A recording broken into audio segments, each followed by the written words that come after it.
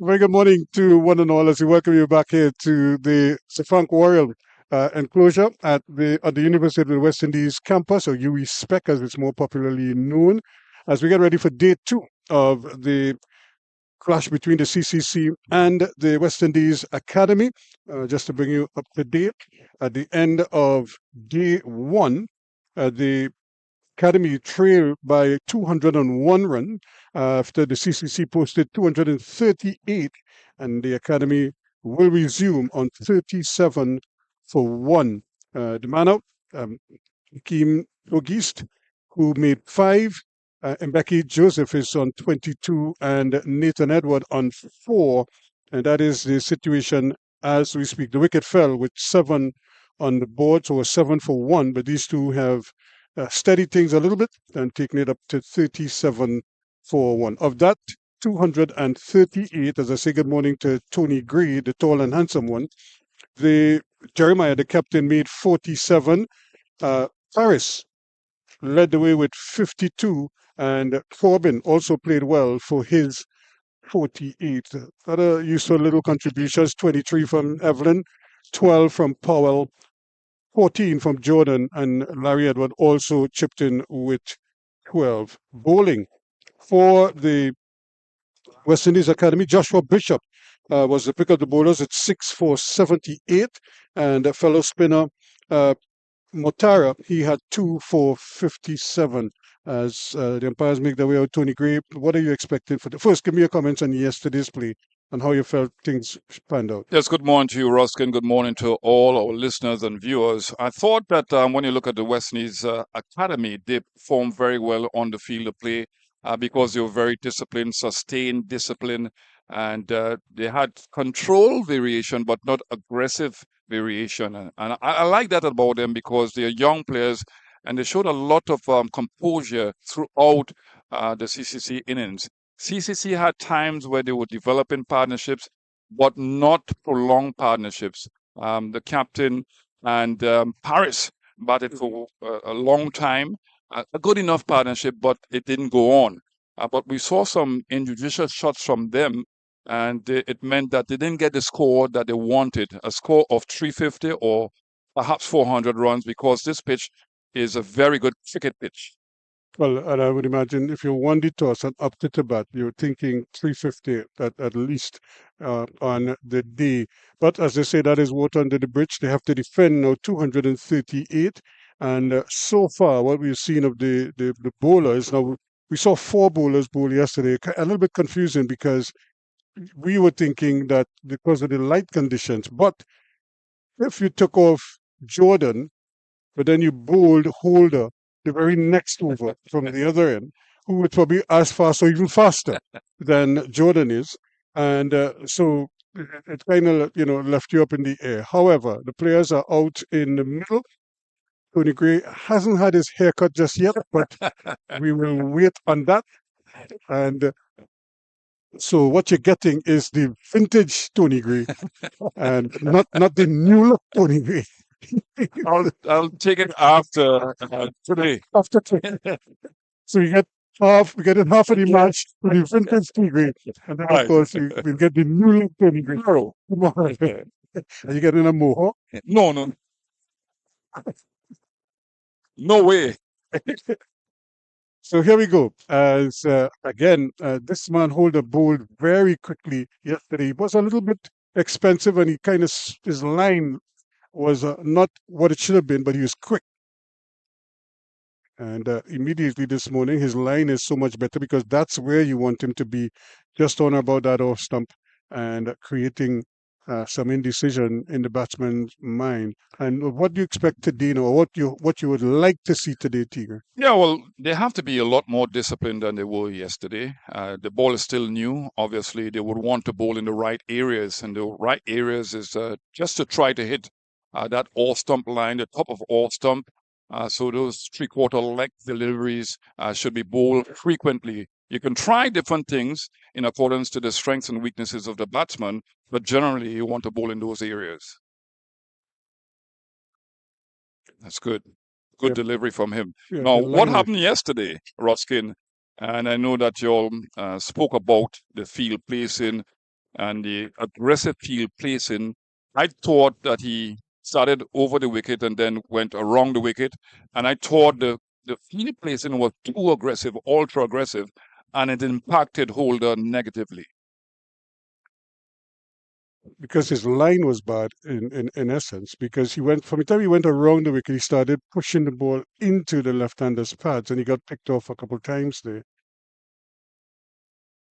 Here he is over the wicket again, and that's not a bad effort. I don't think it touched the bat though, but Williams was still trying to make sure a catch is a catch is a catch. Let the umpires make a decision. Yeah, the perception that fast bowlers need to go around the wicket to the left-handed batsman is just that. In our days, we stayed over the wicket, and sometimes we'd go around the wicket to tuck up the batsman, especially in the one-day scenario. But it's a general thing for fast bowlers to look to go around the wicket, right-handed fast bowlers against a left-handed batsman as soon as they come to the wicket. Well, I think and remember, people imitate what works in a sense, and they've seen it, and again drifting onto the pads, and so they've Broad. Remember Stuart Broad? Hmm. He was one of those bowlers. As soon as the left-hander arrived at the crease, he went around the wicket, Especially David Warner. and he had success doing it. So everybody, well, I suppose people seeing that now, and even Anderson started doing it as well. Mhm. So, and it wasn't just a Warner; it was almost every left-hander that came to the crease. That was the approach, and that just kind of took on a life of its own. And here we are now. Most bowlers, it's almost like they forgot how to bowl to left-handers from over the wicket, and it's like a predominant thing from to go around the wicket.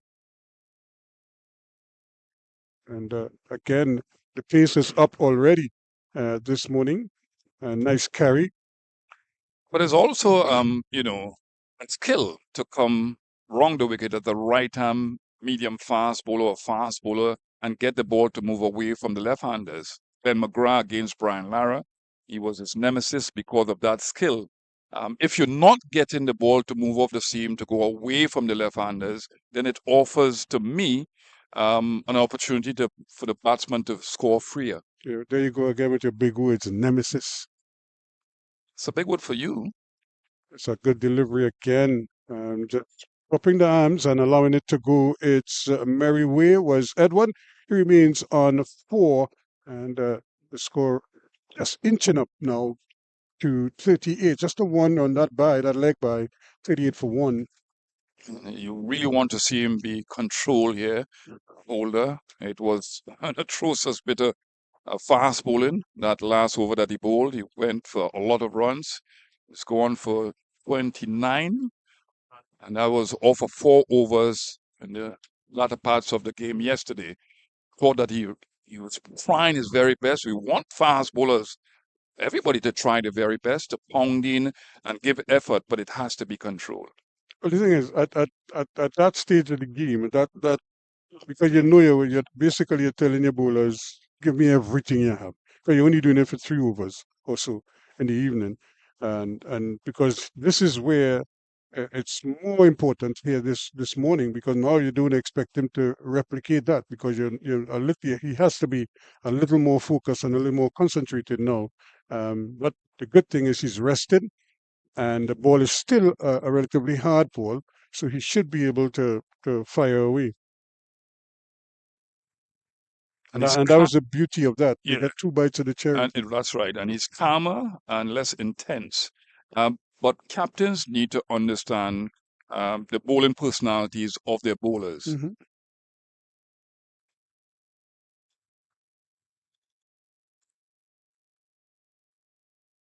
And more importantly, the bowlers also have to understand what the script is. And I would imagine they would have had their discussions either last night when they reviewed the day's play this morning, as they planned for today, and the different batsmen as they come. How intense are those sessions, those planning sessions? Well, yeah, I mean, they're specific, not so intense. You're talking about the practical part of it because they're the No, practical because part of it. you have a team here now. You're probably thinking, all right, this is how we're gonna approach today, and here's what I want done. you know, bowler from each bowler to each particular batsman. Right. They have different rules, and they would have reviewed. Obviously, you have to get a mental picture. The coach has to talk about specifics, what was done properly yesterday, and what they need to do today. And the bowlers have to carry out rules first of all. They will talk about the field placing specifics against the batsmen at the wicket at the moment, because they would review tapes on the batsmen that they're coming up against. But in addition to that, It's a no ball. yeah, no ball. In But addition, again, he was trying to pull the bat out of harm's way and it hit the bat. We saw that, what, twice yeah. yesterday. So in addition to that, what you want to do is to talk about the motivational part of things. Come on, guys, we had to be really focused and intense. So in addition to the tactical part of the game, there is a motivational part of the meeting that the coach has to make sure that all his players are focused and raring to go. And that's all part of the plan. Set your best plan, but must have a plan B and a plan C. This is nicely turned away. They think of a second and they're going to take on the arm and they're going to get it to a tot. Becky was a little bit late, but he eventually recovered nicely. He's quick through the wicket, kind of like you. No, I was Well, not not quick now, to. eh? No, Oh, you not mean? now.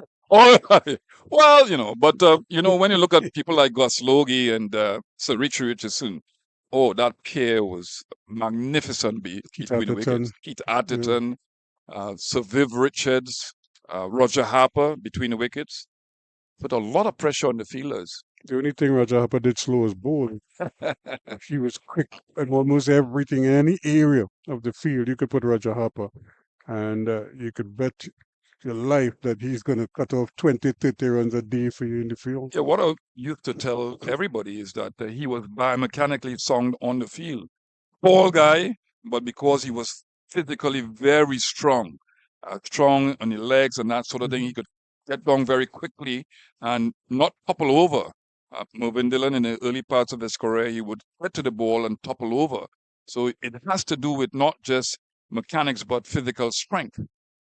Okay, and the line is good here from Jordan, not giving too much away. He too suffered from going down the leg side quite a bit yesterday, but he realized he too is bowling around the wicket to the left-handers, and so it's just a, I don't want to call it a disease, but it just seems like it's something it's like a virus that has invaded cricket, and it's like this is it. Now this is interesting, or did he go into the slip, or he just walked over there to have instruction? He's going to gully. No, No, he's coming no. back out.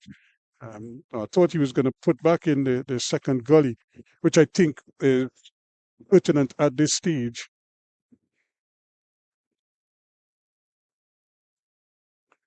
Well, good delivery. Well, certain things influence that, but it's a 41 for the loss of one after 11 overs. Certain things will influence a second gully.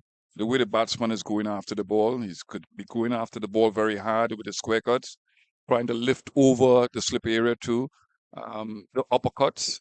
But in addition to that, the bounce of the wicket, you have to have a pitch that bounces to look to put a second gully. But one gully to start with a new ball, especially the Duke ball, is a logical position to put a fielder in. It is, and this is where I suppose just to twist that. If that ball goes through the gully and then you put the gully after, now you say, what the hell? So my thing is put the gully there and Proactively. yeah, and proactively and take it when it comes.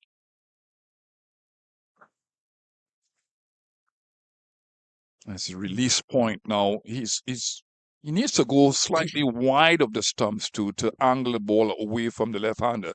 He's getting close into the stump like a McGrath, and he's pulling down on the ball. So he's completing his action to the left-hander, and that's why the ball is angling down the leg side.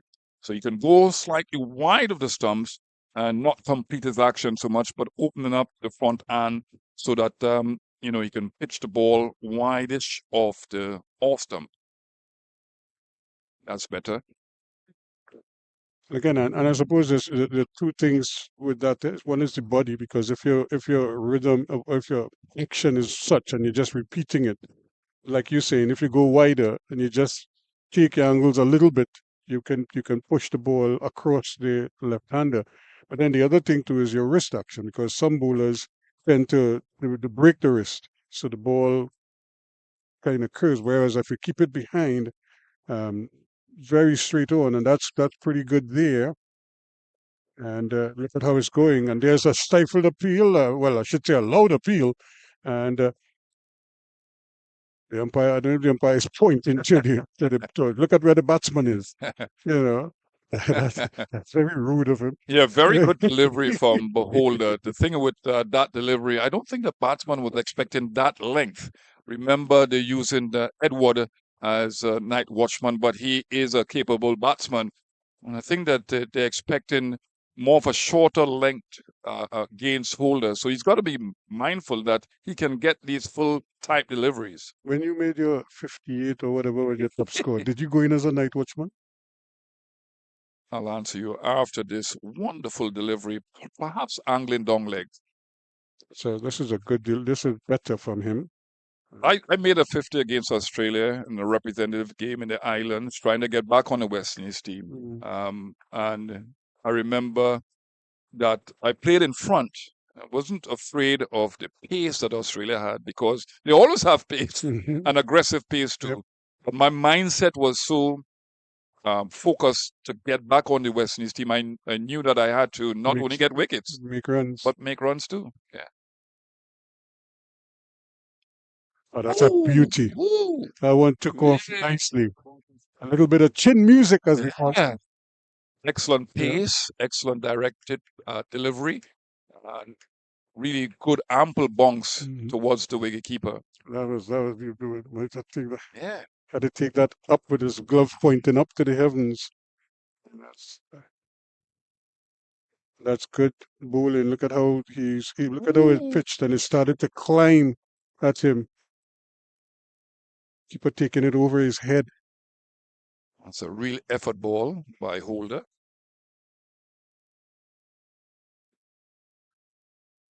That's good. That's so much better. Even though he doesn't elicit a shot, he still got the attention of the batsman. I made it over 41 for 1 at the end of it.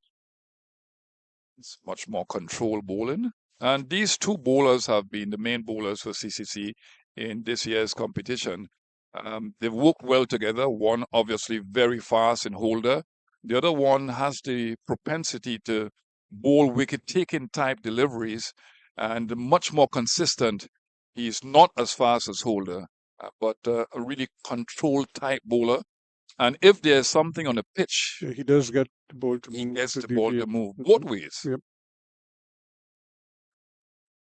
So this is a nice little test here for these two young batsmen. Can they survive? Again, the line is good. It's a good testing line for them. Good emotions being exhibited. You could see the slip fielders. They all look very keen. They're applauding every delivery, every good delivery. So it's about proactive behavior, Ruskin. I mean, with a new ball yesterday, we know that they had what 9 overs to bowl, and you want everything in that 9 overs, but they were all over the place. At times, Jordan was bowling to the wicketkeeper, not the batsman. That's a loud appeal for an LBW. Not out, says the umpire again. Might have been just going in. Now bowling around the wicket, and this is probably where this strategy could be detrimental to your own bowling, because the ball is angling down the leg side. Even if the batsman isn't too far forward, the natural angle is going to take it away from the leg stump. And there it goes. It's actually going down the leg side. So, from now when he delivers the ball, he is seeing the batsman in front of the stumps. But when you see the angle, you realize that the ball is actually going straight across the wicket. That's better delivery and better shot, and all entirely. Didn't try to go across it, just played it in front. Yeah, the thing about it is that the ball is moving around a little bit and not as prodigious as we saw yesterday. So that's why the bowlers, in addition to their mindset, they're much more controlled this morning. But the batsmen will have to play with the full face of the bat. It's important that they take up the line of the ball very quickly. And you can do it with different things, but I prefer back foot movement. And they have to look to come forward to negate the movement of the pitch if the ball is pitched up. That's That's a well good shot. played, That's a and lovely that's shot. 4 runs. You could give up the chase. That's going to speed over the turf for 4 good-looking runs here. First boundary of the morning, and what a shot it was indeed. Very well played there by Mbeki Joseph. Well, it also emphasizes how good this pitch is. You could see him coming forward, not getting the front foot to the pitch of the ball, but he was in a perfect position to time that ball nicely through cover for 4 runs. Again, it's just the hand-eye coordination. He's pretty much like a Roy Fredericks used to play. Probably didn't get his feet in the right place all the time, but he could, He you is know, quick. yeah, his hand-eye coordination was so good. Uh, Remember that 169 against Australia yep, in Australia? Ooh, in double quick time at that too. Thompson and Lilly, and sundry others who yeah. we don't ever like you repeating that or reminding them of that. But as bad as a better delivery as well, because he just tucked it in, put it down in front of him, and was hoping he would drive, try to repeat the same shot. But this time Joseph was watchful and very concentrated, and this is good to see. I mean, sometimes the result really doesn't matter. What you're looking for as a big picture West Indies situation is that you want to see players to fight through situations, work their way through, scenarios, whether they're on top or they're struggling, things are hard.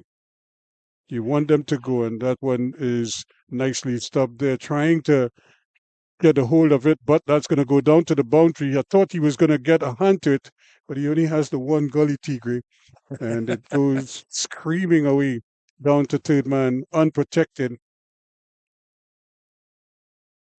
Again, playing away from the body, and that should probably encourage the captain to want to put another fielder. Now he has two gullies at this end. Oh, granted, the bowler Joseph is quicker.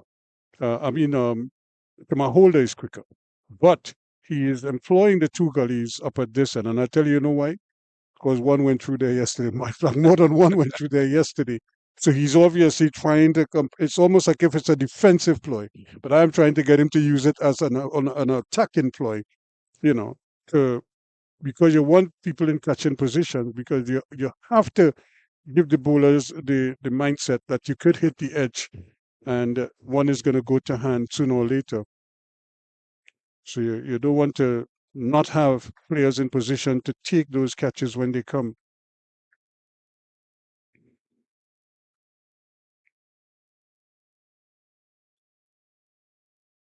Yeah, you were And making the point, Ruskin, about the bigger picture, and that's West Indies cricket in different formats of the game. But because this is a 4-day format, we're looking at Test match cricket. And you saw the West Indies Academy yesterday, the way they went about things. They were process oriented, very disciplined in their approach. Remember, Pittman came off after 3 overs, so they were bowler short, but still the emotional control, the ability to deal with the pressure out there where there was a partnership ensuing, and it did the fantastic things. Not just, oh, that's his bad wicket keeping. well, they could run. They could It run. should be a buy, and Yeah. they could have made it two buys. But they didn't do anything at all. It's almost like they didn't know what to do. It's like Yeah. they didn't believe they could run. I mean, Your pardon say dead ball. they didn't do anything. You know, yeah, you can. Stop at the ball. What excuse there, Billy? You just run. Once you get opportunity to get runs, you run and you run hard. You know, Yeah, I was making a point, the discipline that the West Indies Academy showed yesterday on the field of play. Joshua Bishop bowling all those overs, a marathon spell, getting 6 wickets in the process. It's just pleasing because you know that young players could not concentrate for all that length of time when things are not going well. Remember, they started off with a new ball, they were beating the bat. Young players normally will get frustrated, but these guys are well coached. As we see, Pedro Collins, the head coach of CCC, he wouldn't have been too happy with the performance of the bowlers yesterday. I, I don't know if you have whites. Oh, well bowled. Excellent delivery. Squaring up the batsman. So it tells me that the ball is moving off the pitch a long way. We've seen that a lot yesterday, where batsmen were squared up a lot because of the extreme movement of the ball. But this is a good delivery. More control. He's walking back a little calmer. And the walk back is also very important, Ruskin, because you can get a mental picture of what you want to do with the other delivery that you intend to bowl. He's really controlled this morning. Good That's pace. again, he's for whatever reason, he's not as consistent as he needs to be in that general area. We always say, I saw if we had a ball map, you would see it would be a flat one like that. It wouldn't be as Clustered. bunched and clustered like that. It would be spread out, almost like a horizontal map. You'd get a picture of him. So he has to at least picture that in his mind. This is where I want to put these deliveries quite often. But a lot of it has to do with how they practice too, and what they practice, when they practice. That's Oh, well another bowled. line delivery, and he puts his Well hand, he bowled. looks to the heavens as if to say, "What do I do next to get a wicket here?" The simple answer: keep bowling. It's the end of the over, 49 for one at the end of the over. Yeah, that's an excellent delivery. Getting close to the stump and again, just slightly opening up and a perfect delivery, but well played by the batsman. Yeah, Wasn't beaten there. He was pulling the pull the bat bat inside. inside the line of the But ball. look at where the wicketkeeper took the ball. If you were looking at that from a side-on angle, you would think that ball went down the leg side. Okay. If you show you the replay again, you'll see how far down the leg side he actually took the ball. He took the ball going to his right like that, as if the ball started down the leg side, but it didn't. It passed over middle leg stump. But look at where the wicketkeeper is going to take the ball. Oh, but it's signs that the ball is wobbling after it passes the stumps, because just now they look for the second run, easy second run. Just now there, Williams didn't collect the ball. And Because it it kept often moving. happens Yeah. in England. So I think that the ball is wobbling after it passes the wicket, the There's a stump. 50-run partner. There's a 50 runs on the board. 51 for one. So that's one little milestone. One of the things, Tigre, that but is also part of this year. Remember, the first innings win is back in vogue this year. But the other areas, you could get points for your bowling and for your runs.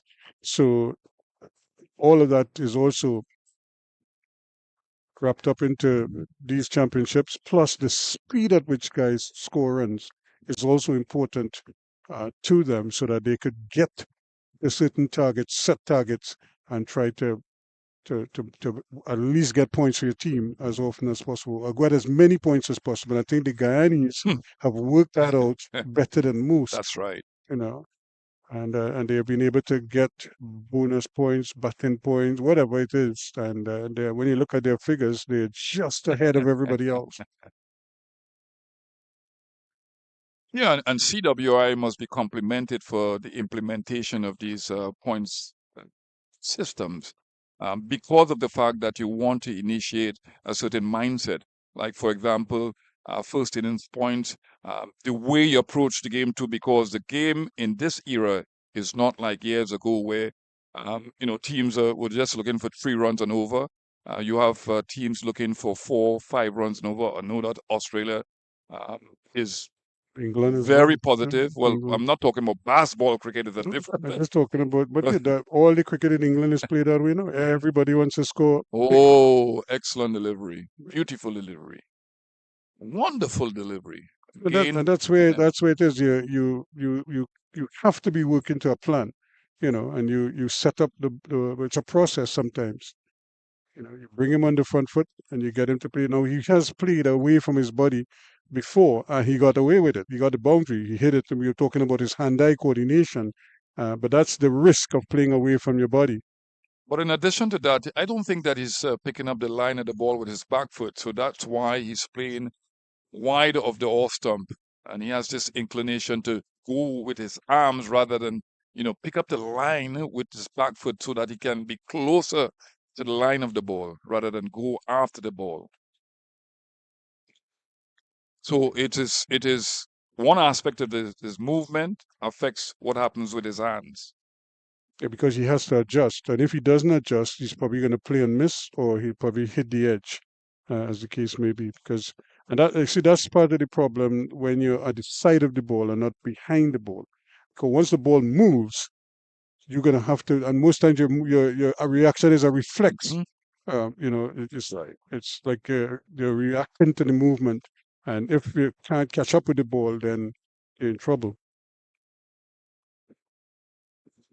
When you look at bowlers in the history of the game, Glenn McGrath comes to mind, always on spot as we see the end of the 15th over, 51 for the loss of 1 wicket.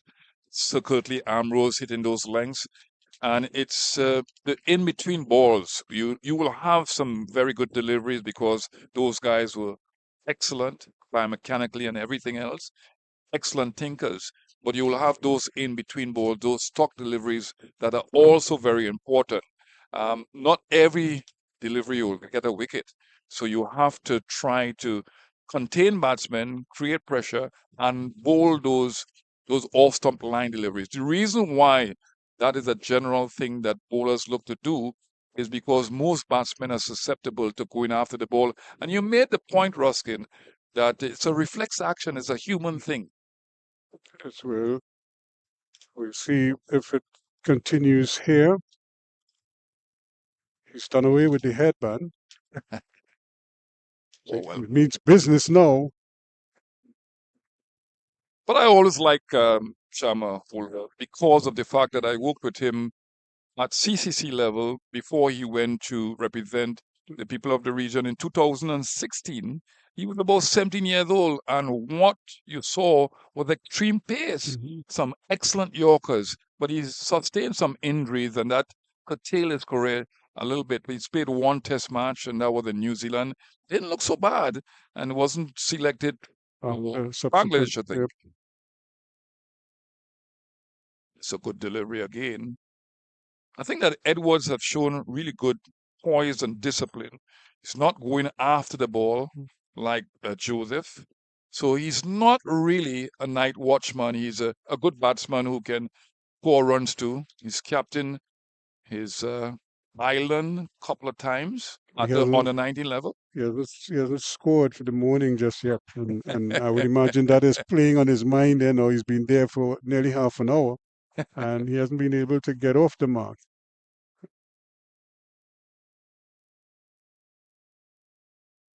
But he's still, he's like Oscar Duty. He's just digging in there, as they say, setting himself up for a big one. And the key, he's probably thinking, look, if I stay here, then the others could bat around me, you know. And the same thing you're talking about, if we could build partnerships, even if the bulk of the runs are being scored at the other end, they're not getting wickets, so we're not exposing new batsmen to what is happening out here, you know. So you have to, it's a thought process that is at play here. Again, pulling the bat inside the line, but it's not a bad delivery. The other thing about not giving your wicket away as a night watchman, it frustrates the opposition. The captain has to make changes in the field of play. They are also taking away the energy levels of the bowlers. Got to work exceptionally hard to get wickets. They will try different things. It's a human thing also that you want wickets and you're going to try different things. So you're going to expect fuller length deliveries that he can drive, but he must look to score. It's not just about staying there. Well, they've kind of tightened up the slip cord. I think they're going with 4 slips on a gully. You're going around the wicket. And you're going to get runs here. So just as we were talking about him not getting off the mark, he's able now. Did Mbeki Joseph kept the bat short. We'll wait to see. He seemed to be searching for the crease while he was probably looking at the fielder to see if the second run was on. But the umpire, um, Mr. Cowlesser, not worried. I think he probably did get it over the line. That would have been criminal had he pulled it back. I'd say he was one short. That's well played. Now the angle has changed somewhat because It's he's a not no coming ball. wrong the wicket. It's a no ball. Mhm. And perhaps that back foot landing too close to the bowling crease. Normally, fast bowlers who are this height would have huge delivery strides. Shannon Gabriel had a no ball problem when he played for the West Indies team, and that's because the back foot landed too close to the bowling crease. With his huge delivery stride, he went over consistently. Mhm. So the adjustment has to be with the back foot landing, which is the most important part of the fast bowler too. Because if you don't get things right with the back foot landing, everything goes stray. So well played. Even though he wasn't making a shot there, he was certainly picking up the line and allowing it to go to the end of the over. 54 for 1 now after 16. Remember, they resumed this morning at 37 for 1. So after the first half an hour or so far, so good for the West Indies Academy. And but I'm going to take a breather, and your good friend Billy Furlong is going to join you, and you'll probably tell him about the haircut and everything else. Ruskin Mac. Always on my case, Ruskin Mac, my good friend, my good fast bowling friend, or all rounder. Yeah, this is a good start for the morning's proceedings by the Academy. As Ruskin mentioned, they've not lost a wicket. They've added some runs to the score. And it's not a huge total that they have to go after to try to eclipse and win first innings points, but it's still going to be a challenge because of the fact that they're coming up against senior bowlers who have vast experience and playing at this level. Jordan has the ability to bowl those wicket-taking deliveries. He's coming from the northern end. The southern end offers a little bit more bounce, Billy. Hi, good morning to all our viewers across the Caribbean and wherever you are worldwide.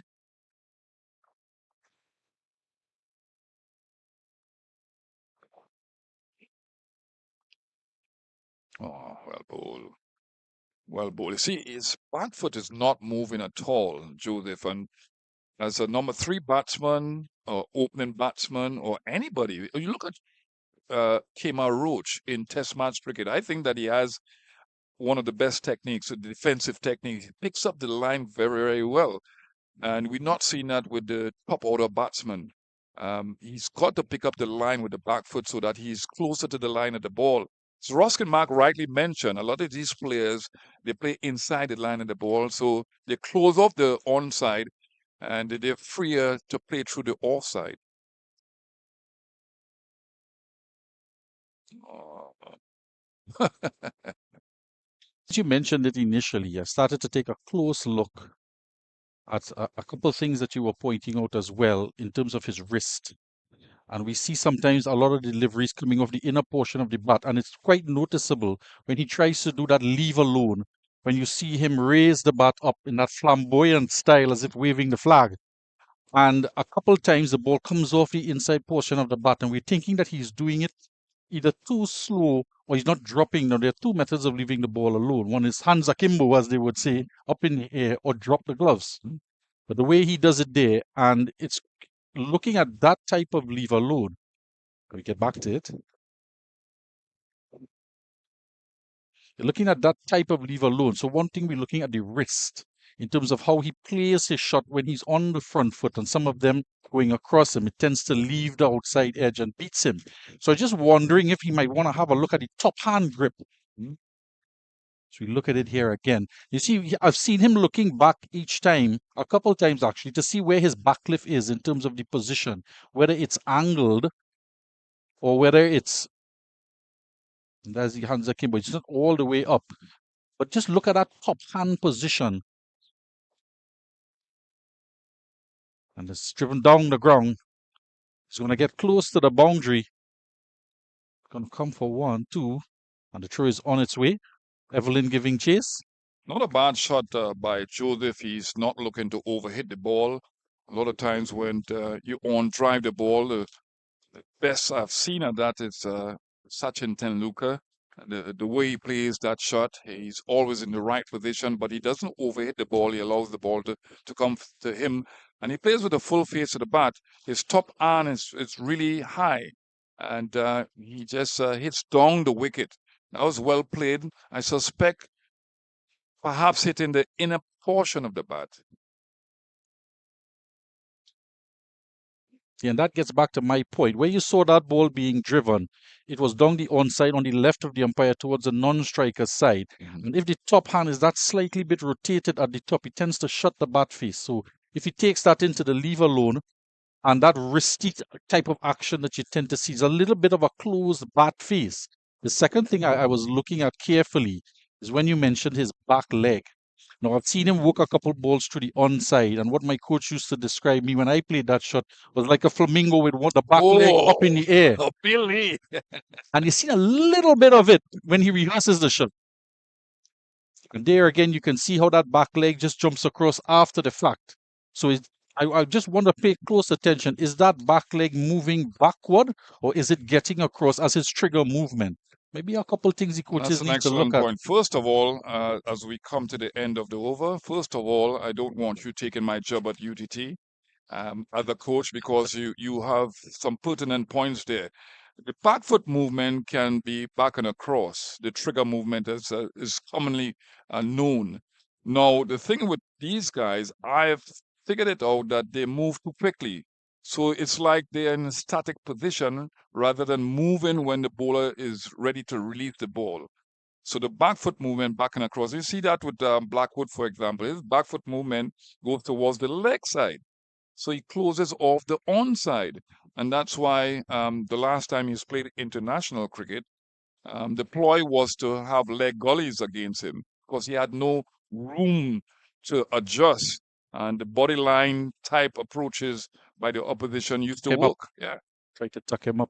And again, as you mentioned, Sachin Tendulkar, Sachin always said when he hit that on drive, he always look at the elbow position and he wants that to be as straight as an arrow when he comes through with the shot. Jamar Holder, yes, he's definitely getting a lot more bounce from that end. Should we call it the Anderson Phillips end? He loves to dig it in short when he's bowling from that southern end. And he is getting some lift.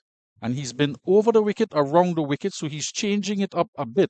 I'm not quite sure, because of our vantage point, is he getting the ball to move off the seam or swing in the air, and is he getting it to go in both directions? Because then he may have a strategy of why he goes around the wicket, but is it to Nathan Edwards alone?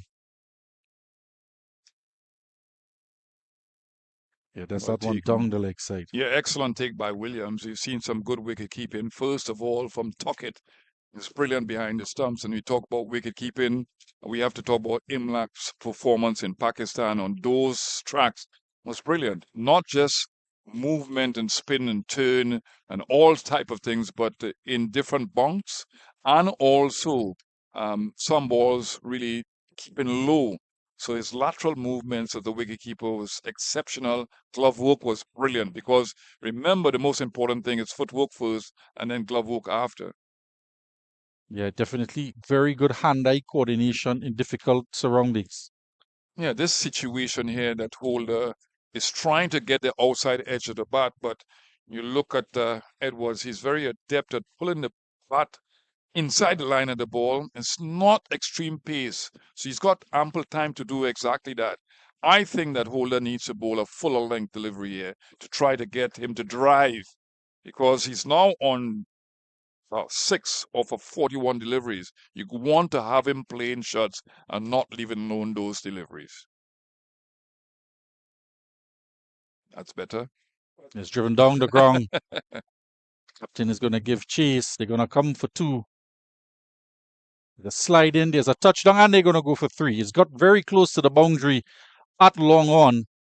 Jeremiah had to pull the slide out as the ball was racing away from him. Freshly cut grass this morning. And the 3 runs in the end, we're just having a look at the grounding from MBK Joseph, and we mentioned it a couple overs ago that he was looking at the ball and then trying to not seeing where he touches down, and that is where the communication has to come in. The guy running towards the end the ball is at can give a shout out, so then you can concentrate at the other end about getting your bat in because you're listening for the call, and then you know if you're coming for a second or if you're coming for a third, and trust the call from your partner. Yeah, that's right. You have to trust your partner. But I always talk about running speeds and the chemistry between both batsmen. The running speeds had to be similar for it to have a really good chemistry. And that's why I mentioned Gus Logie, Sir Richie Richardson, Gordon Greenwich, Desmond Haynes. What's the word you used yesterday that Ruskin Mark said that it on? Shall we bring it up? Yeah, bring it up, bring it up, bring it up. The symbiosis between the Right. two batters. These guys were excellent at that chemistry. And I noticed you mentioned a couple new words this morning, such as nemesis and well, it's prodigious and yeah, and stop Ruskin Mark in his tracks, but that's a bright guy, Ruskin Mark. a close look at his back leg here on this delivery. The batter. She just turns slightly. It's not really a back and across. I like that you're being detailed because batting is really being detailed. Little points can determine if a batsman can stay at the wicket longer than if he improves on that, he can stay longer. But if that little point of not moving properly in time and being in position can mean that he can lose his wicket. So batsmanship is a lot more pressure on batters than bowlers when it comes to the mental side of the game. Takes one ball to get you out. Turned into the onside. Timed superbly. Races away across the freshly cut outfield for 4. Takes him on to 36. On to 40 rather.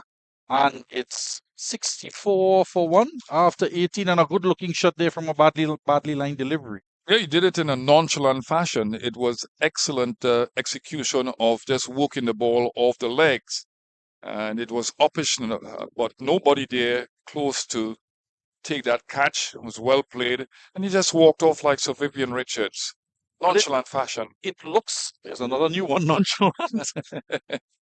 But with that shot, it seems as though his feet movement is an anticipation of that type of a delivery because he was in perfect position for that type of shot. So is it that when the bowler is coming over the wicket right arm to him, that is the line that he stands in for the ball that's going across him? So maybe he's looking at anything that is outside of that mark that he has, that imaginary mark that the batter's put on the pitch. He knows he can leave that alone.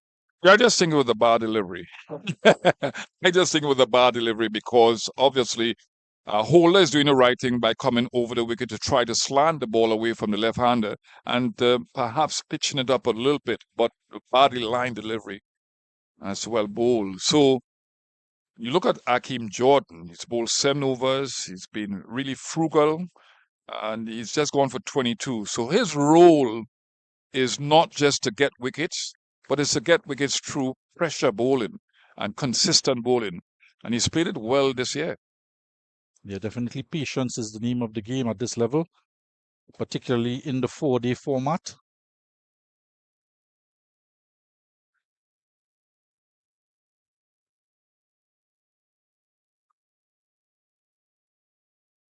Into his 4th over of the morning. That one just takes the outside edge. There's a chance at the non-striker's end that the ball rolled across to the slip area. Not a clean pickup by Powell. It was along the ground and scooted across the 3rd slip. Graves thinking about having a throw at the non-striker who was backing up. Yeah, I think that was a very good delivery because it was forcing Edwards to play at the ball. Doesn't really like to play at all these deliveries, and I think this is a ploy now from CCC to get him to play at more deliveries and rather leave the ball alone. So to me, excellent delivery in the context of what Edwards is doing. He was very efficient at pulling the bat inside the line. You've got to force him to play at most deliveries. See, he can pick up the line and leave the ball alone, and it's wasted energy. So he's doing a fantastic job. He's now on 9, and it's not been obviously ultra aggressive. His role is to stay out there and tire the bowlers. And so dependent CCC on these two bowlers, Holder and Jordan. So if they can get them out of the picture and focus on the other bowlers, I don't think the other bowlers will be as consistent as these two. Nathan Edwards, the Jon Snow of the innings. Jon Snow. Just coming off the night watchman. And we have to mention as well with this, we've lost a couple players from both of the teams in terms of Mansingh and Shields returning to Jamaica, back to Jamaica, and so there's been some chopping and changing amongst the lineups, and Edward coming back into the team as well. Yeah, you have Palmer and yeah, you have a situation where OJ Shields, he is perhaps a lot of people think that he's the fastest bowler in the Caribbean. Now, if he paired with Holder and have Jordan, that would be a formidable bowling attack, seam bowling attack. So Jamaica has taken him back, and we know that he has extreme pace. But Mansingh, the wrist spinner, has gone to Jamaica also. Yep. Just looking at the score in that Jamaica-Trinidad game, Mansingh is not out on 51 overnight, but it's Javel Glenn who's on 99 not out. We'll come back to that. There was a flutter of wickets falling in that Trinidad and Tobago versus Jamaica encounter. Early wickets with the return. Joshua James opening the bowling, 2 for 20, opening the bowling with Shannon Gabriel, who threw down 13 overs for 47 runs, no wickets. Carey Pear came on to pick up a couple wickets early on. And Jamaica batting for 274 for 6. Trinidad and Tobago winning the toss and opting to field first. And 87 overs in the innings, very interesting enough that Javel Glenn was left 99 not out, and the rain started to come. And with just 2 runs away from 100, he had 1 ball to face at the end of the 87th over. And the rains came down so heavily that the umpires were forced off the ground. So he wasn't able to get the opportunity to roll it over to that 100 and having to go off the field with just 87 overs being bowled. But Mansingh did get to his 50. He's a 51 not out of 107 balls. And 1 wicket in the wicket column, that of Jason Mohammed, the evergreen Jason Mohammed. 3 overs, 1 maiden, 2 runs and a wicket. As we welcome back Ruskin Mark to commentary. Thank you very much. And yeah, indeed, I was a little bit surprised that Trinidad and Tobago couldn't continue to take wickets late in the day, but it's a day-night game, and I would imagine they did go off for rain. I don't know how many times they did that.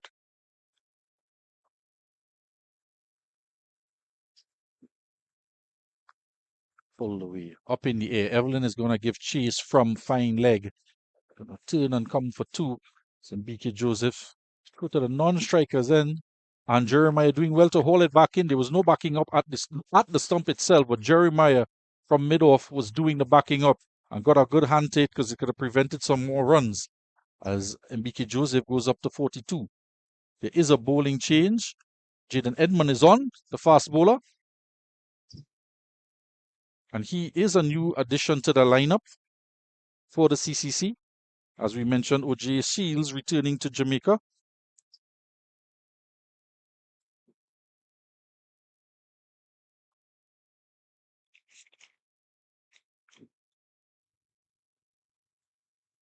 Tall, lanky, fast bowler. Short pitch delivery. Wraps him on the glove. Good lift there again from that southern end. Tall, lanky bowler charging in short of a length, and good lift there. Smacking Joseph on the left hand on the glove. Squeezing it between the bat handle. He's in a little bit of difficulty here. Not quite seen the physio coming on to have a look at it, so maybe he'll just shake it off. But the glove is off.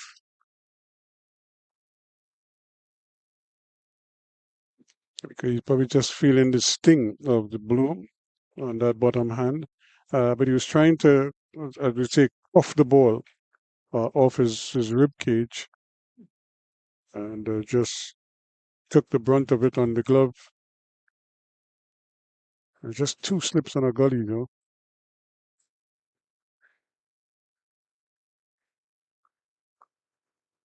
And immediately we see Edmund going around the wicket to the left-hander, much to the chagrin of Tony Gray. The umpire just walking down to have a look at the follow-through as well. And that is another one of the difficulties with right-arm bowlers going around the wicket. Because normally you tend, if you're over the wicket, to run off to your left. And it's a whole change of your action on your follow-through if you're bowling around the wicket.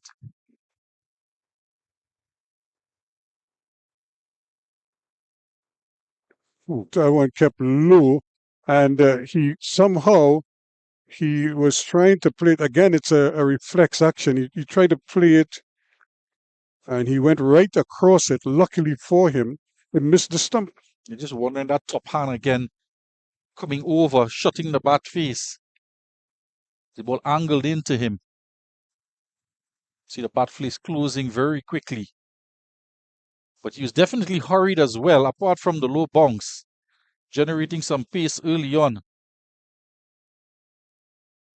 So he has to be careful here. He has to kind of refocus against the new bowler. Quite often, when a new bowler comes on, you tend to saw off this one, so that pressure is relieved just a little bit. But you don't want to be so relaxed that you give your wicket away to the new bowler.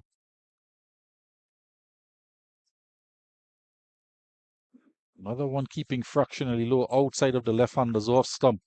Williams takes it on the bounce.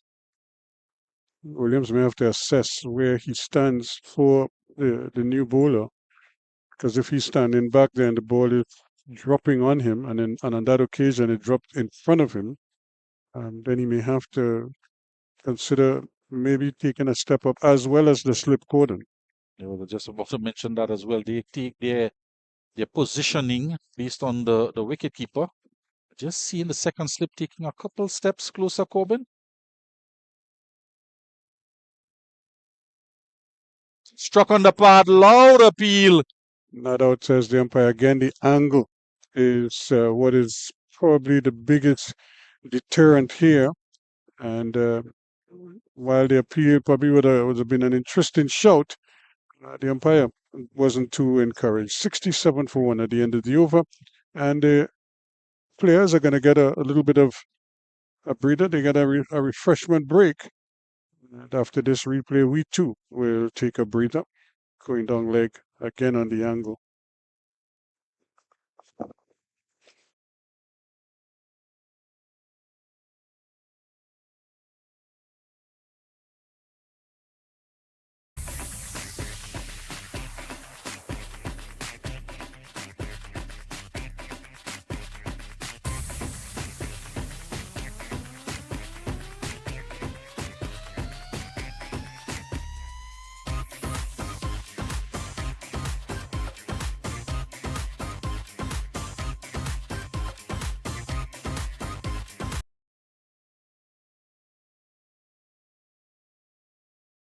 So maybe the umpire felt they had a couple minutes to go.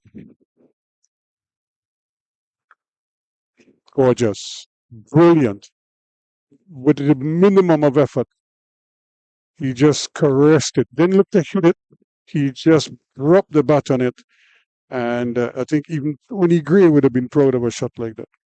Well, Tony Gray described it perfectly. That time it didn't go for 4. This time it does. Sweetly timed, straight as you like. Wonderful bat face down the ground, not a man move. Takes him on to 46. It's looking better and better, batting stronger and stronger as the inning goes on. They were just about 5 minutes short of that 1 hour mark for the drinks break. Maybe there's just a shot. Yeah, they trade by 167 runs now, so they're making inroads on their target.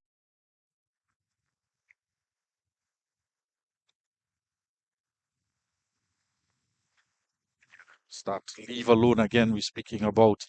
He's done it a couple times, but hasn't taken the bat away as quickly as he should.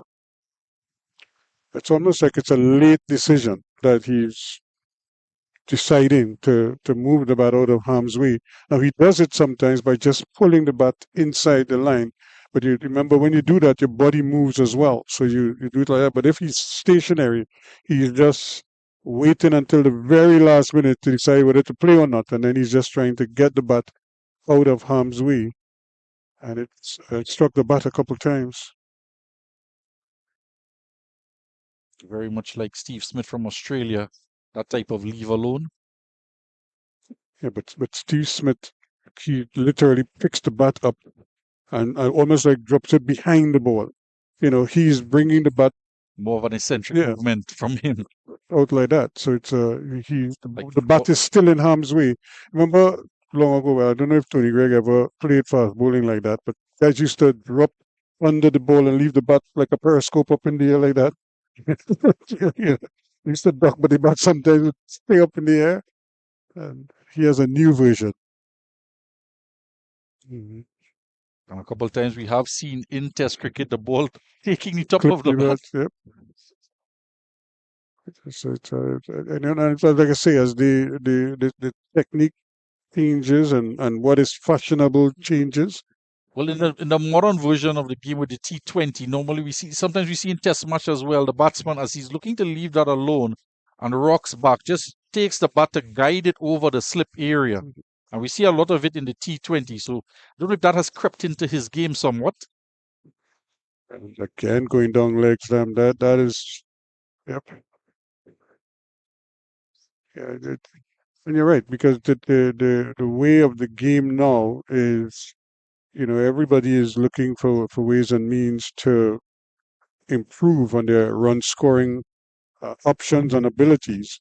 And that is one of the options that they have, for almost for each ball now, there are like 2 or 3 shots, some of them new, but guys are practicing them now. They don't just go out there and feel they're going to play it. They actually, you see them in practice, and that's what they're working on. Again, down the leg side, a good take by Williams. He's had to do quite a bit of work down the leg side in the first hour of play. Yeah, and a lot of it too is probably brought on by some wayward bowling. 21 overs completed now, 72 for 1. Still have to wait for that drinks break. Still within the first hour of play. And it's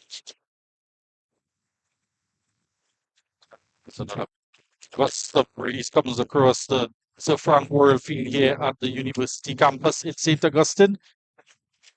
The moment I thought it was Tony Gray pelting a chair at me, but I realized it's the breeze.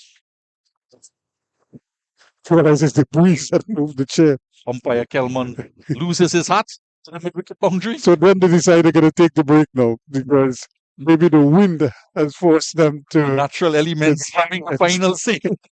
As umpire Kelman races away for his helmet, for his hat.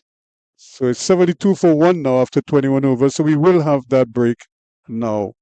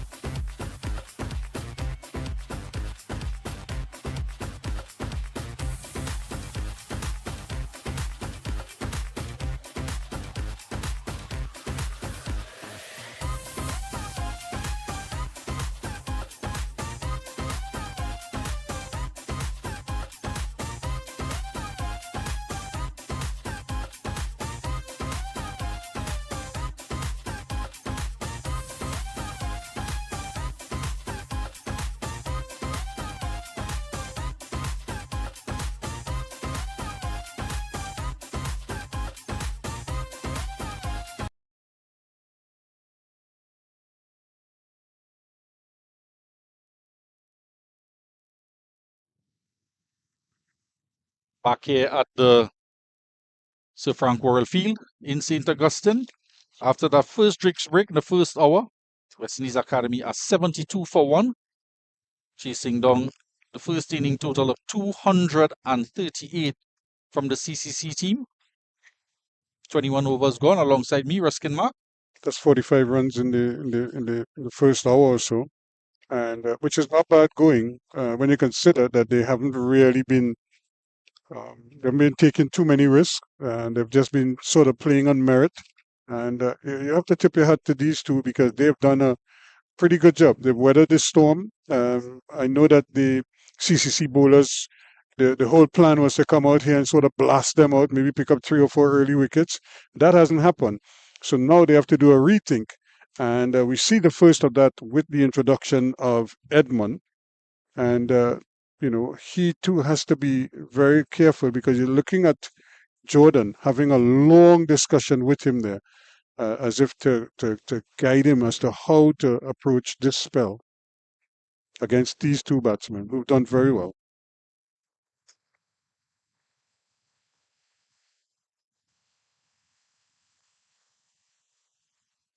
An appeal again, but this time as Edmund comes right arm over the wicket. Just wonder if Tony Gray had a mention to him alongside Jordan as well to get back right arm over the wicket to the left-hand batters.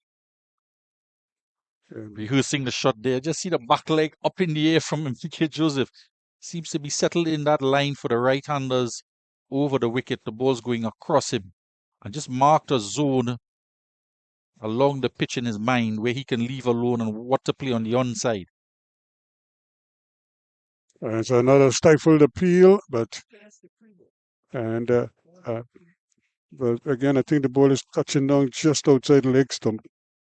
And that is one of the difficulties with going back over the wicket, is that anything pitched outside the leg stump is high as well, but anything pitched outside the leg stump just negates that LBW appeal. Kemar Roach is one who immediately as well goes around the wicket to left-handers.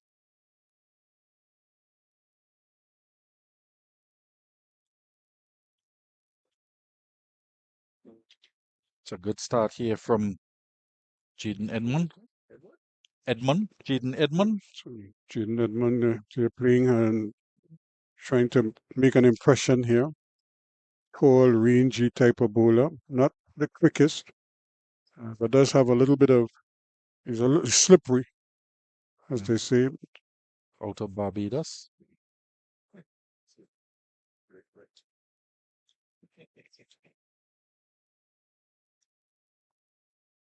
It just flicked away and wide of the fielder at square leg or just behind square. And the hands went up there just a little bit.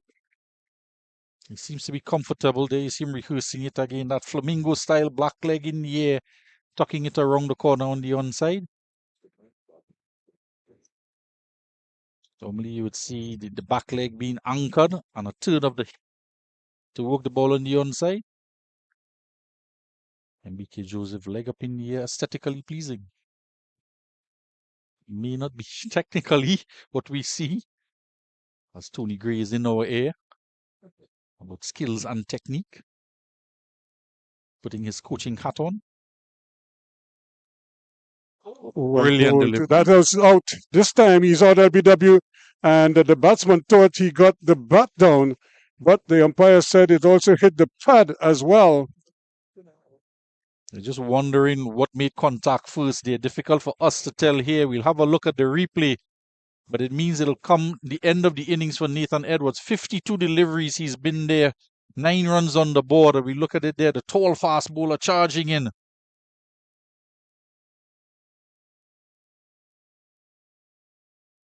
Our producer zooming in there for us. Seems to go past the inside edge of the bat onto the back leg. But it also raises the question again of where the ball is actually pitched, if it was pitched on the stump at all, because with the movement of the batsman suggests that he was playing almost outside of his leg stump and just brought the bat down in time to get the boot out of the way And but as they say, that's water under the bridge. Tony Greer could cry till thy kingdom come. Yeah, our producer, Mr. Roddy Bikram Das as well, just indicating we've seen quite a few deliveries that just angling down the leg side and just wondering where the actual impact was. But to be fair to Edmund, he had two things in his favor. One, it was very full indeed, Yorker length delivery, and it struck him on the left foot, his back leg. So in the question would be the proximity between that back leg and the stump, as well as the path the ball was taking, swinging down, and the umpire adjudicating that it would have crashed into either one of the stumps or maybe hitting leg.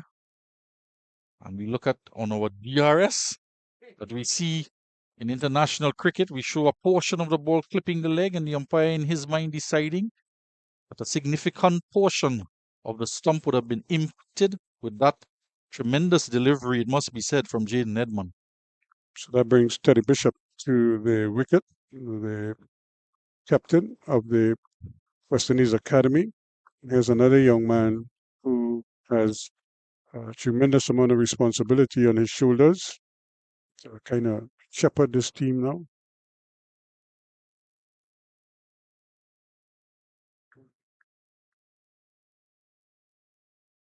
And no doubt will want to create a big impression here as the over comes to an end. It's 73 for 2 at the end of it. See if we can get another look at that delivery, just to try and clear our minds.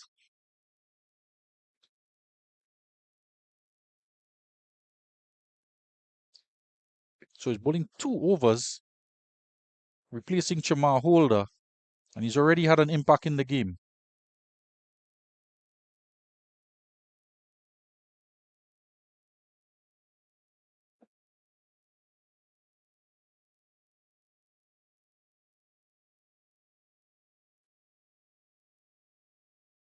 Yeah, you make up your own mind. Yeah, it's a tough call because you could see the ball almost like the ball was kept moving.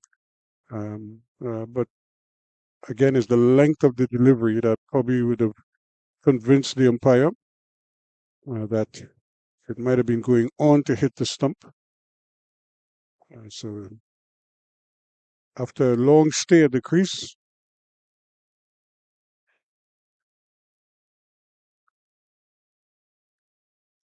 Edwards had to go for 9. Hakeem Jordan, though, is not for 26. He's in his 10th over. So the spell from Holder, 5 overs from him this morning. And the bowling change with Edmund coming on just within the first hour.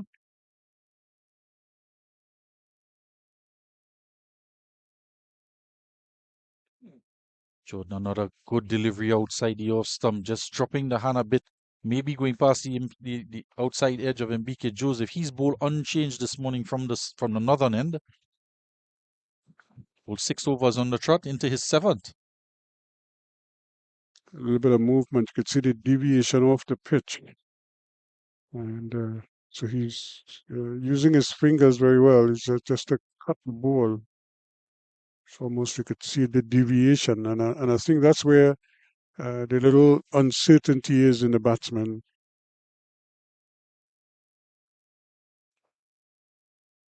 So Chamar Holder spell this morning, 5 overs, 11 runs. Quite a number of LBW shouts going down the leg side. And Hakeem Jordan, as I said, he's into his 7th over of the morning, conceding 19 runs thus far. A couple of them, that lovely on drive that we saw from Mbeki Joseph. Through the legs of the non-striker.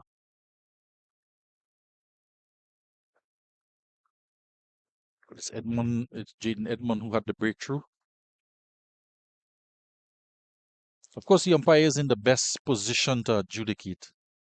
All the time. And we all know that no batsman is ever happy with any dismissal, particularly LBWs. Yeah, it's one of those. But I try to figure out which is the worst out in cricket, and I would have to think run out has to be the worst out in cricket. Well, Whether you're backing up or not, run out is yeah. That's a gorgeous shot again. He might only get one. Um,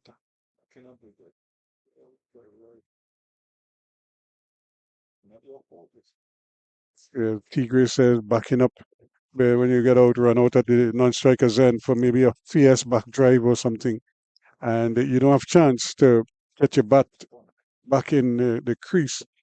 Well, the lesson to learn from that, Tigre, is don't leave your crease. well, I've seen Lendell Simmons, in fact, and he's been accused of not backing up a number of times. But on many occasions, when that ball is driven back, the non-striker, just a word of, just cautious not to leave the crease. And then a bowler just sticking his leg out, just coming off a spike and running you out. Just deflecting ball, yep. I know that between my fellow commentators here, if they stick a leg out, they'll have to change the ball. Pain.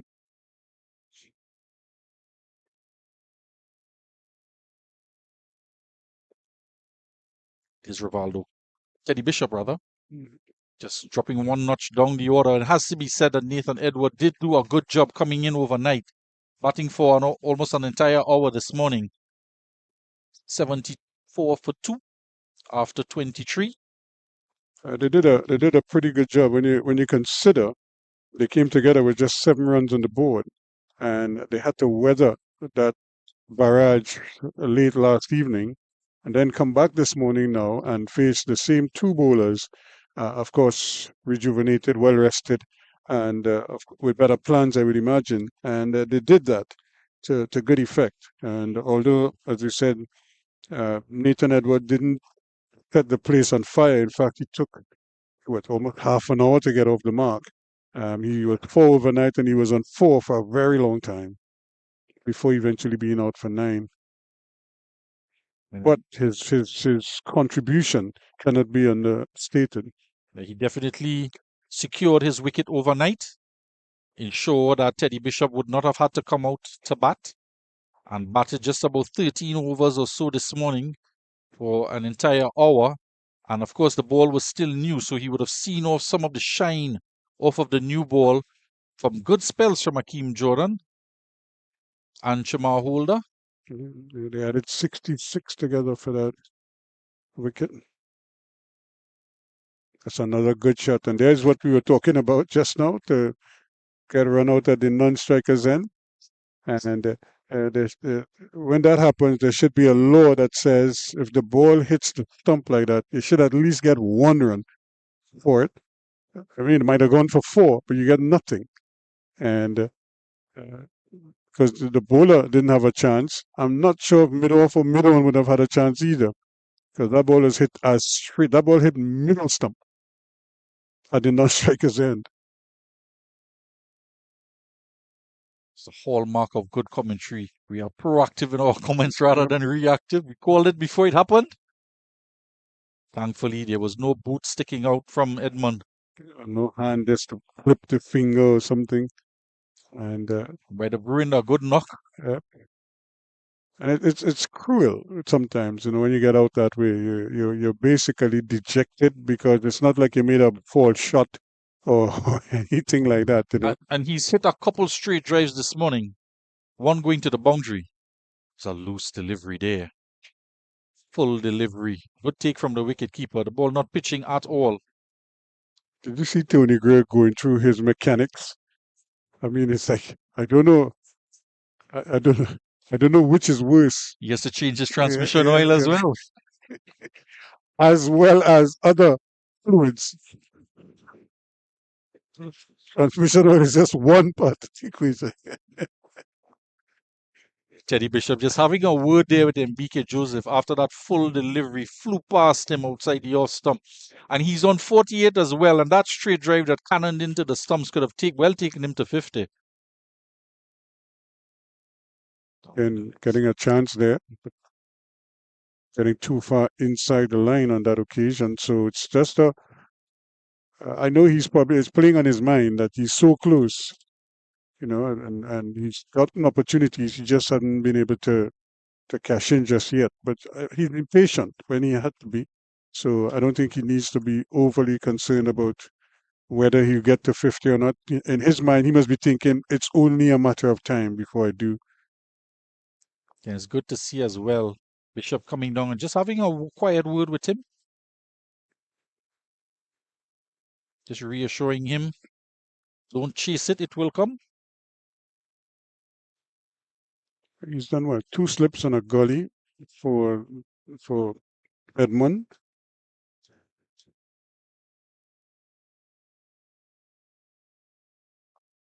Yeah, we see a couple changes on the onside as he works That it would bring past to his Romario 50. Graves. Yep.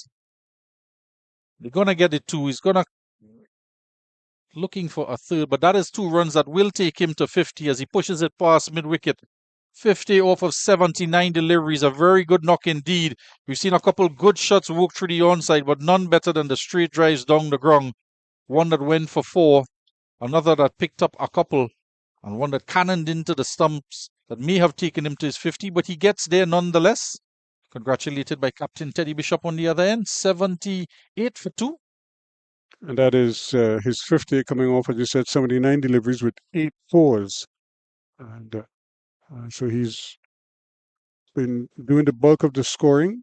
And I think he deserves this half century. This has been a very good, concentrated effort on his part. And I think he'd be very proud of this because he does have the reputation for being a bit of a shot maker. He likes to bang the ball around the place. But this has been a responsible inning on his part, one full of concentration. It's going to be Akeem Joseph to continue from the northern end. They're going to go hurry quickly here. You're going to have to hurry. Had he struck, he would have been out. And he seemed, well, I'm going to say if you say, but I think the bat stuck in the wicket, in the turf, and it might have hit him. The ball as well probably did some damage also, struck him in the hand or somewhere. Wondering if the bat stuck in the ground and the shoulder, the handle of the bat just cannoned into his rib cage. But I think the ball also struck him because the ball and the bat were on the ground in the same general location. So he might have got he might have got a double blow there. Look at it here. A little bit of indecision, and then they decided to go for it. Chance of a run out, and see him, the bat did, he was sliding the bat in, and then the ball struck him, and then he dropped the bat. So it's the ball that did the damage to him. And I could hit him on the elbow, the inside of the elbow. That's a painful blow. I think at least he had the presence of mind as well. Sometimes when you slide that bat in and it does get stuck, he dropped the bat once he knew he was in the crease. Because if it got stuck there, it could have very well cannoned, into his rib cage as well. Unpleasant thought that is.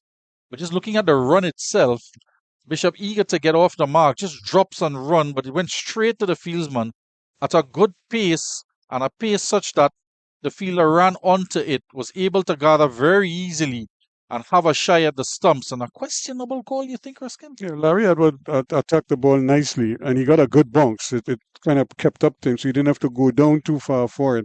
And again, I make the point. I don't know, like they don't have mango in the islands or anything like that anymore. Guys don't pelt at mango or anything like that.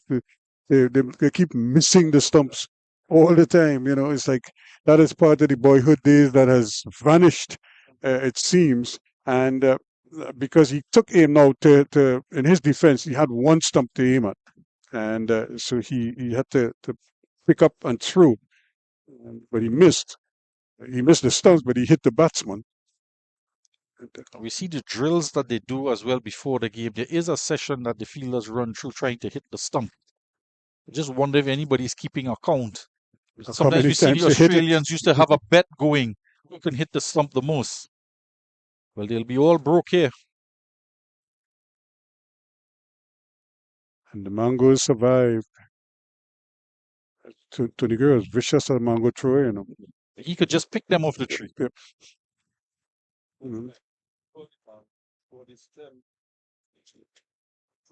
He says the stump was the step. Yeah, that's how he simulated his cricket.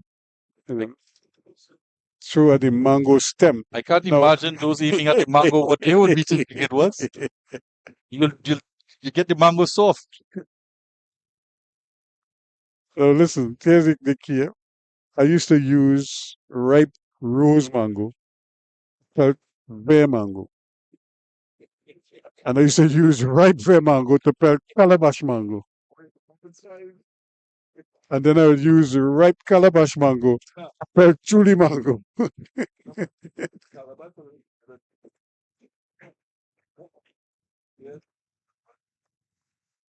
So that was the order of, that was the order in which I went about the business of pelting mangoes.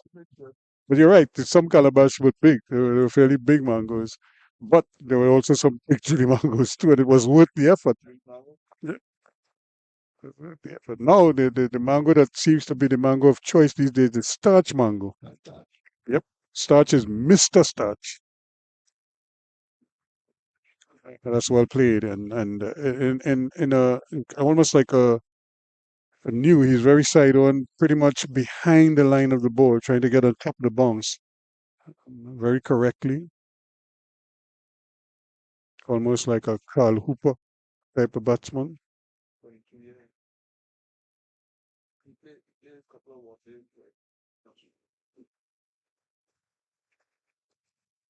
Look at him again, right in behind it, getting the body very close to the ball, and look how high that elbow is, that left elbow.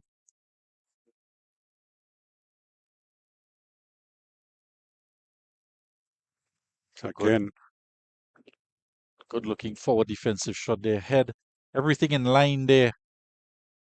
Elbow, shoulder, head, knee. Almost like the nursery rhyme. Head, shoulder, knees, and toes, all in line. Hakeem Jordan still plugging on the away. ball, yep. Into his 11th over of the innings. Yeah, and they probably just need to give him a breather, just let him kind of relax a little bit, think about what he's been doing, and come back and give it another shot. There's one coming in, and that's very close indeed. The umpire is still unmoved. Again, the movement off the wicket, and that ball coming back into the right-hander. And Jordan is on bended knees, almost like Boyz II Men there, pleading for a wicket. Yeah, no mangoes this morning for Hakeem Jordan.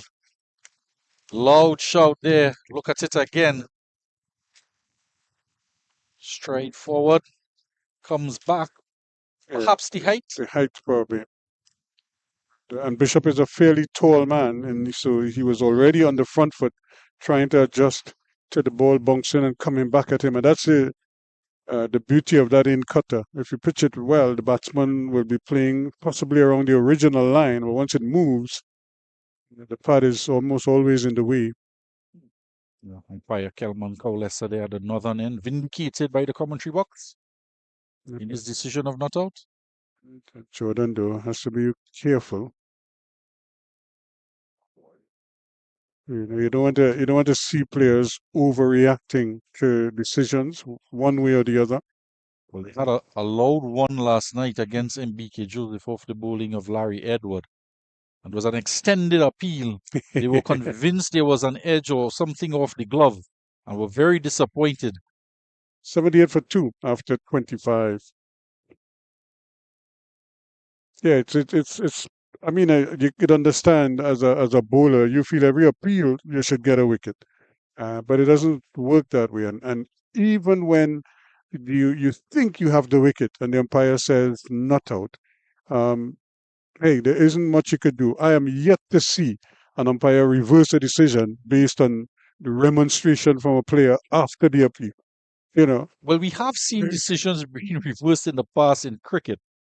Under review, where we now have all the technology and all the different things. But when you don't have that, the idea is the umpire made a decision and you abide by the umpire's decision. It ends there. There are no... Unless the captain intervenes. I remember one game in particular, Andrew Simons was given out, and on replay on the big screen, it was clear he had an inside edge. He was given out LBW, and the Sri Lankan captain at the time was Marvin Atapattu, called him back out to bat. He hadn't yet left the field.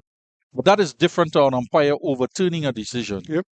That is the captain himself calling back a Stepping in. player. Yep. And that actually happened to me one time in Aranguez, Well, Elsico was South. And actually, you couldn't. I was playing a Colts game, and I swept and I missed, and the ball hit the pad, and the wicketkeeper went up. The umpire said out. The captain realized that the bat wasn't anywhere near the ball. Called me back. I made 100, but I had to give myself out. I had to give myself out because I had to go play cricket in Port of Spain. At the time it was bad for me. Yep. So I was playing Colts cricket, and then I had to go and play National League cricket in Savannah. Mhm. Chayton Edmond continue. We've seen quite a few deliveries from him keep low when he was around the wicket, and this one keeping a fraction low outside the off stump with him coming over the wicket. Another good take from Williams on the bounce. Part of that is sometimes it's his own action as well. Sometimes he doesn't complete the action as he would normally, and so the delivery doesn't have the pace or the bounce on it.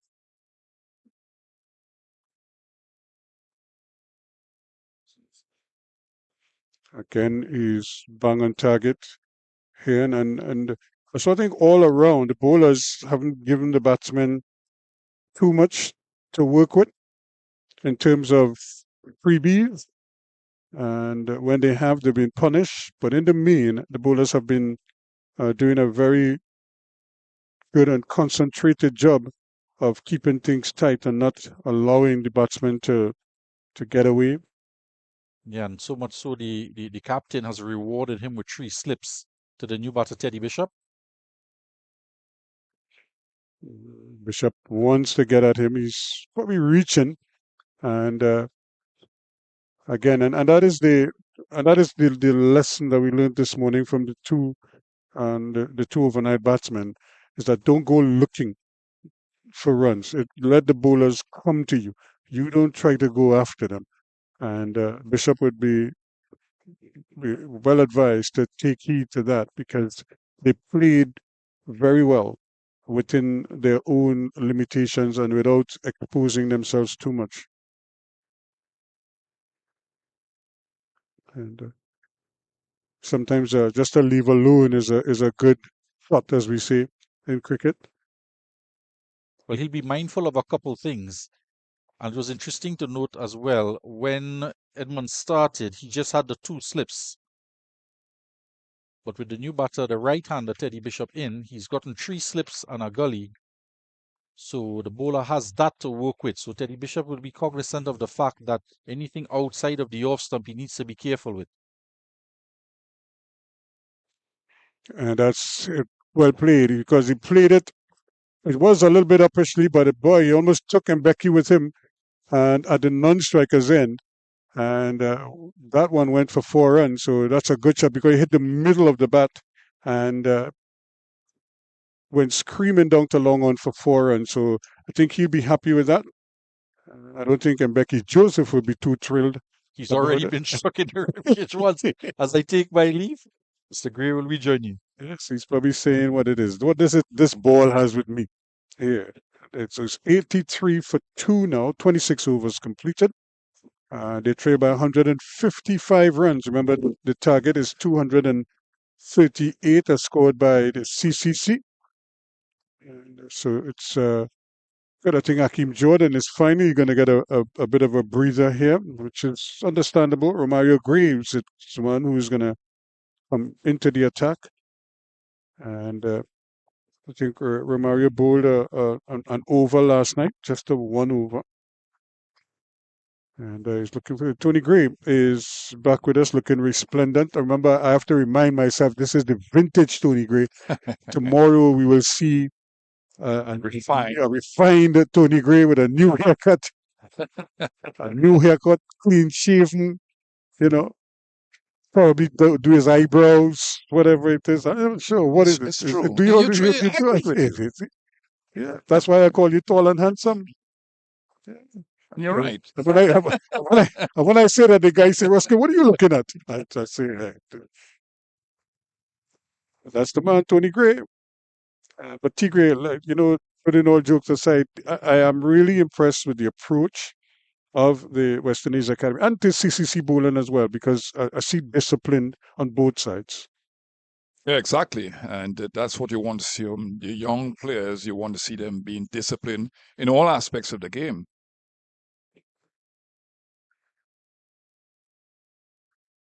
Some turn there, hinted turn there. And it's a good change because Jordan played his role. He's supposed to tighten up things. I think that he should have been a little bit more direct. Edmund is more direct. And that Yorker that got the wicket was fast. He was fast through the air. So my thing is that sometimes you want to be disciplined, yes, but you have to be a little bit more direct. And that's why Edmund got the wicket. Certainly, there's a lot of food for thought, and I would imagine as a selector or talent scout or whatever is the phrase that is used to spot and identify talent and potential, you must be very happy when you see players apply themselves this way. They don't always get like 5 or 6 wickets when you're watching them, or they won't always get 100. But it's just the little things, the things that you sometimes don't even show up in the scoreboard, that you look for, and you say that is up. And I'll give you an example of what I'm talking about, and it has to do with England. And I remember them saying the players that they pick don't always either score the most runs or take the most wickets, but they have the attitude, mental attitude that they're looking for, that they will die for the team, and sometimes you kind of reward that. And other people might say, well, X is better or Y is better, but it's what the culture in the team is. Yeah, you have to look for, not just the technical aspect of the game and the proficiency and the talent, the physical talent, but you also have to look for the inner qualities. I mean, the ability to deal with pressure out there, the ability to control your natural desire. These guys are young, so they will have youthful exuberance, and you want to see them bat and bowl in different circumstances, situations, and control their natural youthful exuberance. So those qualities that we are seeing now from the academy team will tell us that there's a future for these players. Yes, 84 for 2 at the end of that over, 27 completed, and Graves has completed 2 for just the 1 run. And the difference now, the deficit is 154 runs, coming down all the time. And the good thing, they're not losing wickets in clusters. And so they're always giving themselves a chance. Yeah, the important thing is building partnerships and healthy partnerships in the context of what transpired yesterday. I think 80 runs, 90 runs, those are healthy partnerships. And the way to do it is to sustain concentration. You got to look at the percentage shots out there, not play too many risky shots, and run well between wickets. A rotational strike would mean that, the opposing captain will have to change his tactical ploys all of the time. So you have a right arm, left arm combination batting at the moment. So you want Joseph to continue. He's now on 54 off of 86 deliveries, but you want Teddy Bishop, who has talent, to expand his score to 50 and more. And there's another one that is touching down just outside that leg stump. And wicketkeeper Williams again having to put in the dive. And, but that second wicket partnership added 66 runs, and like I was saying to Billy, they didn't really take any risks, there were too many risks, I should say. They played and missed a couple of times. That is understandable. You could live with that. But it's the in between stuff, the long periods of not scoring, but not getting frustrated and playing through the difficult periods. And then when you get a bad ball, to be able to come out of that and still take advantage of a loose delivery. And those are qualities that you look for in players. It sort of tells you a lot.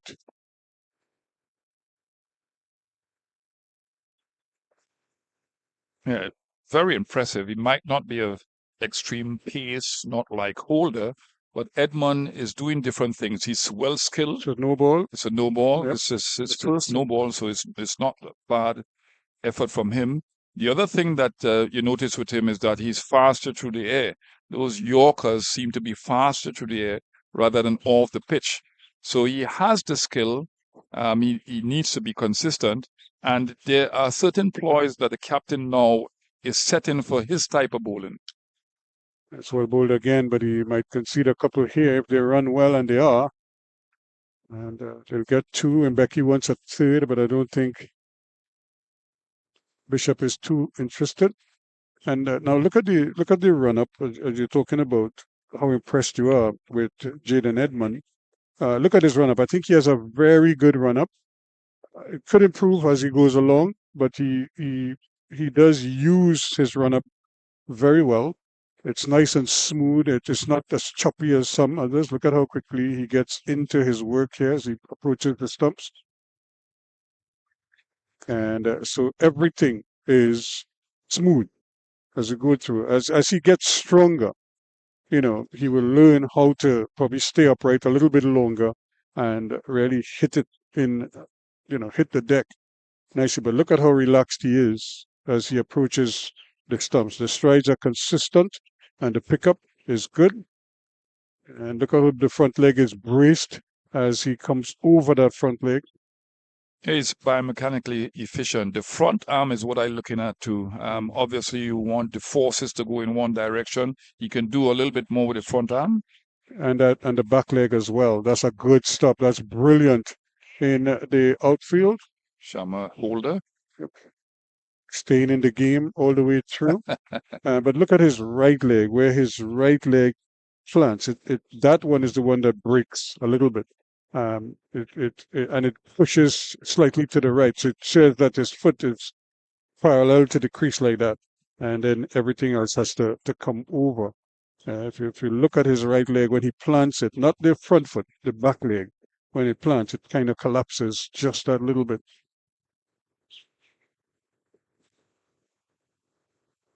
Yeah, back foot landing is very important. We could compare him to Jason Holder. Why Jason Holder doesn't bowl as quick as other fast bowlers coming from Barbados, for example, with a physical size. But So look at him again. you look at the back foot landing, his back foot is pointing towards cover rather than towards leg gully or leg slip.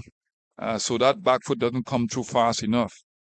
Yes, And it slows up his back have foot. to come Yeah, around like that's that right. to pick it up. Unless he's so light on his foot, he could pick it up quickly. There's a lot of ankle rotation there. And he needs to plant the back foot towards leg slip so that he gets through that back leg faster and quicken up his action so he bowls faster. But not a bad over by him. 88 for 2 at the end of it. And the thing about it is that, I mean, we could analyze it and stuff like that here. He can't change that in this game, if you know what I mean. Off-season work. That's off-season work, and that is deliberate work where you have a coach or you have somebody who knows what they're doing. Look at how relaxed he is. He's very comfortable. He just separated his arms, and you could see it. But you also see when he doesn't jump very high, and that's because of that leg sort of collapses quickly. So he's probably not as tall as he could be. He does brace the front leg well enough. They could get a couple here if they hurry, and they will. Yeah, but besides working on these things all season, it's what you call remedial work. Trying to change a bowling action is not very easy. You have to sort of capture that from a very early age, so you don't have a lot to work on later on. That's the thing, but that's the ideal situation. And the converse to that is when you spot it, how do you correct it? And that sometimes is the big challenge in not just here in the Caribbean, around the world. It's, you see a bowler with certain deficiencies or areas that they could improve on, and then you see them 5 years down the road and nothing has changed. And you wonder why. Because it's difficult sometimes to make those changes The Australians are very good at making those changes. I mean, the video analysis is the first thing that you need to do with the player, and they have to see it. Yeah. And that's what video analysis is good. Video analysis not just for the coaches. Yeah. The players have to see themselves doing what they're doing, and then the coach will kind of add to that and tell them, this is what you should be doing. And here's how we're going to get you to that point. They may have to break down what you're doing now and build it back up. But the idea is they have to see. And I'll give you an example. When Ian Bishop was coming back from his first stress fracture, he played in a game at the Oval, which I was at TDT at the time, and I videotaped a lot of his bowling. And then I invited him into the studio one evening. It was about 7 o'clock, and we just the two of us in the building, and we sat and looked at what he was doing, and I was step by step, and I was pointing out to him, especially in his follow through, and can't get a run here. And I was telling him that completes the over. At the end of the over, it's 90 for 2 now, 54 to Joseph, 7 to Bishop, 29 overs completed. And I was telling Bish at the time, I'd say, when you deliver the ball, now this is right after he going through the disappointment of the stress fracture. So his career was curtailed. And then he had to go through the whole process of rebuilding himself. He had to get the thing to fuse, to heal. And now he had to develop a new action. So there was a lot going on. I think we might have a delay here because the rammer is being brought out. Tiku, you could just go and jump around there and fix that for them. Things fixed urgently. Yeah.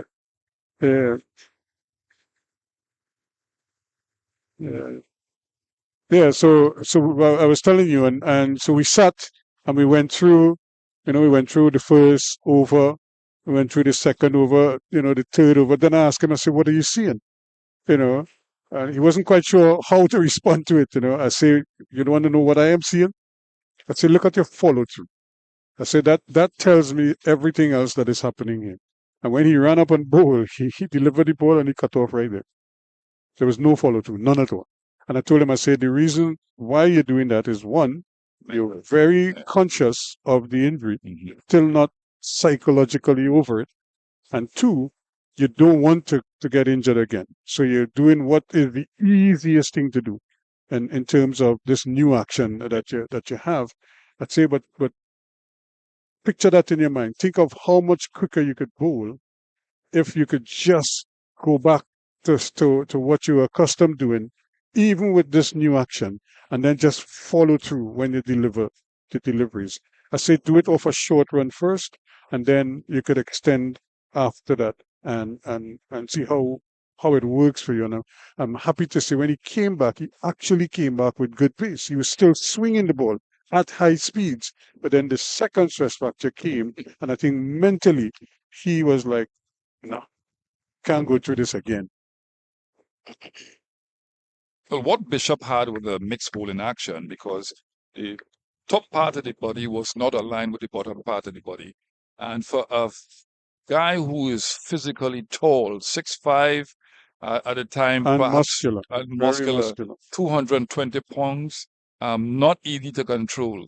I agree with you that when he came back, because I tried to help him to give him a new ball, just to impact him positively, because psychologically he had gone for the first injury, and you want to recuperate him not just physically, but psychologically. And the second time, I agree with you again. He just said, "No, this is hard." But a lot of times, bowlers, especially fast bowlers, come back from stress fractures or other injuries, and they're not mentally recuperated. And what happens there is compensatory injuries, because they're trying to protect that part of the body. Yep. And we really have to be careful when fast bowlers come back. Green, for example, the all-rounder, the Australian all-rounder, this is what Australia does. Australia bring back the fast bowler in the right way. in a more comprehensive way, not just physically, but they have the resources. They have a lot of fast bowlers. Plus, and that's the thing, they could do without a fast bowler That's for an right. extended period of time. We here in the Caribbean are probably not so fortunate, and we tend to rush players back, either inadvertently or deliberately in some cases. But we, if the player says yes, I'm fine, then you go to. But sometimes you have to protect them from themselves, and give them that extra time to not just to prove it, but just to be comfortable with what they do. That's a good delivery. Just coming back at him slightly, but kept out well by Bishop.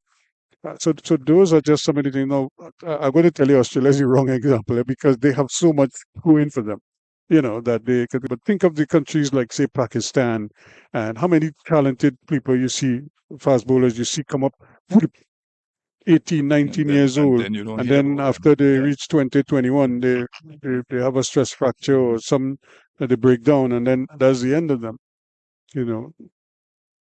And nice drive. They're going to get the single eventually. Nice knockdown there by Akeem Jordan in that short extra cover position, but couldn't prevent the single in the end. And then, so when you look at a country, say like Pakistan, for example, they don't have all the infrastructure in place. Maybe they're better now, but back then, there were a number of names that suffered as a result. Even India, to a large extent, are like that. And India has to be careful now with Bumrah because they're probably almost tempted to bring him back every time the team doesn't do well. He is, he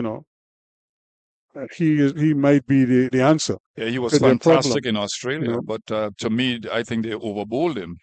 If you look at him, it's bowling action, for example, and that's the end of the 30th over, and 91 for the loss of 2 wickets. If you look at his bowling action, it puts a lot of stress on his body. He doesn't have the fluency of his run-up. He sort of trots up and then he breaks into some strides. Into his bowling action. Right, but he puts a lot of stress on the body. And obviously, he's a very strong man because he's been doing it for a while, but he's suffered from injuries recently, and he's coming back from injury after the Australia tour. So they have to be very careful with him. Because he was injured before that tour. That's right. He had a period out of cricket. He came back He and had an did very well. operation, Yep, yeah. did very well. And now he's, injured again and working his way back. So maybe now they'll realize, look, we have to be very careful with him and kind of nurse him along and don't just rush him back into. Look at what they did with Shami. They took the time with him, even though he had said he was ready. There was an issue of them wanting to send him to Australia during Yep. that test series, but they did the right thing with him. Keep him out and then just let him kind of work his way back. He played domestic cricket. He got wickets, and they said, "Oh, he's ready," and they said, "No, let's just take our time with this." And because you would get him for one series, but you lose him for another 3 or 4. And so it's how it goes. And they have resources that they could that they can use. So it's not like they're at the bottom of the well that they don't have options. The other thing is the physical strength and the conditioning of fast bowlers and Larry players Edward rather is taking up the attack. Yeah.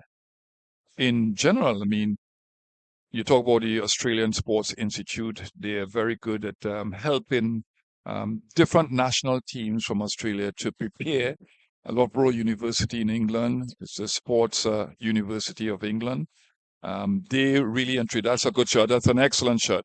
Now he's using his feet quite well. He's a tall man. He's getting close to the line of the ball, and he's playing that wonderful lofted drive straight over the top for 4.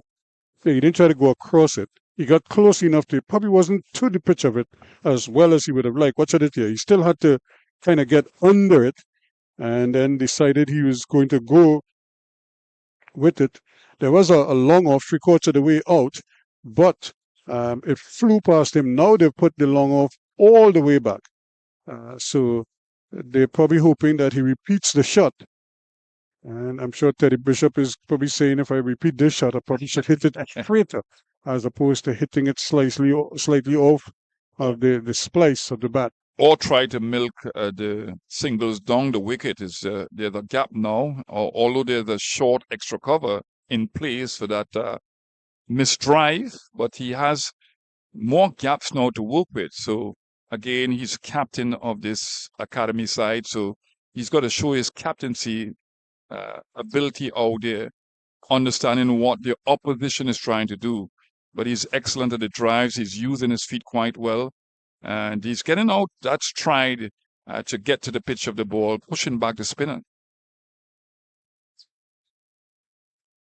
Trying again, but not to the pitch. But you opened the face nicely, and it's going to get a comfortable 2 runs, but probably not to the pitch of that one, but still throwing the arms at it and angling it as well. Didn't try to go straight with that one this time, and that's the response to the man at long off. You don't want to go there and get caught there now because he was just been put there. So he's looking for another area to milk the bowling.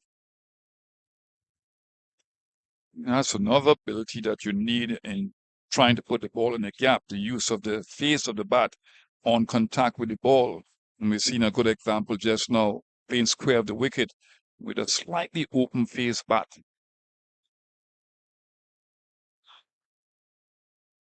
That's a good take going down that leg side there from Williams, and 97 for 2 at the end of the over. We still get another one, possibly 2 more before the luncheon interval if the clocks are at the same. Now, where is the Colin Murray clock when you need one? Why you call it Colin Murray clock? Because we were doing broadcast 1B, and they had the clock. Well, At the Queen's Park Oval. at the Oval, but they had the framework of a clock. They had no arms. So I was making the point, and I was saying I have to speak to my good friend Colin Murray and ask him Secretary of the club at the time. to fix the clock. And then, like about a month or so after, I returned. Now we were doing another game, and there it was, voila.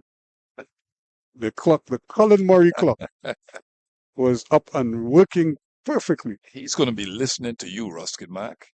That's a good thing. He's not here to poke fun at me. I know he had a little medical issue not too long ago, and I'm happy to say that he's. I went to the Oval to meet him sometime after this. We'd spoken on the phone and whatever before, but the first time I was seeing him was at the Oval. I went to the Oval to do so. I could hear his mouth from the corridor coming, cutting up and having a whale of a time. And I'm saying, nothing is wrong with you. So then he told me, he said, well, yeah, it was a serious situation, and but he was happy that he was back, and I was happy to see him back, and jovial. Another stifled appeal, but again touching down outside leg. Yeah, the first time he experienced some problems with that medical issue that you are talking about was, I think he was doing CPL with me.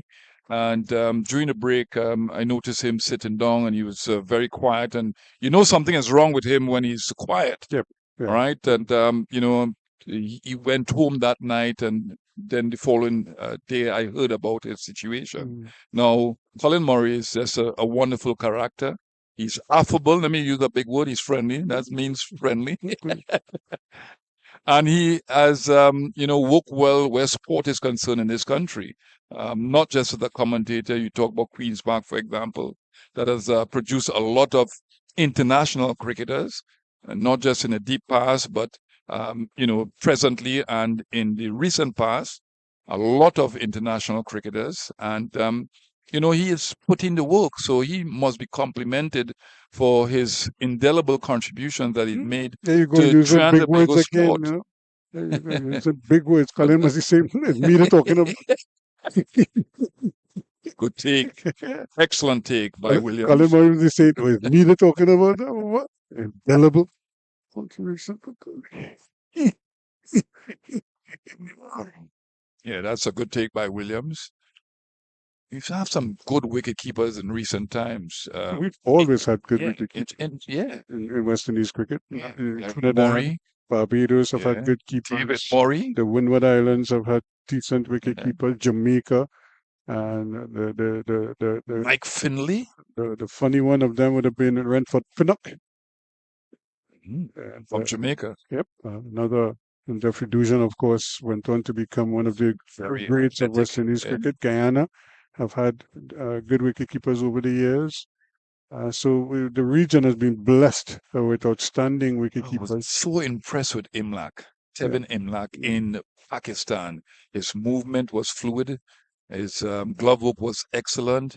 The ability to sustain, as we mentioned time and time again, concentration on those trying surfaces, not focus on what is happening in front of the wicket, but focus on that little object, the ball. And not only that, too, remember he faced a lot of spin bowling on That's right. turning tracks. Yeah. You know, In Guyana, growing No. up, and then in Pakistan. Yep, Yeah. that's a good shot.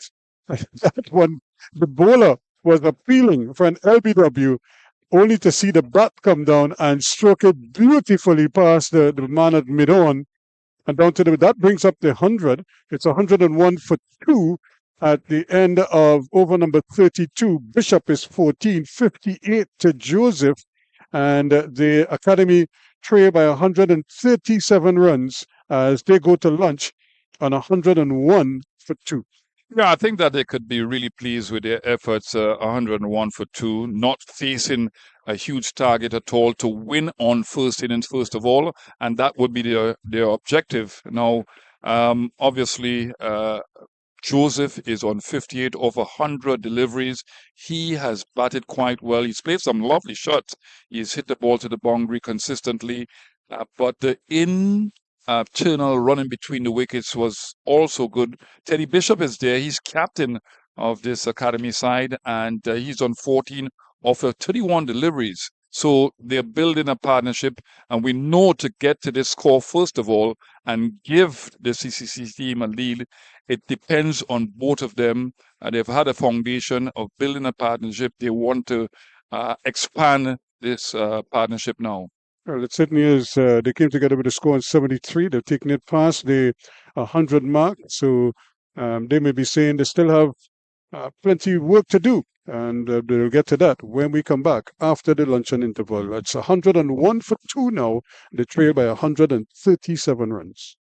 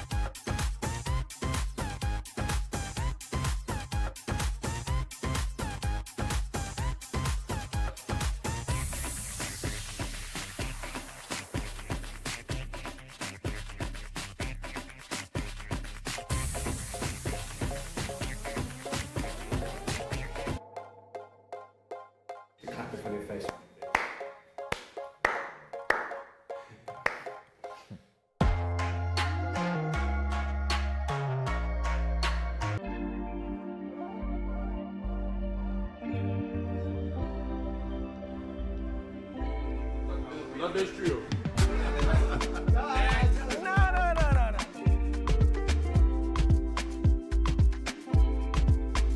Between the three of you, who is the funniest? Between you and Jaden. Yeah, funny at all. Yeah. Between Andy and I for sure. Yeah. And who take the longest to get ready? Me. Always waiting on this man to go for dinner. Always. Who is most likely to be late? No, really. Jaden got Me, the me, close me, at yeah, that. Important things. Important thing is Nobody late. But like if it's dinner, Casual whatever, and thing me, for sure. For Jaden sure. got it Yeah. close. who lifts the most in the gym? Then between Andy and I. Oh no, you look strong too. Yes, But- my legs. Where's your squat? Three. You win. Yeah, I think it's I was 285 or something. I was 275. Who's the most competitive?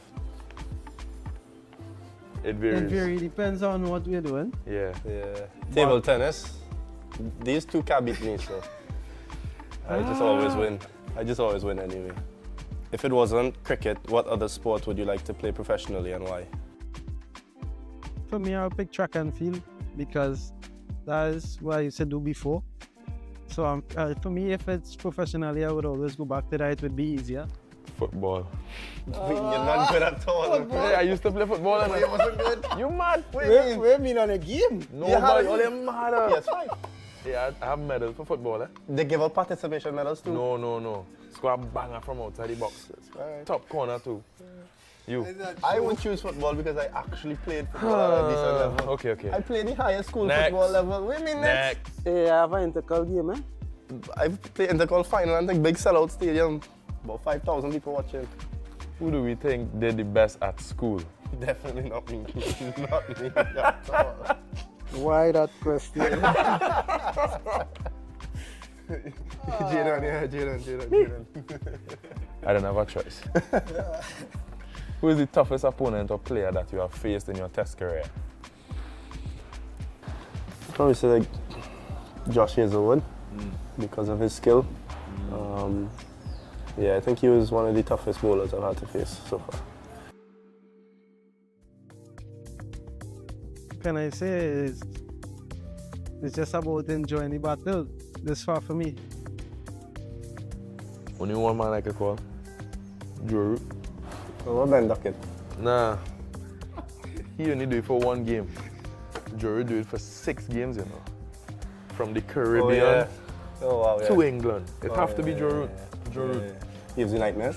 Nah, he's not giving me nightmares. It's just, He's make you think a little bit. yeah. He's make it hard work. Yeah.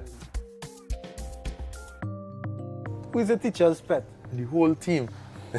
All right. Nobody. Nah, if we go in batting coach, the teacher for the batting coach is Kevin Hodge. Oh yeah. Full stop. Full stop. Yeah, my Conversation done. Nobody else. It ain't nobody else. Conversation done. Kevin Hodge For sure. for batting coach. Full stop. This next one, real interesting. Who is the best dancer? In the whole team. Michael Louis. Yeah, Louis has some moves. Yeah, Louis has some moves. Yeah, Louis has some moves. Shema would say he has some moves too. I never see it, so you can't say. Shema would say he has some moves. I see Louis put it down. But I see Louis dance. Yeah. So Louis. Yeah. Louis. Yeah. Who has the best fashion sense? Sinky. No.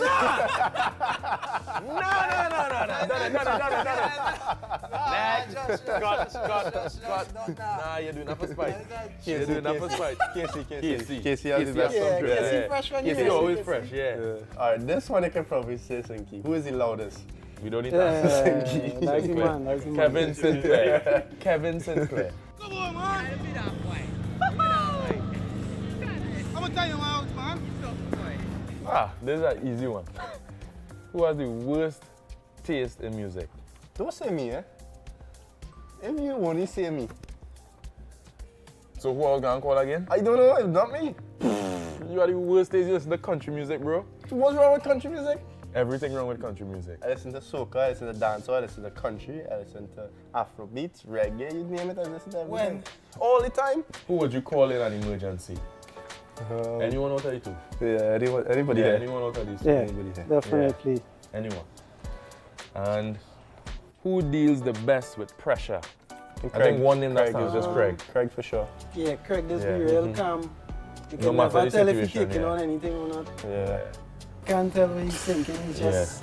So yeah, Craig. Easily Craig. What has been the most memorable moment in your test career so far? You go first. I would like to say my test 100, but I think beating Australia in Australia is probably most memorable. As a team, personally, it would obviously be test 100, but I think beating Australia, especially in Igaba, where it's their fortress. For me, it had to be my first 5-wicket haul. And not even the 5-wicket haul, it's just the fact that we win the game. And how we win the game was close. That is the most memorable thing for me. Yeah, I remember watching you jumping.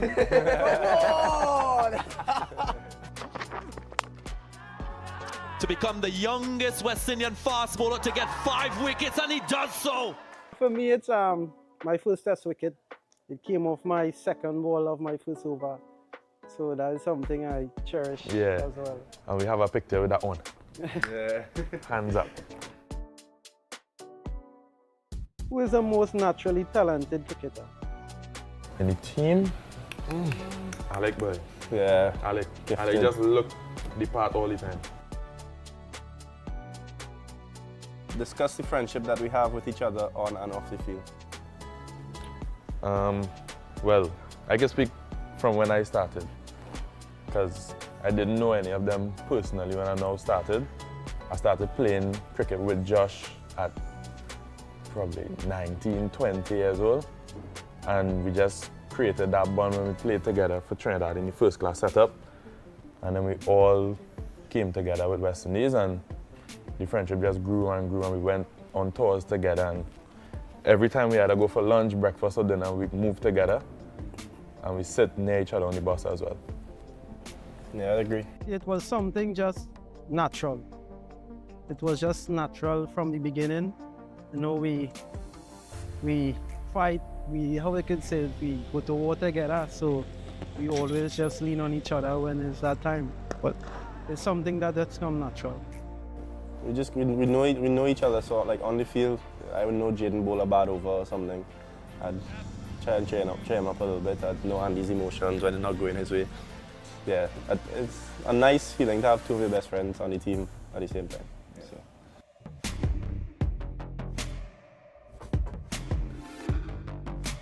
Off the field, you can't beat me in FIFA though. What? Next question.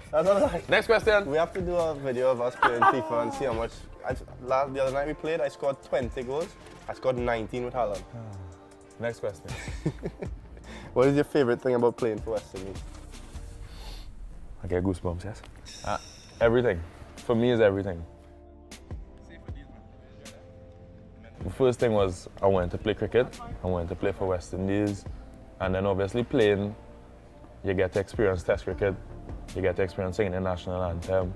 And doing it home. Doing it in the Queen's Park Oval was something big. So I guess singing the national anthem anywhere in the world is a big thing. I think for me it's about representing the region. Not everybody gets to do it. There's a lot of people who aspire to do it, but not everyone gets to do it. So I think for me is that weight on your shoulders. It's obviously a big weight, but it's something that you cherish forever. And to get that test cap, nobody can ever take that away from you. Yeah, it's a great feeling, you know, to represent the region, as just said. And you know how it started for me, it was funny because I had friends who used to play cricket, who I would go down on a weekend and watch play cricket and, you know, get the opportunity when they are short.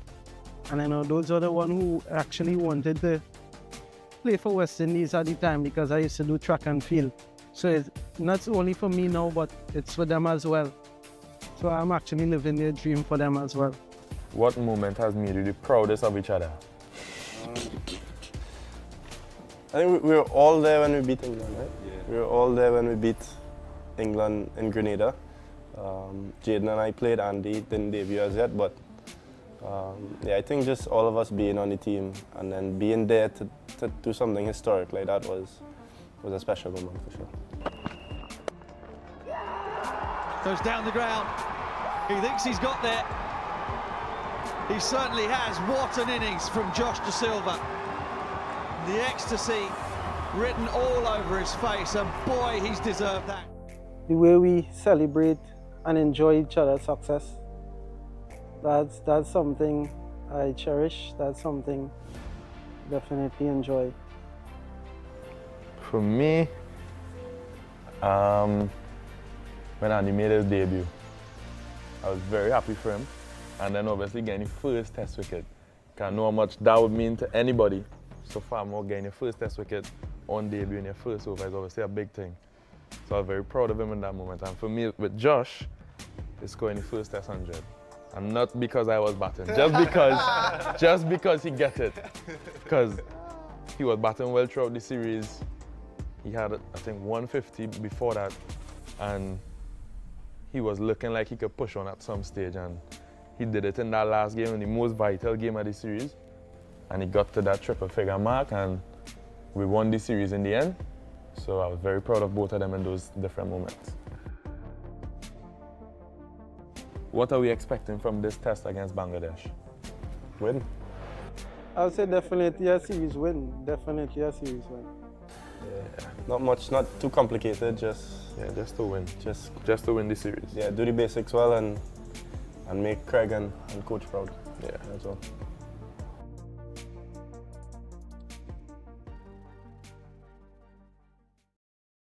He knows what the people have been saying about him, and he has really silenced everyone with that. Age is truly just a number. This has been a flawless knock from Jason Mohammed. He's been methodical and calculating. He has really shown relentless perseverance in reading the game.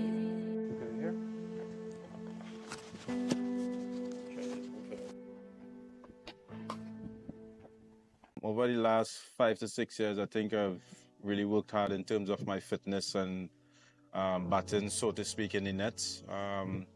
As you said before, I think there's one thing I really want to accomplish is playing Test cricket.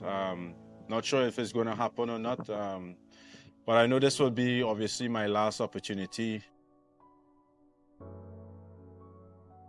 I think in the past, knowing I wanted to play Test cricket so much, even at a younger age, just wanted to play for West Indies. I think I put a little bit too much pressure on myself of thinking about the outcome and what is going to happen after the season and if I'm going to be on a West Indies Test team or not, rather than now knowing that, hey, this is your last opportunity, just go out there, enjoy yourself, express yourself. Although there's a lot of talk with around about my age and stuff, I think as a sportsman, as a cricketer, I think once you are fit and once you are performing, I think that's the main asset of playing cricket and playing international cricket for West Indies. So I think just having a clear mind and just trying to enjoy my cricket and just working on the things that I need to work on in order to produce the runs. Obviously looking to score at the end of the day is most important. That's something now I've changed a little bit more this year in the 4-day tournament. I think I'm looking to score rather than just bat time as well. So I think that's something has really helped me, and it's working really well this far. I had set some really goals for myself, some really big goals, and I think I know I had was to get a couple big 100 in order to get there. So in the past, if I was to get 100, I would relax a little bit or just try go all out attack rather than now knowing that I have to score big runs in order to achieve what I want. You know, I sort of really just start over after I get into 100.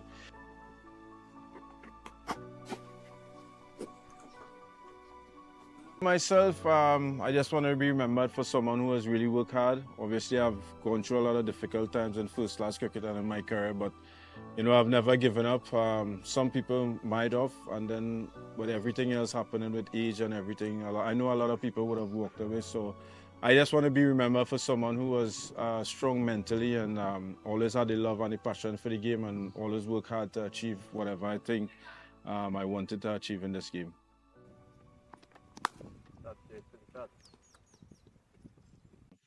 To play Test cricket is the ultimate for international cricket. Doesn't matter at what age, if it was to happen, it will obviously be a very proud moment in my life and for my family life. I think I'll put it down as my best moment at international cricket if it was to happen. as I said before, this game demands so much from you, and you feel a lot more than you perform, especially as a batsman.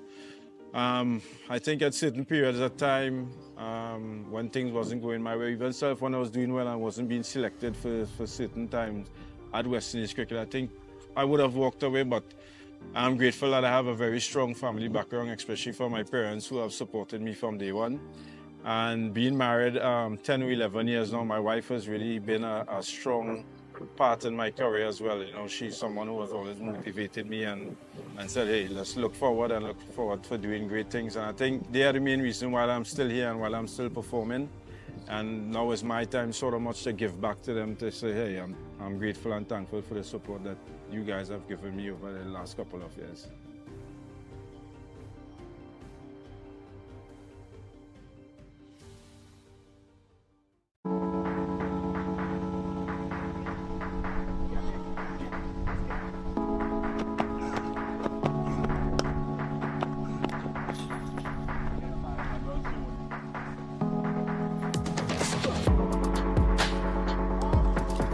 .22-year-old Matthew Ford from right here in Barbados, Spicestown to be exact. Matthew, it's been a crazy journey for you. I remember actually being here a year ago when you made your one international debut against the same England team. That journey, all that's happened to this point, one word to describe it, what would you say? Amazing.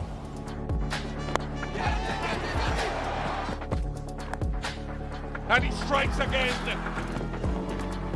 Good delivery, good delivery. Tell me about your debut as well. Think back to your emotion, the feeling you had. Talk us through that day. I think for me it was hunger and passion on that day. You know, obviously there were 2 matches in Antigua and I didn't play. And coming to Barbados and being able to debut, I mean, it was really a dream come true. And the atmosphere was absolutely electric. In the air, a second wicket for Matthew Ford. He is loving this beginnings here in international cricket. So be able to do that in a series decider, and you know, we're back here again for another series decider. So for me, it's just about repeating the basics and doing the good things over and over. We often see you on the field. What about off the field? What type of person would you say Matthew Ford is? Quite chill, quite down to earth. A lot of the guys see me as the funny one, so you know, we normally just mingle in the room. You know, this tour has been me, Hetmeyer, Seals, Moti, Shepherd. So you know, like we have a bit of camaraderie going, which is quite good.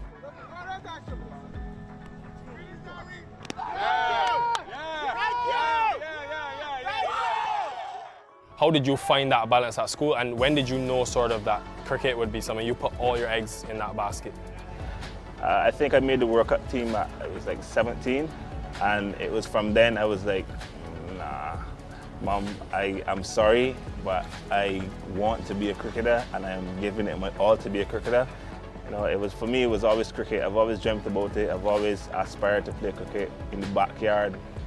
Miss Susan Bell, as you would know, she's my neighbor, and she was always telling me from young days she knew I was going to be a cricketer because I had the ball string up, and at 12 and 1 o'clock in the night, she can't sleep because I'm just on the ball string. So. Speaking about, you know, your school days, we kind of played at the same time. I was obviously not as good as Matthew, but I do remember that Jacob Bethel was also playing in and around that same time as well, and you got him out in the first ODI. Oh dear, this will be soft as. He'll be disappointed with that Jacob Bethel, but more celebration for the men in maroon. What do you remember about him at school? Bethel was a menace on the field. I always hated bowling to Bethel. You know, he would be there all day, like without even worrying. So, you know, to get him out in that first game, and for me, like, he's evolved into such a great player. You know, kudos to him. I saw him on the beach when we were in Antigua, and I was like, just got in the gym. Yeah, but he looks really good, and his game has improved tremendously. So, and I'm really happy for him. Talk about your dad, his influence. I know he's always watching, he'll be here for sure. What influence has he had on Matthew Ford, the person and the player? My dad's very easygoing, complete opposite to me. I always look up to him. He aspires me to do better every day. You know, I call him my hero. And for me, every time I step on the field, I just want to make him proud, because I know if he has work that day, he doesn't go to work, he'd be home watching that game, or whether it be if I'm playing in the Caribbean, he'd fly around the Caribbean to watch me play. So, he always allowed me to do what I wanted. Mom wanted me to do school. She wanted me to be a doctor. I'm sorry, Mom, but my dad, he just allowed me to do, aspire my dreams. You played such an important role in that St. Lucia Kings team, to the point where you guys have won the tournament this year, and there's a few of you in this West Indies team currently. What was the emotion you felt to lift that trophy? It was unreal. I remember seeing the score we had to chase 139, and it was like 138, and like my eyes just blurred out because I couldn't believe that we'd done it. So, I know the boys are elated, and we'd love to do it again next year. Tell me about this pace attack. Alzari, who you've bowled with for a number of years in St. Lucia. Jaden, who you played the U19 World Cup with. How's that? Yep, got him. Shamar, who's also under 25 and younger like you guys. It seems like there's a new life in this one international team because of the age of you guys. What can we expect? Nothing but greatness is all I could say. It's a work in progress. We're not the finished product as yet, but every day, like for instance, we had training today, and before training we meet as a group, and Alzari is the leader of the group, and he was like, okay, today whatever we do, when we finish, we're going to finish off with some Yorkers. And everyone's fine with that. Everyone is ready and willing to work, and we accept one another's opinion. That's the most important thing.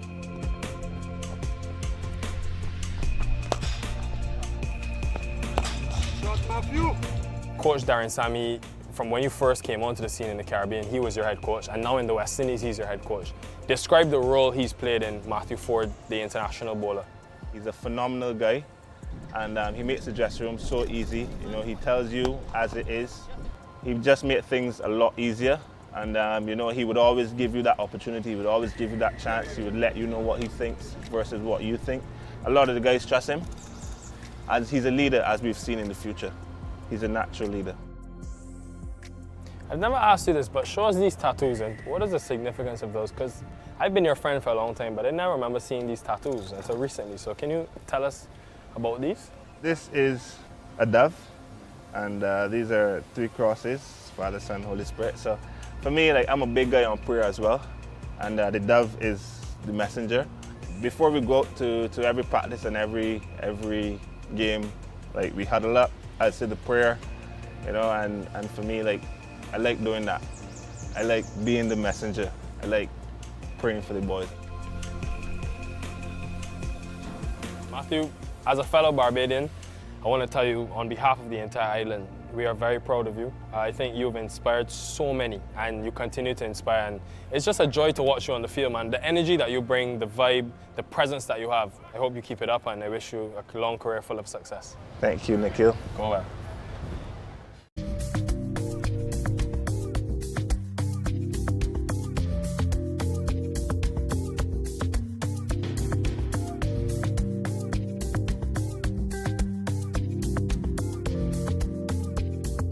2024, the year of Amir Jango. 500 runs in the first class season, most runs at this year's Super 50. Now he finds himself sitting here in St. Kitts ahead of the One Day International Series. Amir, this must be special. What makes it special to wear that emblem? It's everything I've dreamed of. Obviously, growing up, the only reason I started playing cricket was watching West Indies cricket. So a dream come true, and I just can't wait to get going. Take me back to your past. Growing up in Trinidad, who did you idolize? You're obviously left-handed. There's a very great left-handed to come from Trinidad and the West Indies. Who were some of the key figures in inspiring Amir Jango? Obviously, definitely the great Brian Lara. I remember I have some pictures at home growing up, just going to watch Brian Lara batting in nets at the Oval. I always used to go watch him on matches that he played. And obviously, as my career went on growing up, I absolutely idolized Kumar Sangakkara and Quinton de Kock, 2 special players that I have kind of replicated my game to, being a wicketkeeper batsman. But yeah, definitely at the top is Brian Lara. And there it is. We got another 100 for Brian Lara. Let's go back a bit. St. Kitts was actually a special place for you. Tell us why it's a special place. Obviously, I started my career, my first class career playing for CCC. then Trinidad and Tobago, and then actually got contracted to Leeward Islands for a couple of years. So St. Kitts was my home for 2 years, for 2 seasons, and I think that's when my game drastically changed. I think I understood work ethic better. Working with Stuart Williams as our head coach, he really made me understand batsmanship and explaining batting to me more and understanding my game as well. And when I look back at your career, right, 9 years ago you played your first professional game.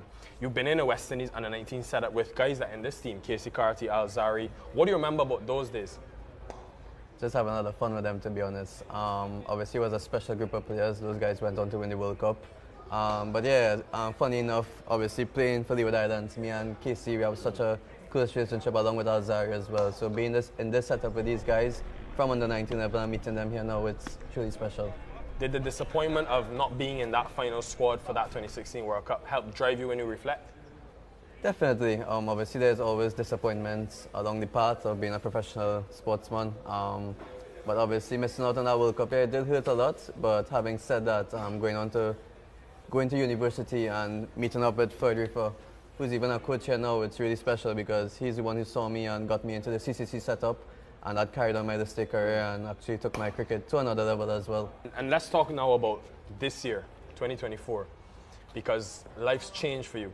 First of all, start of the year, as we said, maiden first class 100. Not only was it 100, a double 100. There it is. That's his double 100. Amir Jango pulling this one in front of square, past that man at mid-wicket. Celebrates out there in the middle, takes his helmet off. Proud moment for the young man from Fatima College. And then, of course, maiden list stay 100 in this year's Super 50. What changed? To be honest, there was just a big hunger for me. That really clicked in my mind. I was reaching a stage in my career now, 27 years old. I wanted to take my career to another level. And obviously, I didn't want to just be a first-class player, just a regional player. I want to be an international player. I want to represent West Indies. And the only way I could have done that was putting numbers on the board. I think before that first double century that squad, I had like 490s in first-class cricket. And that was the change right there. I know I had to get that 100 mark, and luckily I did. And it went on to Super 50 as well. I know that once I have 2 good back-to-back tournaments, it'll put me in good stead to play for West Indies. So lucky enough I did that, and it's just about hard work, preparation. I saw some pictures and remember watching live when you got that maiden list stay 100. Tell us about the emotion you felt. Really special, man. Obviously, I think a couple of games before I scored 96 against Leewards. Pretty disappointed with that.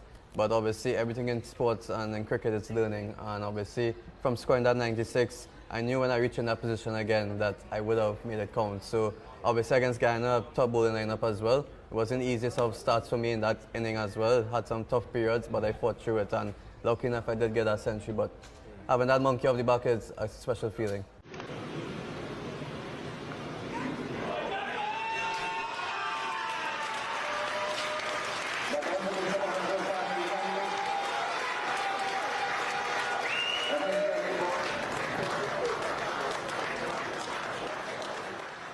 Let's talk about that crest.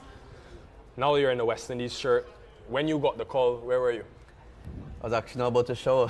I saw a strange number calling me, to be honest. And when I answered the call, then I saw the display picture. And I saw it was Darren Sammy. And then he told me that I was selected. And he saw me batting at the list level. And he was really impressed. And I think that after that, I just ran straight to my parents' room. And I told them the news. And it was such a special moment for us. And something I'll remember for the rest of my life, because this is just a dream come true for me. I was just going to ask you, who was the first person you told when you got the news? What role has your parents played in your life? They supported me throughout everything, and I owe everything to them, to be honest, my parents, because they're the ones who saw me through all the hard times and keep supporting me throughout. Now, completely away from the cricket field, this man has another side to him. That is the social media side. He's one of the very few cricketers I know who have taken social media seriously.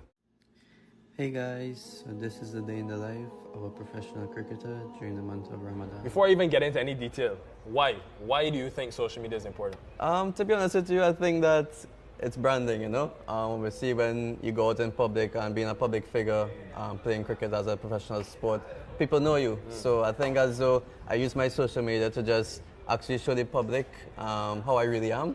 And yeah, that's really it. I really enjoy it. I enjoy TikTok. I enjoy using Instagram as well. So yeah, it's all about just knowing, letting the public know how I really am as a person. Roti. Up One. top. How roti can be one, What do you mean? What you mad or? Dog. Pulori. 7 or 6? 7. 7. Alright, let's go number 16. Wait, it's on your head. No more. Chinese.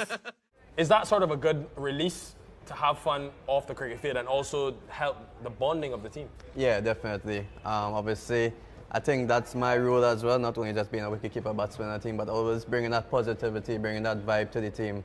And I think adding that to my teammates, and they really enjoy it as well. They open up, they're always open to it. Which video stands out? Which one do you absolutely love? You always watch back a few times. I think with the Red Force team, I did the lock screen. I wanted everyone to see how the wallpaper of the guys are on the phone. So I think that's the favorite one. I saw that actually. That was fantastic.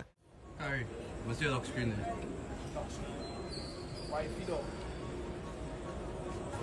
Jayden, what's your lock screen?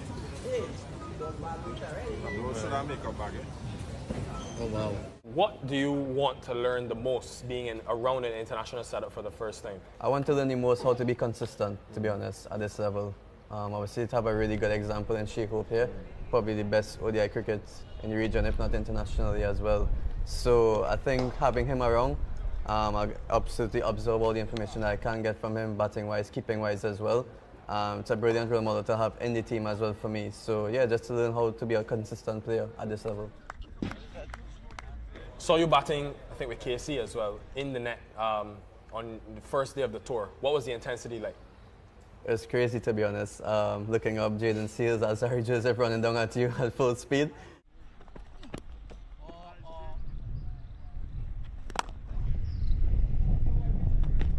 I'm always up for the challenge. I really enjoy it. But yeah, that was a crazy experience, but I really, really enjoy it. And obviously at this level, that's the norm now. So just about getting accustomed to it and enjoying every moment. I heard they had a few words to say as well. Jayden, I know you're very close to. So how does that friendship evolve in the net and then almost go back to being friends outside of it?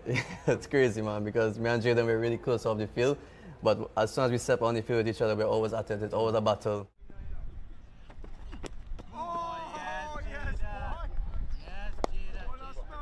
It's really good though because we test each other at a high intensity, and that's what you want in training, obviously. So it's really good. Who wins more of the battles, you or him? I'll say me, for sure.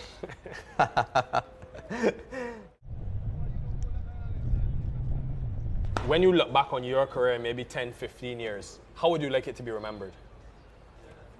I'd like to be one of the best batsmen to come out of the region, to be honest. Obviously, it's a dream come true being at this level, but at the same time, I just want to keep taking my legacy more and more.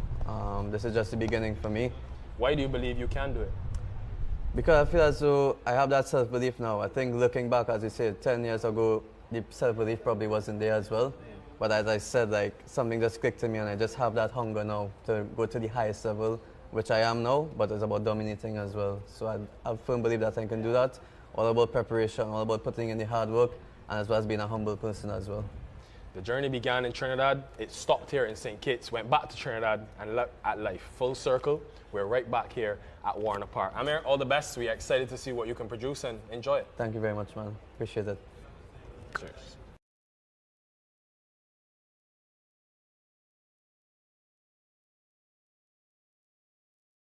Welcome back here to the University of the West Indies at the Sir Frank Worrell Field, the UWI facility here where we are after lunch on the second day, the encounter between the combined campuses and colleges and the West Indies Academy.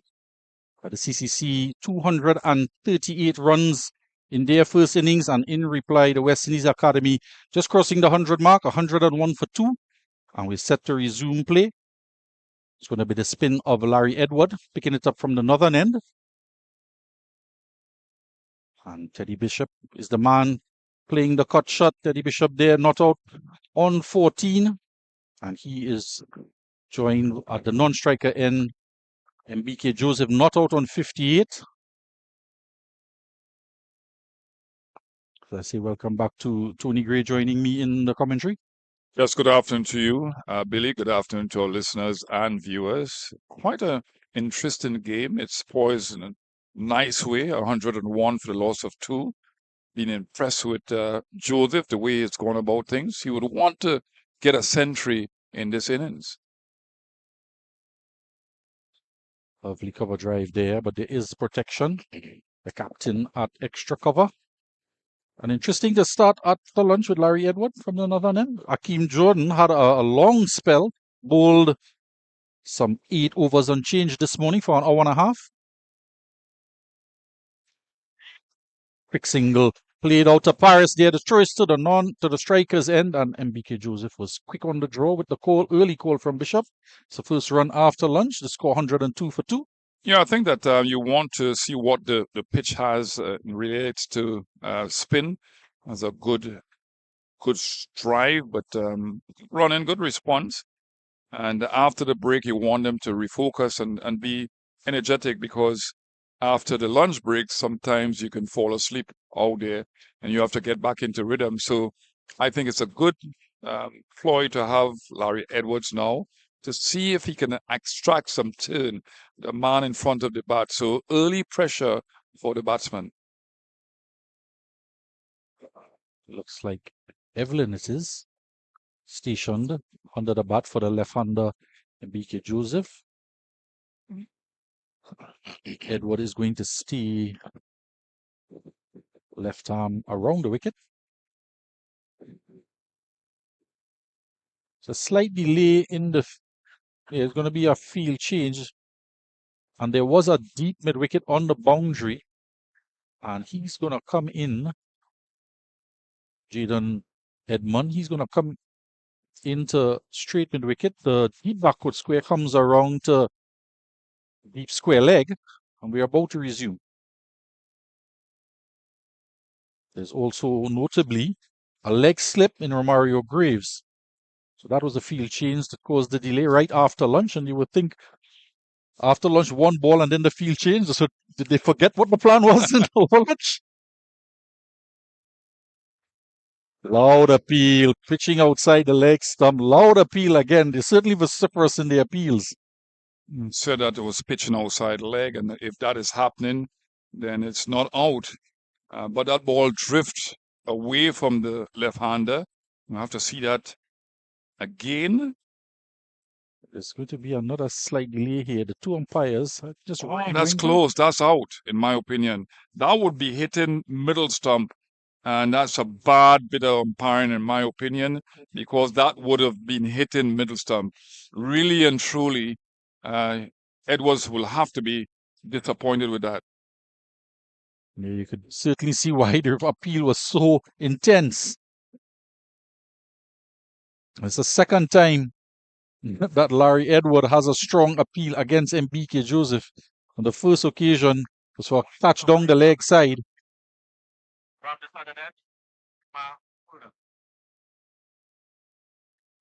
It's going to be Chamar Holder who's going to resume from. We'll have a look at it. Close look here. Did it pitch outside leg? No, it didn't. It didn't. I think it pitched middle and it was going on straight. I think what the batsman is saying, Joseph is insinuating that it pitched outside the leg stump, but I am not saying that. I'm saying that it pitched middle stump and would have gone on to hit middle stump. Well, Edmund is bowling from around the wicket on the left arm, as Bishop was doing, going across the left-hander. So, I don't know. I think I'll have to differ with you there, Tony Gray. No. I'm not quite sure if it pitched on middle, to say the least. But it's going to be Chamar Holder bowling to Teddy Bishop. Good-looking drive. He's been driving well. He's going to get a single on a fumble from Evelyn at mid-off. Well, obviously, they're looking for wickets because they brought back a wicket taker in the Holder, and he has to adjust with the older ball now. And then you have a spinner from the other end. So they're trying different things. He bowled earlier from the other end that he's bowling at now, and he can adjust from end to end. So the captain will have to try different things, try different bowlers, and try them at different ends to try to dislodge 1 or 2 wickets here very early.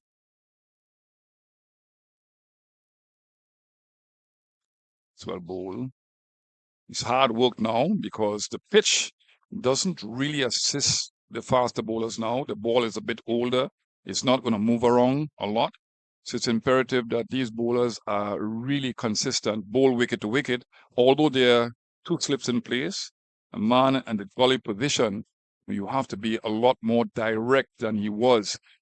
Earlier on, the batsmen were leaving alone a lot of deliveries, but Edmund came on and he got that 1 wicket with a direct type of delivery, a Yorker. It's well played. Yeah. Excellent shot. Excellent shot because he's opening the face of the bat when the ball hits the bat. Nice shot. And he's not being too aggressive, not being hard at the ball. He's just timed the ball nicely. You look at him and you look at his physical makeup. He's a strong young man, compact. But look at the timing there. Just slightly opening the face of the bat. Nice shot. Head close to the line of the ball, over the ball, and well-controlled shot. Square of the wicket for 4.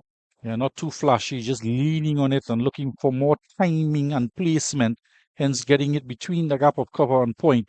And it just sped along the ground all the way to the boundary for 4. There is going to be a fielding change with that. And they are going to employ a deep point, it looks like.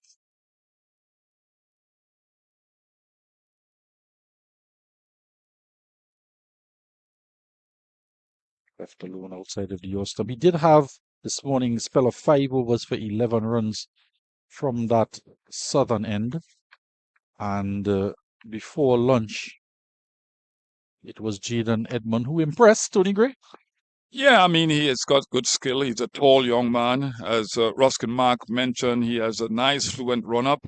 There are certain things you can tweak about his action to get a little bit more pace, because pace is it. You look at, the other bowlers, other than Sharma Holder, Jordan is not fast, although he will bowl well and get the ball to move around. But you want that additional pace so that batsmen can't make the adjustment. And Edmund, he's 22 years old, so he's got a lot of potential. And once he works hard at his game and tweaks his bowling action, I'm sure that he can bowl faster. Driven again. Good fielding there by the captain, Jeremiah, in the covers. Yeah, I think the ground fielding has been excellent. And that's what you need as a bowler to keep the pressure up. The catching may be iffy. If we take away Rivaldo Clark from the equation and from the slip. Yeah. But he has been excellent, to be fair, in the outfield, Rivaldo Clark. It's a wonderful outfield. Good for fielders. It's not too fast. So you can get to the ball faster than normal if it was caught low. Wow, good delivery. Good delivery. I get very uneasy when I see that type of leave alone from BK Joseph. But well in control of it that time. Yeah, but from both teams, the ground fielding has been pretty okay. We saw very close to the outside edge before he decided to leave it alone. Touch and go. He definitely has a tendency to hang his bat outside the off stump and not get close to the ball, so they will target that area. But it's not just about one tactical ploy here. He can bowl those Yorkers too, just to surprise him. It's a little high. Yep. Just a little bit of pressure here with a couple of vociferous appeal on one occasion, and this time a half shout, end of the over. Nice smooth run up. And a little high there.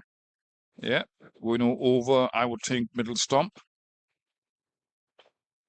But the effort to restart the proceedings have been good by the fielding team. The bowlers have been controlled. 2 overs going after lunch. And some real aggression as a way of verbal appeals. They are into their work.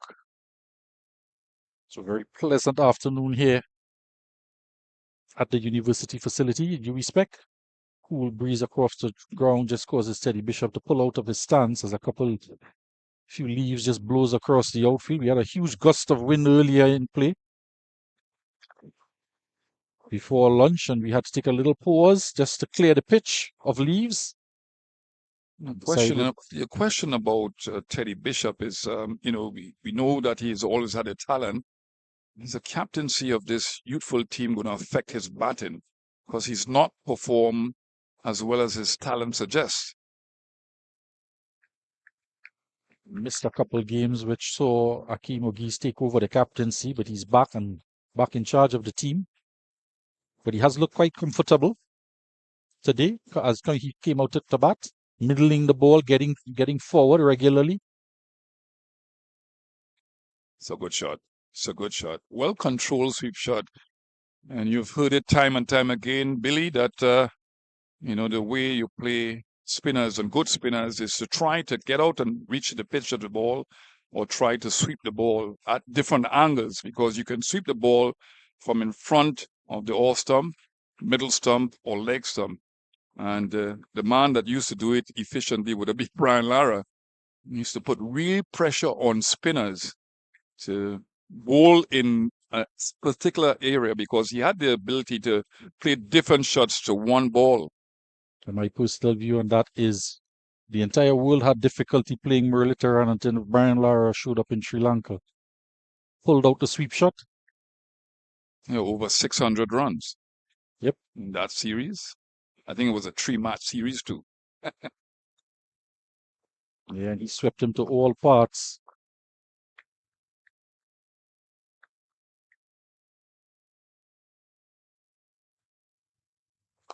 But you got to be nimble on your feet as a batsman against a spin. And you must be willing to leave the crease. I'm not sure that coaches teach that skill consistently, but it's something that has to be looked at in West Indies cricket. Down the leg side, it's going to go for byes. Gets past the wicketkeeper Williams and probably will go for 4. Yes, it does. It's going to be 4 byes. And ball down the leg side. Of course, the left arm spin will take it even further down. Yeah, I think the movement of Williams, he's got to stay down there. It was not a bad bit of movement towards the left-hand side, but he's got to stay down and stay with the bounce of the ball. That ball kept low. It's not the right type of delivery. Obviously, it's a poor delivery, but still, he's got to focus on the object and he's got to stay down a little bit more. Yeah. 113 for 2 after 35 overs, and I was about to mention the use of feet before I was distracted by Brian Lara's sweep shot. That you don't see too many batters using their feet as they used to. And of course, the prime example of that is Mr. Carl Hooper, in my opinion. Against Shane Warne in particular, he would advance down the track. And the point of that is you have to get to the pitch of the ball. And it's either the spinner dictates to you what is going to happen or you dictate to the spinner. And what determines that is your use of your feet. And a lot of times we see players playing back to spinners. Not that they're using the depth of the crease, but playing back to fuller deliveries. And the thing about it is you have to be biomechanically efficient coming down the crease too, or coming down the wicket, leaving your crease. A lot of times players have their heads up in the air and they lose sight of the ball. You got to keep in your batting stance, the way that you are in your batting stance, you have to keep that same shape coming down the wicket. Lara was a prime example of that. No, we learned, and I'll ask you as a coach now, as you sit here in the commentary box, back in my day, and we'll say back in my day, so you could understand what I mean after this delivery. Very solid as well in defense. We would advance using that skip step, where your back leg advances to your front leg and cross, and you get to the pitch. But the new method being taught now is don't do that at all. And the premise of that is when you tend to do that, sometimes you are leaning back because of that advancement and where your feet are positioned, and you tend to hit the ball more in the air. Now, the intention for us doing that was to hit the ball in the air most of the times. But now it's not. It's a step forward with your left foot to get down the track. Yeah, and you talk about Carl Hooper, that's exactly how he moved down the wicket. But again, the mindset of these players now is to hit the ball in the air. They're looking to get under the ball, so their weight is backward rather than forward. I think a lot of times they miss the opportunity of getting runs on the ground because it's harder work. Technically, it's harder work to keep their head over the ball, to put the ball on the floor. Because one thing happens when you change the length, because you advance as a batter down the pitch, where the gaps would have been has now changed. Your angles have now changed. Tucked into the onside. Half shout, more in exasperation. but fairly easily turned into the onside. Yeah, it was an effort ball from Holder. Very good bowling, hitting that off-stump line. That ball rushed Teddy Bishop. Now goes on to 17 of 42 deliveries. Haven't seen Holder and now Edmund. And we've just seen a small short glimpse of Edmund. Of course, Holder has a lot more overs in him. You reckon the pace between them? No, Holder's faster. He's more slippery. Edmonds through the air. He bowls some fast deliveries, but he's not consistently fast. See, that's good. He's completing his action. Very impressive. But he has to be proactive. And that sort of effort has to be done at the start of the innings rather than trying to come back into the game with rhythm. And certainly at the start of any break, resumption of a break, where batsmen have to realign themselves, get their eyes back in. So one delivery left to come in the over. Joseph just inquiring to umpire Kelvin at square leg. So we hear the heavy machinery rolling behind us here in the com box. Just looking around Joseph. Final ball to come in this over. Turns it into the onside off the pad, thigh pad. It's going to be 115 for 2 after 36. Of course, it's a working day for those on campus as well.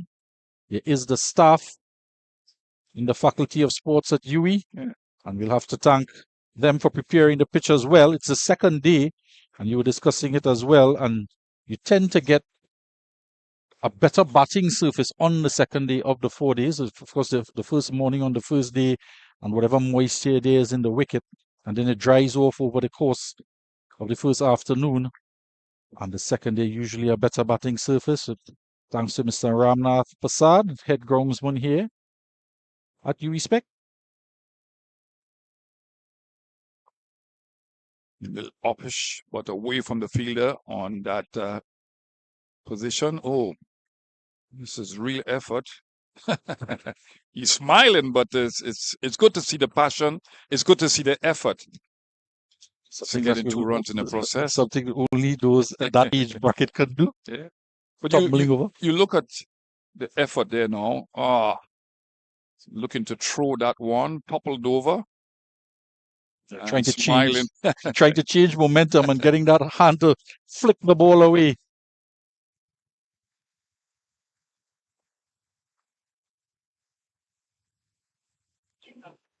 Hit on the onside, upwishly, and it's going to be that man out there, Edmund, to do the work in the outfield as well, a deep square leg.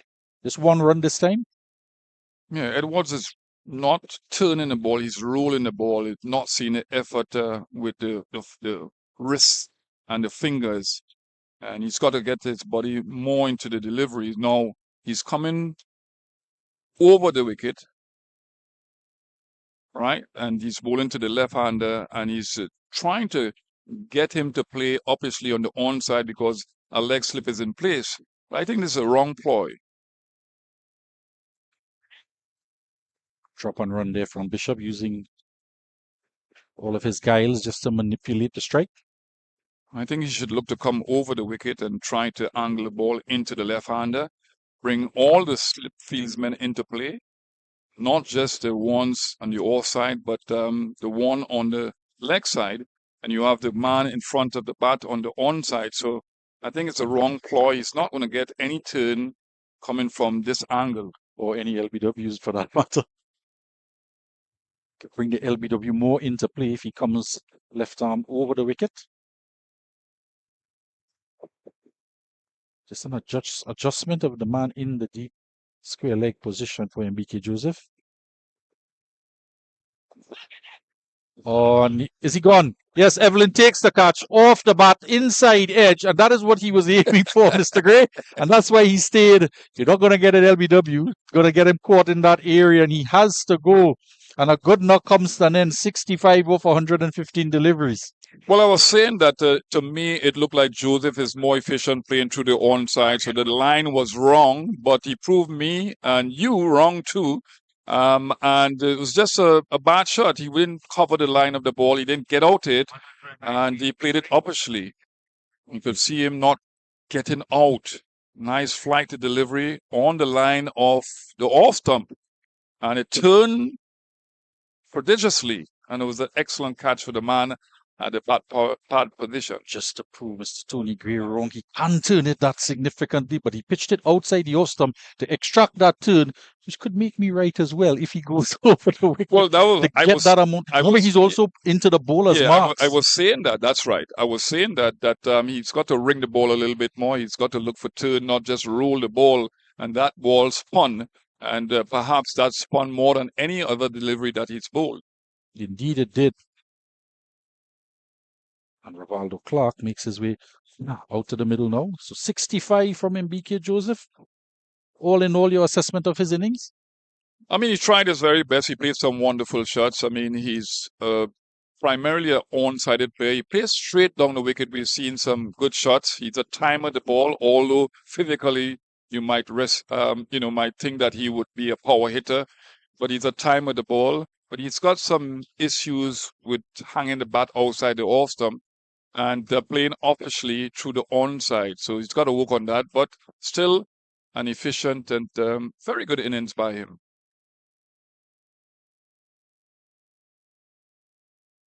Wow.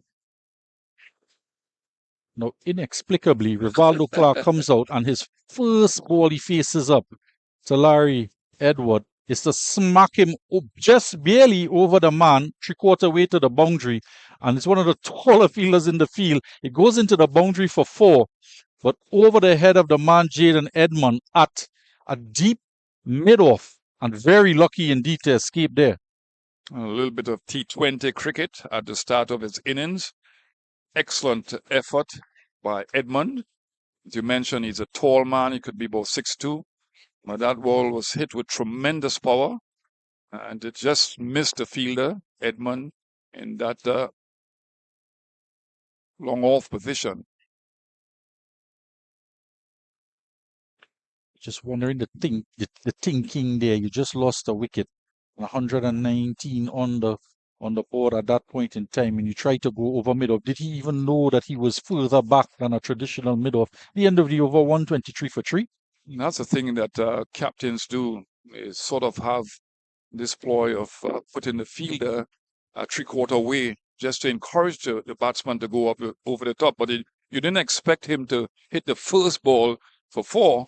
You expected him to come out there and see what the pitch was doing, what the bowlers were doing, and try to get into stride. But he's been positive from ball 1. Well, credit to the captain, Johan Jeremiah, there for setting that field. He knows something clearly about Rivaldo Clark, stationing the man 3/4 way. But he's off the mark with a 4. It's going to be Bishop now to try and rebuild now a partnership, or build a partnership with his new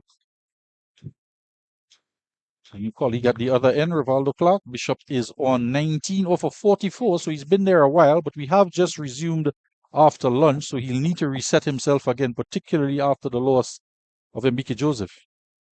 Yeah, it's about building partnerships in different ways. It's not just about runs, but understanding the nature of the person that you're batting with and how you can play your role properly. So I think that the captain needs to be a little bit more assertive to take the pressure off of Clark. That's well played.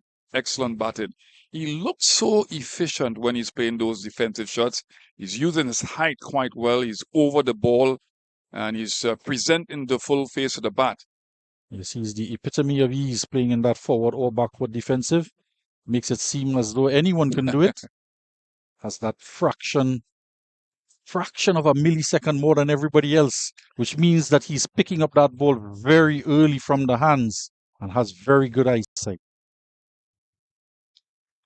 Guiding past the gully for 4. Intentionally played, risky nonetheless, because you are opening the bat face and they are 2 slip on a gully there, but 4 runs. Yeah, I think it's a good shot because he has been there for a while. He knows that this ball is not going to bounce too much, so he's getting over the ball and at the last moment opening the face of the bat to run it down to third man for 4 runs. That was the 3rd shot I ever learnt as a youngster playing cricket. First was a forward defensive, back was a back defensive off the back foot. And then my uncle told me you are now 50% a batsman, knowing forward and backward defensive. And the next shot was to learn to when to open the face to get off strike.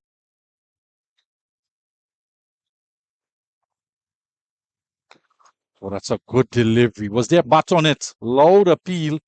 I heard two songs. Definitely. Frustration out there in the middle. Perhaps they feel a little bit undone with the decisions that have gone so far. But that one maybe inside edge and heading down the leg side. Yeah, it's not a right shot to play. It's a ball that was aimed at the stumps. He's playing across the line of the ball, trying to work the ball through the onside.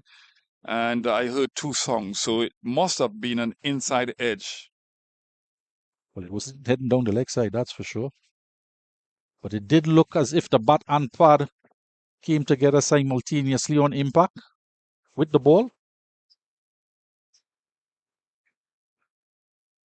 I think your uncle was very astute in the way he helped you with your cricket, because what you explained just now, described just now, is a progressive way of, batting defense first of all, back foot defense, and then opening the face. So you went from stage to stage. It was a crash course. I had 2 weeks' notice before heading on a plane to Barbados to play in the Gary Sobers tournament, Sir Gary Sobers tournament. I was still 13 years old at the time.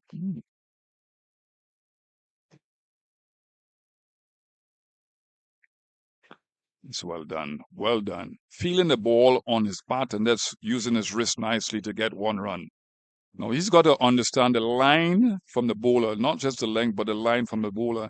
And he has utilized his height quite well there on top of the bounce of the ball and working the ball for that one run. So 38 overs gone, 128 runs on the board, 3 wickets down. Yeah, and he's looking very comfortable at the crease, even though it's somewhat early days, 50 deliveries he's faced thus far. I was talking about, the responsibility at a very early age to manage a young team. This West Indies Academy team is a very young team. And if it's going to put pressure on Bishop and maybe curtail his progress, his personal progress, all these things need to be thought of. But obviously, he's got the temperament, he's got the astuteness as a leader out there. And it's always not too easy for young men to lead young men.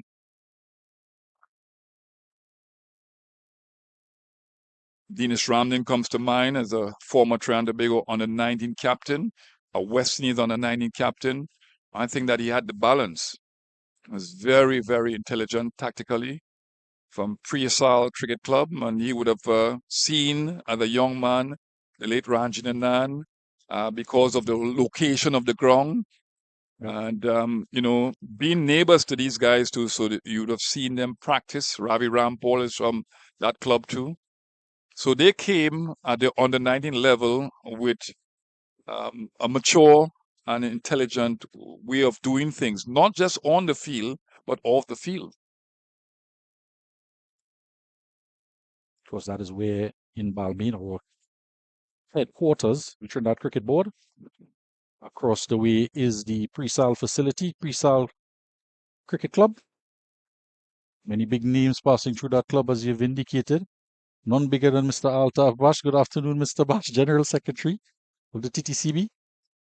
His father and uncle played a huge role in that club. They will be looking for 2 runs here. Easy 2 runs. Yeah, they played a huge role in that club in different ways. I mean, they were connected to the school, the primary school there. And that connection came into play in the club too. So they used to send players, develop players in the primary school level, and then the players would go to a Pre-Sal club. So there was a wonderful connection. Still is. Yeah, and an exact ploy to develop players in the right way.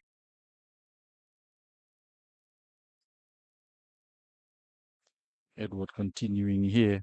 In fact, Mr. Batch, teacher now at the Montrose Government Primary School, his cricket team in the primary school league, champions many a year, And that school is a feeder for the Central Zone as well as schools around, not to mention Presentation College. And they've been successful over the years. Yeah, you have certain schools in this country that have developed some very good cricketers. In fact, they've concentrated on that sport. Of course, they would have played different sports in those particular schools, but they have concentrated on cricket. You had CIC, St. Mary's. As a matter of fact, I did manage to coach that Montrose Primary School 1 year. And you all won? One out, unbeaten, the national Unbeaten. zone. I know you wanted to mention that, but go ahead. Defeating Presal in the finals at the Okay. Queen's Park Oval. But to bring the point home, one of the players on that Montrose government team was Justin Jagger. He was captain of the team at the time. What I like about that situation is Nick that Ramal as well was captain, rather. that school is known for academics too. But my sister was also principal of that school, and my uncle as well. That's why you coached. Easy access to the school. Nepotism. The request was made by Mr. Bash. He actually had surgery on his leg that year and was unable to take on the coaching. Number of players, Alexander Chase was one of the players from that school. He's on the Trinidad and Tobago under 19. But how important do you see this system of the academy, first of all, and then combines campuses and colleges? It's funny you should ask that question. I think it's critical. I was asking, had a quick word with Mr. Subasinger in terms of how they rotate players around the scene. As I mentioned, CCC losing a couple of players, or I shouldn't say losing, returning back to their home country to play. And he indicated with that type of system in place, good looking drive there. Holder continues to pitch the ball up. Clearly, he's getting some movement in the air or off the seam, hence keeping the ball, giving it the chance to swing or seam. Yeah, he's making an adjustment with length now because the ball is a bit older and he's trying to swing the ball. He's got that ability to swing the ball and seam the ball. And when you have a fast bowler can do both, once he pitches in the right area, it can pose some problems to a batsman. And obviously, Clark, new to the wicket. As I say that now, he pitches 1 inch short. He was making the point, replying to the question.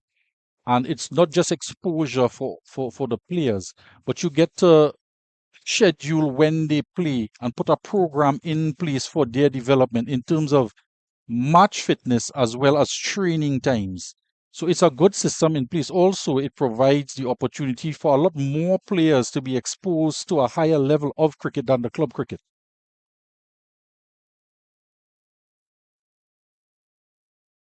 Yeah, the other thing is that, you're competing against countries at the highest level of the game that has millions of people to choose from and thousands of people sometimes, like Australia to choose from.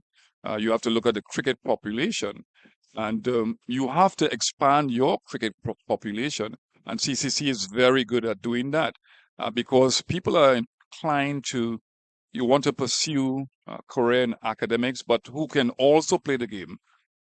And this gives them an opportunity to do both. But he's looking again, that mindset he has is positive, but it can be risky at times. He's looking for the single and no response from his captain and partner. Now they're having a word. I think Bishop has a very sturdy head on his shoulders when it comes to running between the wickets. He's shown it when he's called for singles off his own batting. But there, and the opportunity Clark might have seen is that he had to run around to his right, but pick up on his left side. So he was thinking there was the opportunity for the single. But Edwards was quick to it. He was quick to it and made good ground and a pick up on a turn. So it would have been a close call had they gone for that single. And it's better not to have it and have a run out than have a run out. The end of the over, 130 for 3. Yeah, you look at Clark and you look at Bishop. Obviously, Bishop is a captain, but his personality is cool and calm. And he needs Clark to settle down there. So it is verbal encouragement, but not in an aggressive way. You don't say, well, come on, you got to be better than that. But he's cool and calm. His personality is like that. And that will lend assistance to Clark and the exuberance that he's shown and the passion that he's shown to get those runs quickly. So that's why some batsmen are better at batting with some batsmen rather than others. Ruskin Mark, how are you, sir? Well said, Mr. Gray. How are you? I'm all right, not too bad. Good. Good lunch today? You did? You, I'm asking you. Yeah, yep. Did you have a good lunch today? Yeah. Okay. Were you satisfied? Okay, well, there you On go. a diet. On a diet. A seafood diet?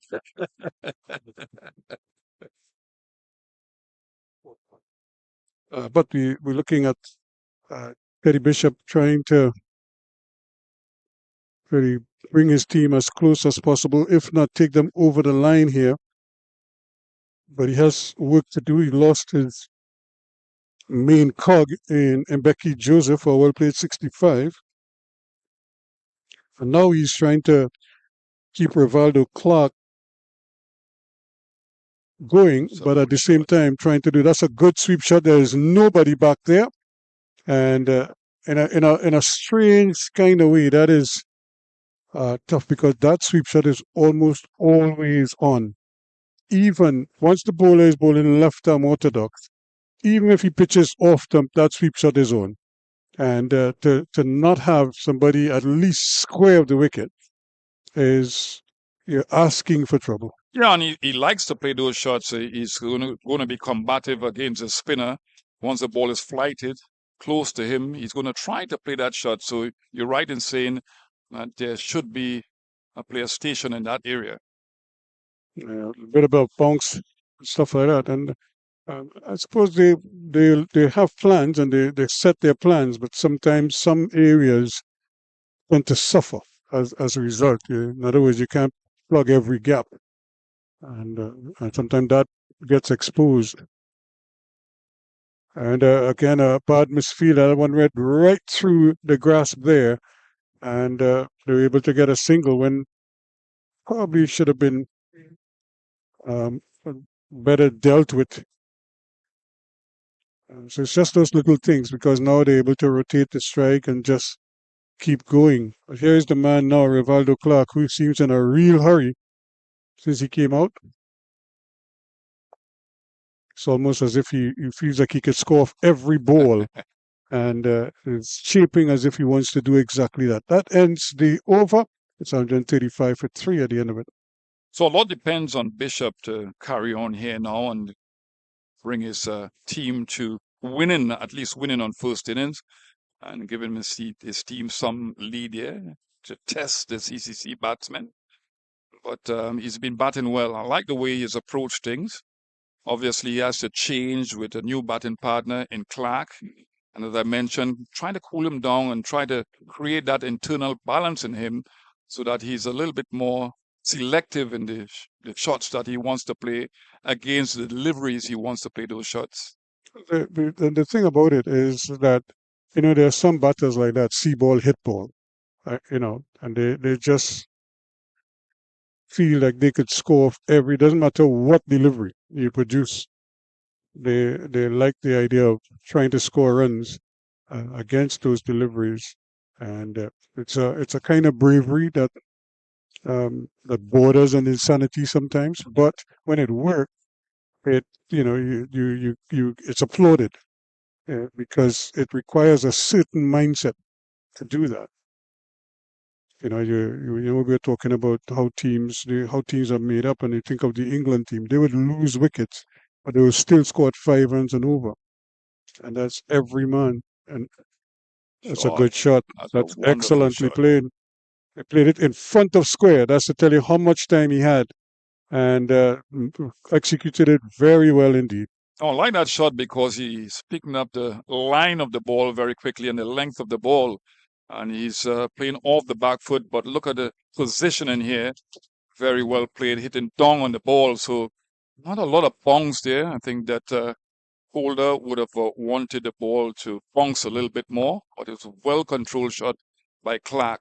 So you've seen a lofted drive, And you've seen him try to get the quick singles in an inner circle, and now you're seeing a pull shot.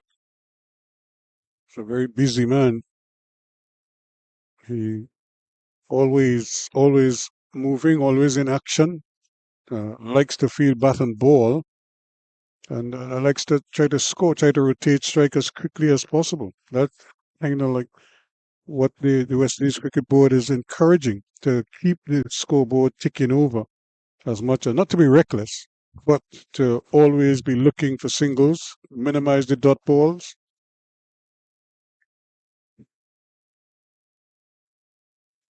Well played, well played. Right behind the line of that one now, in addition to implementing some points and trying to initiate a certain approach in the 40 game, and seeing the completion a couple of months ago of the CG 50 over tournament, and implemented certain things to try to initiate that positive mindset because of what is happening in the world.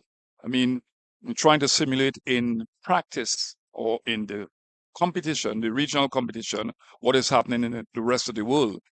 And one day internationals, for example, it's not about 300 again. In my day, your day, Ruskin, it would have been 240, would have been a good score.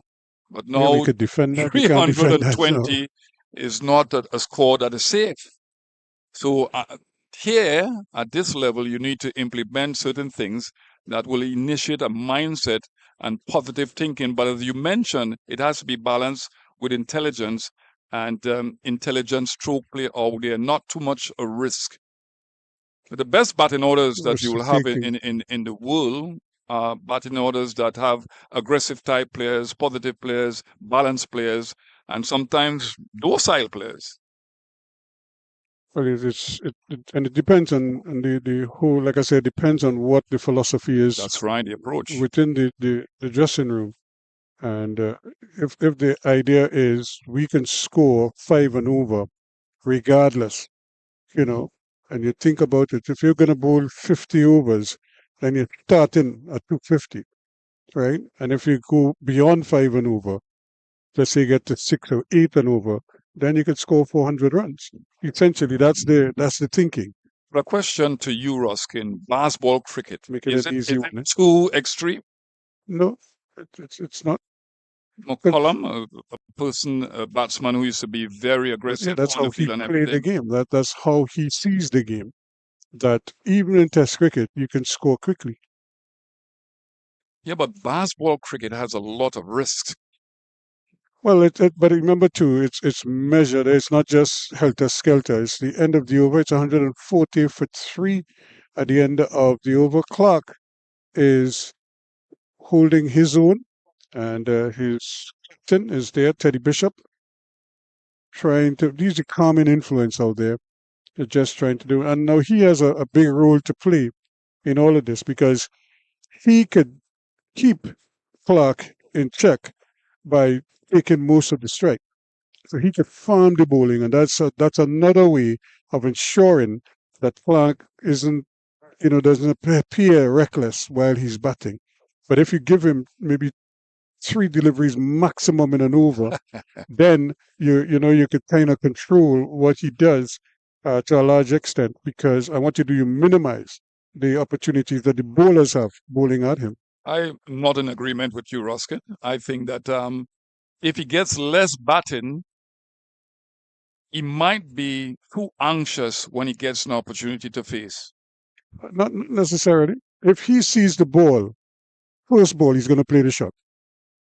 It doesn't matter if he's seeing 1 ball or 6 balls. He's still going to play the shot. All I'm saying is that if you give him 3, then you are ensuring to some degree that he doesn't get out in the second ball or the third ball, because he's going to play a shot or some type or the other. So what you do, it's like a night watchman. You're basically trying to protect a batsman, and you do certain things to protect him. The night watchman's role, as interpreted generally, is to protect the main batsman. So he may take most of the strike. Here, you're doing it in a kind of a reverse fashion. because you're trying to preserve wickets. That's the important thing. You don't mind the scoring, you just don't want to lose wickets. I would tend to think that they would want to bowl to Clark because there's that element And of that is risk what there. you're trying to avoid. That's why I'm saying you take most of the strike. But the and thing don't expose it. about it is when he doesn't get a strike, they're anxious. He will be anxious to go after the ball even more. Yeah, but he's going to do that for one ball as opposed to 6. And He's looking better and better because he's getting some strike. Yeah, I'm not saying starve him of strike entirely. What I'm saying is that you're not going to expose him to 6 balls in the over, because the bowlers could then work on him, and that could end up in a wicket more than likely. But if he only has to face 2 or 3 balls, then you have a better chance, because look, like in the case here, no problems. He's able to navigate that. He doesn't have to navigate 6 deliveries. He could easily handle 3.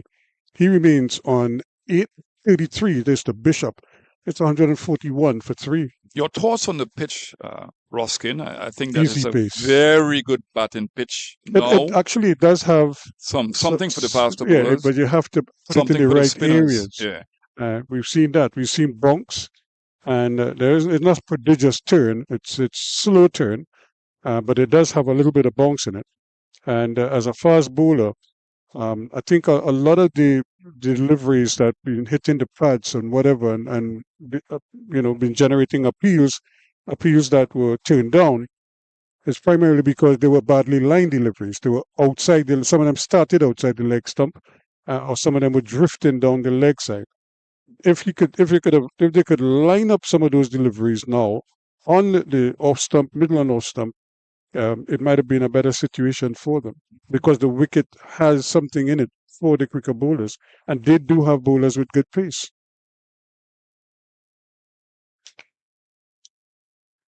And speaking of whom, look, we just have returning to the attack now is Akeem Jordan, one of their main cogs. I was making a point that he perhaps bowls at 82 miles an hour at his quickest. He's not very fast, and sometimes when he bowls in the right areas and gets the ball to move off the seam, or if he swings the ball, because of his lack of pace, batsmen can make the adjustment. But at this stage of his career, I don't think that he could be faster. This is going to be risky, but again, they're able to complete the run. Trying to get over there is Edwards, but not able to haul it in. In fact, he stopped it. He collected it, but he was tumbling, and they were able to complete the run quite easily. I think in the inner circle, you want your fielders to be a little bit more backward and then walking with some momentum. But a lot of these fielders are in static positions, and they're allowing the batsman to play with soft hands and get into single. So you see the guy at cover is really going in, and he just mention him. He's in a good position there. Got a base up, walking with some energy, and then base up nicely so that you can move laterally. Well, and the key to moving laterally, as a goalkeeper, you would know that, is to plant. And so that, because if you're on the move, you're going to move in the area that you're probably either leaning to or whatever. But if you're balanced and you basically almost come to a stop because you plant and you lower your center of gravity, you can then go both ways. That's right. That's a good shot. Wonderful shot. And again, freewheeling. And don't give him room. He will make you pay. Well, his mindset is to go after the ball, but that was an excellent shot. So it's not negative, it's positive here by Clark. Just again covering the line, the original line, and perhaps that ball slightly moved off the seam, but he was in excellent position to play that touch shot. Yeah, that's very well executed. And when you really think about it, not a man moved in the covers because he placed it so well. And now, if he continues to score for any extended period of time, that will put so much pressure on the others, because he's scoring off fewer balls. So it means he's always scoring. Every time you see him, he's doing something just like that. He is that type of batsman. Now, like I said, Bishop's rule in all of this is I'm going to let you do it, but I'm not going to let you get carried away doing it. So that is why I say he's the calming influence out there in all of this. You could talk to him, but he could also do other things to help him out. A la Sir Vivian Richards, that type of shot, that positivity that he's shown Clark.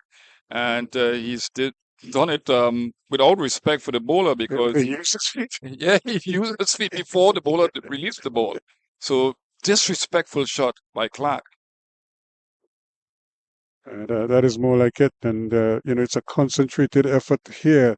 He goes to 16 with that shot. 150 is on the board. It's 150 for 3. Yes, 16 off for 20 deliveries. So he's scored faster than any other batsman, perhaps in this game. Very positive. Clark. So we see Joseph has not had a good time today of getting wickets. He's bowled better and better, more disciplined, but he's not gotten an additional wicket. Conditions here at UWI Spec, very cool and calm, tranquil conditions, and no threat of rain, but nice breeze blowing from an easterly direction. Remember yesterday we had some cloud cover Yeah, as it was well. nice, yeah. Cool conditions. Good conditions for the faster bowlers to whoop. Yeah, the kind of conditions you'd have bowled 20 overs on the trot. 22 at the Queen's Park Oval, but there was a lunch break in between. Yeah, That's when Bishop got injured right. against Jamaica. Whew. I'm still feeling the effects of that. And it was years ago. And that's another good shot. You're beginning to see these batsmen kind of expand their repertoire. They're showing a little bit more of what they're capable of. But they're not going about it, especially Teddy Bishop, in a reckless fashion. It's good bowling, good delivery because he wants to come forward to drive through the cover area. His delivery was slightly wide of the off stump, had some bunks, but well covered in the end by Bishop. Yeah, we saw Joshua Bishop get a couple wickets bouncing outside that off stump that hit almost the glove yesterday, or the upper part of the bat handle, high up in the bat, in the blade, and caught that slip or caught behind. And I think you're seeing the same thing here from Edwards. He's just aiming for that little spot. Well done. Excellent bit of feeling. Tumbling over there, Daniel Evelyn.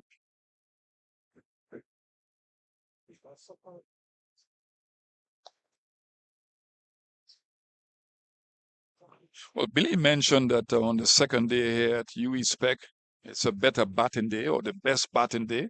Obviously, on the third day, especially in the afternoon period, starts you expect the fluctuation in bounce and movement. It can become too pace, a little dusty. But because of the conditions, that's a short delivery, a poor delivery, and treated with disdain. Yeah, that's how you treat a rank to long hop. You dispose of it in the most emphatic of fashions. Probably the only thing he didn't hit it for 6. But look at how short that is. That pitch well close to mid pitch, and he was just in position early, and didn't miss out. And what I like about Teddy Bishop is that he's shown good technique. You know that if he has to be elevated to the international level, he's got to get that part of his game, that foundation, really strong. You have to have good technique to face any type of bowler at the highest level. But you've seen his temperament too. He's now expanding his shots. And this is good batting, good intelligent batting. And he's led his team well in the first half of the game yesterday. And now he's doing it with the bat. Shot. Flicked away. Shot. It's in the air, but it's going to go close to the boundary. It might just get there now. And so 4 good-looking runs again. Because there's nobody out in the deep here. Everybody is in front. Well, the only man on the onside in front of the bat is more like mid-on. He's flicking towards mid-wicket. Yeah, the other thing about Clark is that he's aesthetically pleasing. He likes to play shots, and that's what the West Indian crowds like.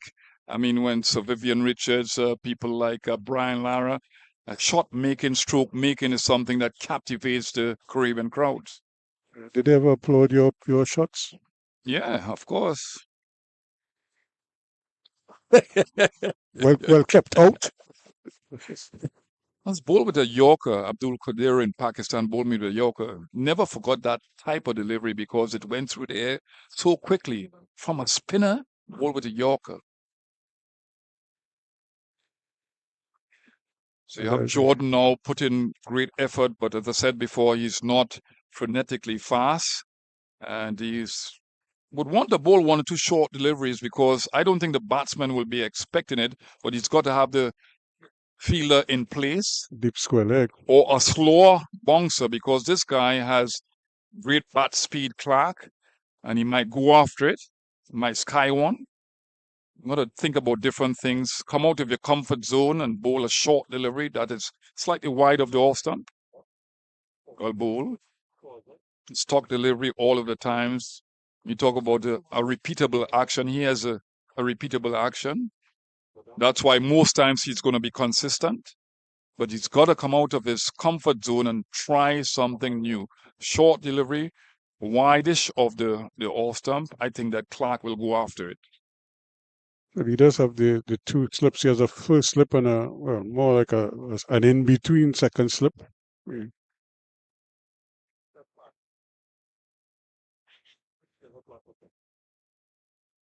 And you could see him mixing up his deliveries. He's not bowling all of them at the same speed. And so he's really asking the batsman to, in some instances, you apply the power. I am just going to take pace off of it and see what you do with it. Clark is going to apply the power. Because he's a power-packed player. And the thing with him is he finds the gap so well. You know, there he is watchful, showing that he does have temperament, a temperament to probably stick around for a while. And that is what his team needs because they know once he sticks around, runs will come and it will come quickly as well. But he has to spend a little time at the crease. Yeah, it really was amazing to see him climb into the first ball he faced. As if to say, hey, I'm here, guys.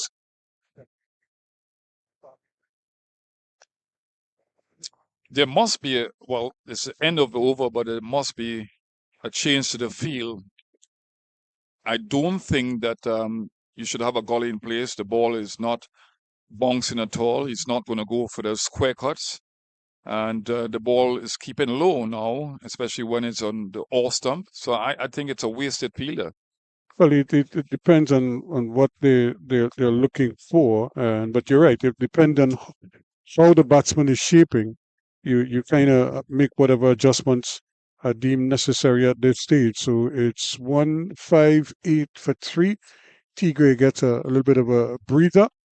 And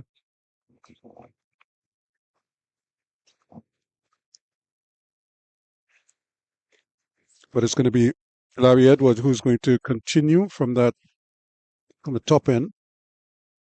As I welcome back Billy Furlong. And but not brilliant sunshine by any means. You're going to go for a quick single and they'll get it to play it almost equidistant between the man at backward point and that short cover. And neither one could get to it to prevent a single. Been very impressed with the calling from Bishop and the judgment when it comes to those quick singles. It's been a good innings. It's been actually these two teams they have the ingredients. Let's just put it that way. Is how do they, build on it as individuals and then as a collective. We saw that yesterday with the top half of the batting where we had everybody getting a start, but nobody continued going on to make a big score. And we see more of the same here today.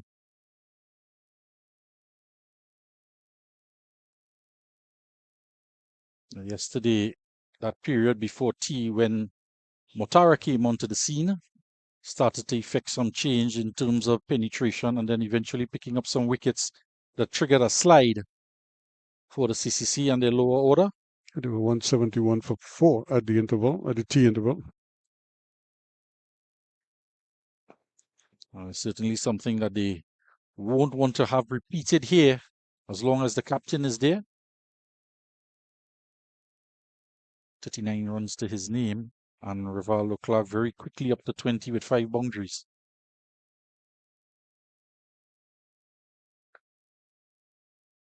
And you're seeing a little change now in his approach. He's a little more circumspect now. He's not as gung-ho as he was earlier. He seemed as if he's just being a little more disciplined before he probably uncorks a big one again. Well, I was just wondering if he has a tendency when he starts his innings, as some batters do. They want to get a couple shots off to get off the mark and get that adrenaline pumping. Yeah, so he survived that period, and he's still there at this point. It's the end of the over. 159 for 3 it is. And, of course, the players are getting some refreshments. And so we'll take a break and come back with more after this.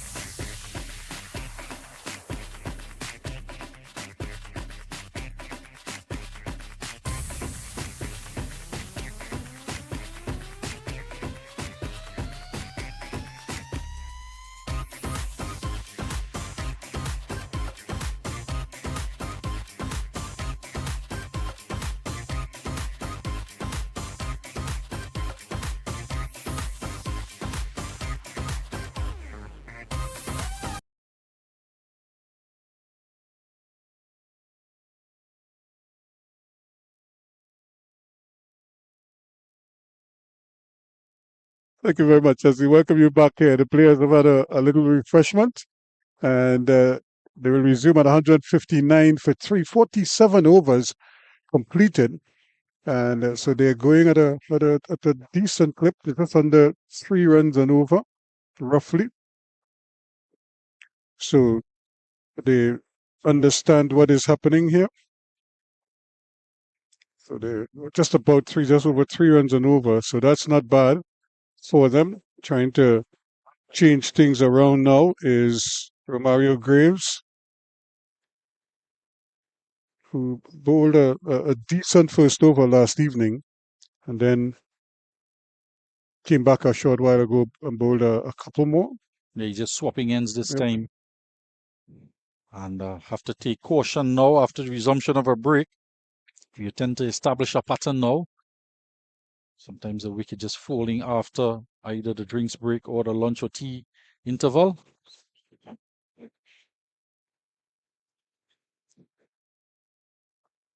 And a nice gap there for him to exploit. And that's part of the key to good batsmanship as well. You look at where the fielders are and you just place the ball into the gaps. The captain obviously wants him to play that cut shot against the spin. And but he executed well. And here's a loud appeal for an LBW, but again, probably outside the off stump. The reverse sweep. Tony Gray just aged a year. First over after the interval of the drinks break, and he pulls out the reverse sweep. As we saw with his first ball he faced hitting over a deep mid-off for 4. Just Bishop coming down and having a word with him. It's a 41-run partnership. You need to build and keep going. Continue to build. And he's not afraid to play the ball into the gaps. And because the bowler is spinning the ball and there's nobody from the first slip, all the way to deep cover, or there's one player out in the deep, but he's so far.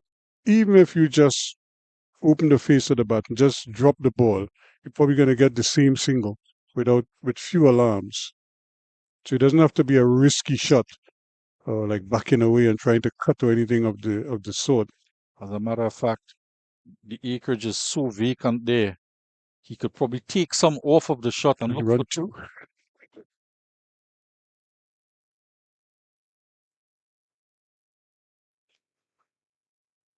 Playing back very cautiously, reading the turn off the pitch. And sometimes I think batsmen do that to see just how much spin the bowler is imparting and how much he's generating off the wicket. Swatting at that one. And not able to take advantage. It's the end of the over, 161 for 3 after 48. 20 dots in the spell of 4 overs for Romario Graves and 5 runs, 1 boundary and a single. So he's been very miserly. Larry Edwards, on the other hand, his 10 overs, he's looked to take wickets in his a few deliveries and did have a few shouts at LBW caught behind, more LBW than caught behind for a couple of the deliveries. So he looks a threat, Larry Edwards. And he's in the field as well, fielding mostly at the point area for some of the overs. And he's been very swift in the field to get around to his right and get some throws in and keep some pressure. So Edwards is a good prospect in the field and with the ball, as is Romario Graves. So it is Larry Edwards to continue.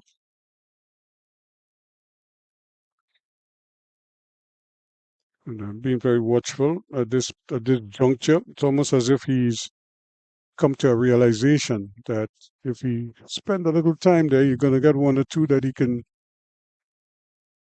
take advantage of. Yeah. Is it a question of just waiting for the bad deliveries, trying to work the good ones for singles, 77-run deficit?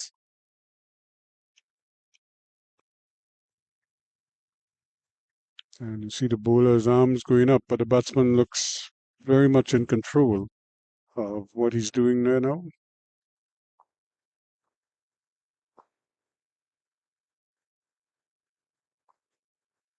And again, a little bit of finesse as well. Didn't bring out the reverse sweep, but he just finagled that one down to third man. Yeah, the previous delivery was a bit faster. Rushed Clark a little bit, but he was in control of the forward defensive. This one more flight in it, and hence more turn off the wicket, getting it to open the face of the bat and get it down for a couple of runs.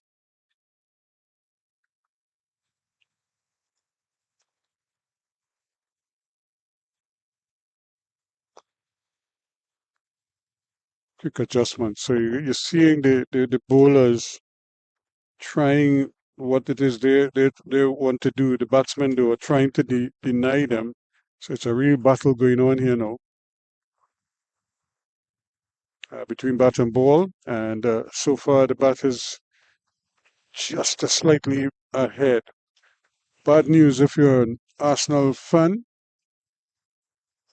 Defender Gabriel is out for the season. It just seems like if every month another Arsenal player is out for the season. Well, it's 163 for 3 now. It's past January. So anytime it's past January for Arsenal, things tend to go downhill. 163 for 3. And but it says it was just unfortunate because he was on Brazilian duty. Brazil, yeah. He got a suspension, so he wasn't eligible for the game,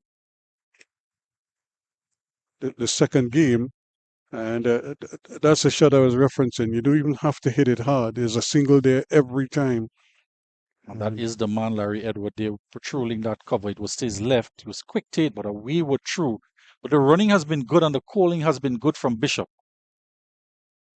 Once you play it, you're almost guaranteed you're going to get a single. Like you said, if you play it well enough, you might even get 2.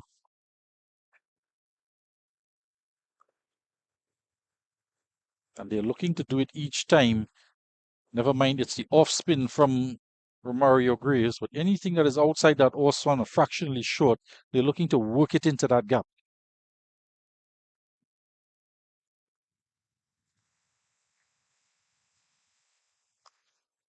And they will get 2 this time. Oh, they're going to just jog for 1, but certainly it's 2. Yeah, they could come back. They could chalk the second one as well. Because Chuma Holder was not, he had given up on 2 a long time ago. He never really bothered to attack it because it was so well played. Holder delivering 10 overs today. Certainly have more work to do come later on. He's out on that deep point boundary, which is curious to see for an off-spin bowler to right-handers. He's switching to around the wicket now. Yeah, because he's now probably wants to start closer to that off stump.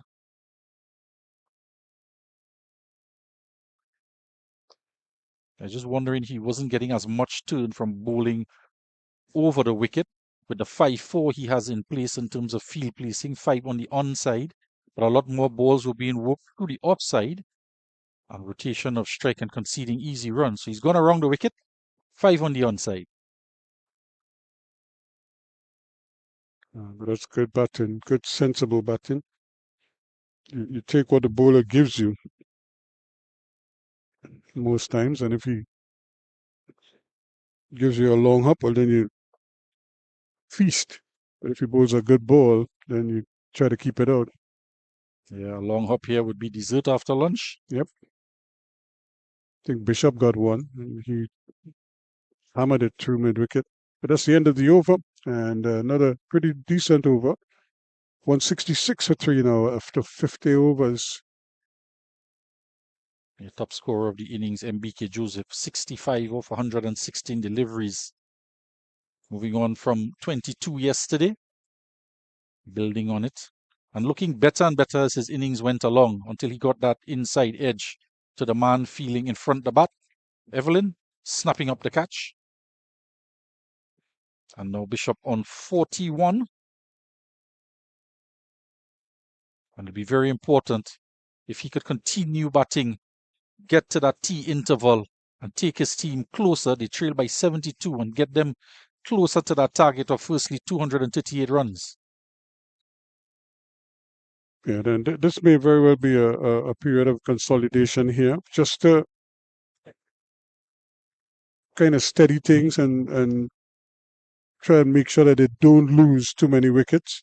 As you mentioned yesterday, after that T interval, things kind of, the bottom fell out. That's another great shot. And again, he placed it well. That ball is placed well in front of square, more mid-wicket. And another boundary for Teddy Bishop. Yeah, the 51-run partnership coming and just emphatically sealing the partnership with that boundary, smacked away for 4. perfect connection off the middle of his bat. And they continue to steamroll through this innings now with another boundary. Yeah, that one was touching on off stump, just outside the off stump, but he took it from outside the off stump and placed it well through mid wicket.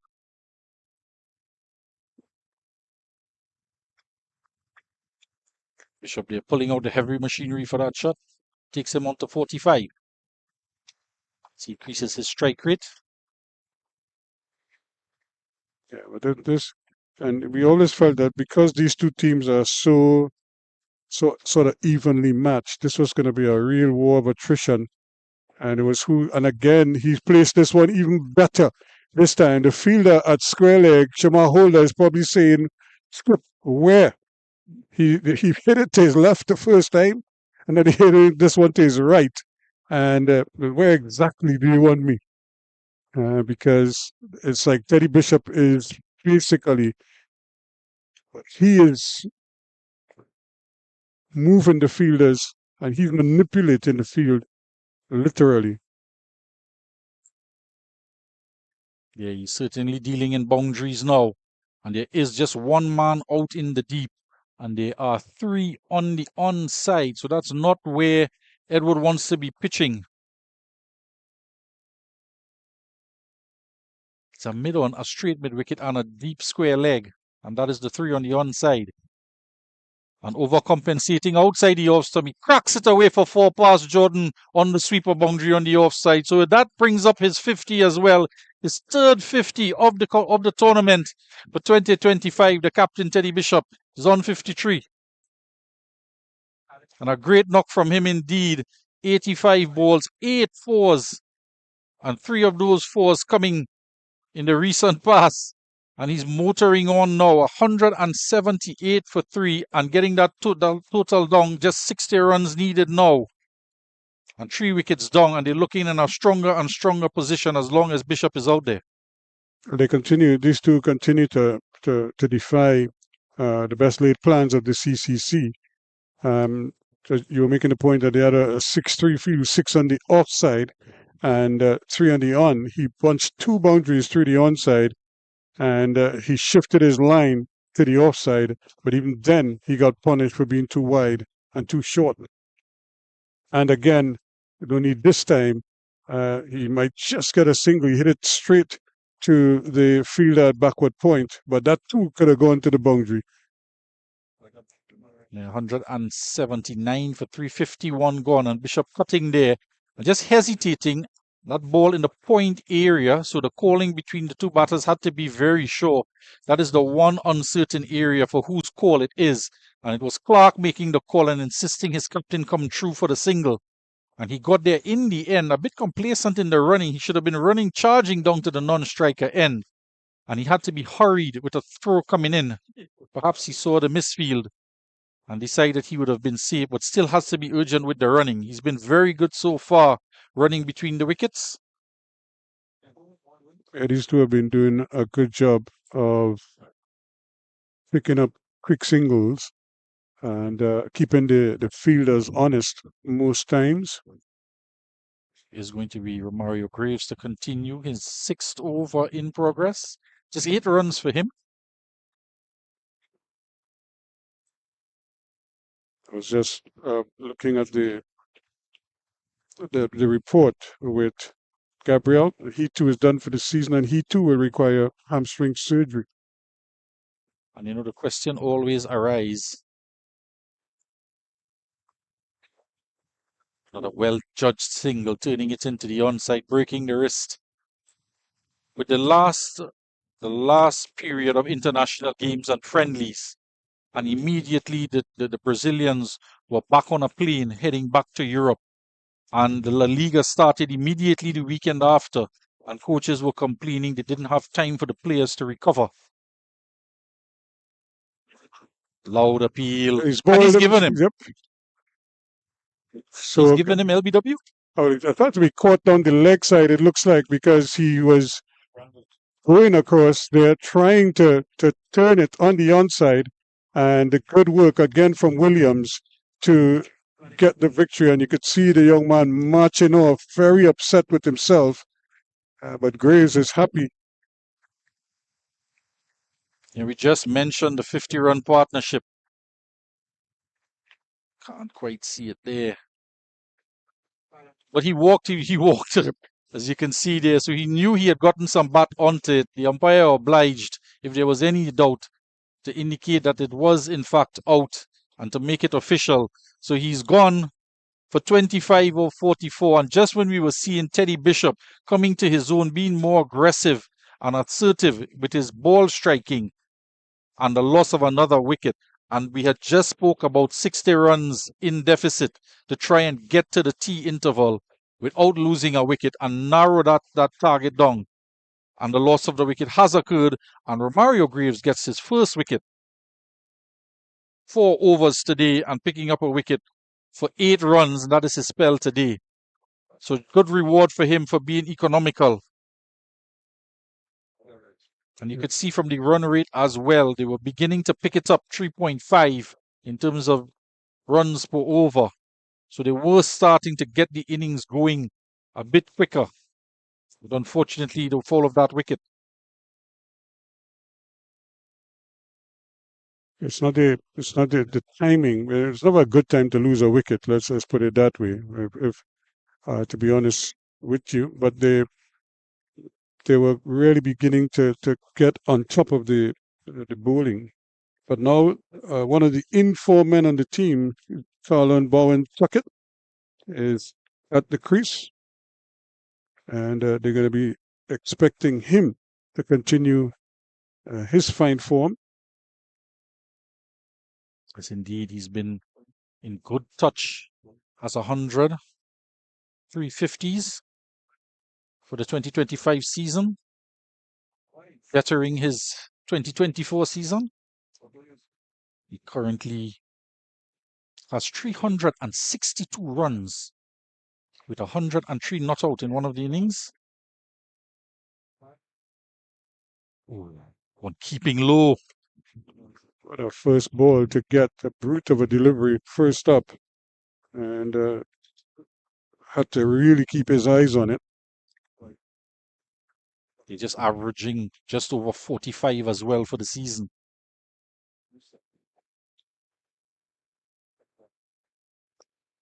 That's a great shot. That's 4 runs. It was so well placed. He just eased down to the front foot and just stroked it. And that is the shot of a man in form. And 4 good-looking runs to get off the mark.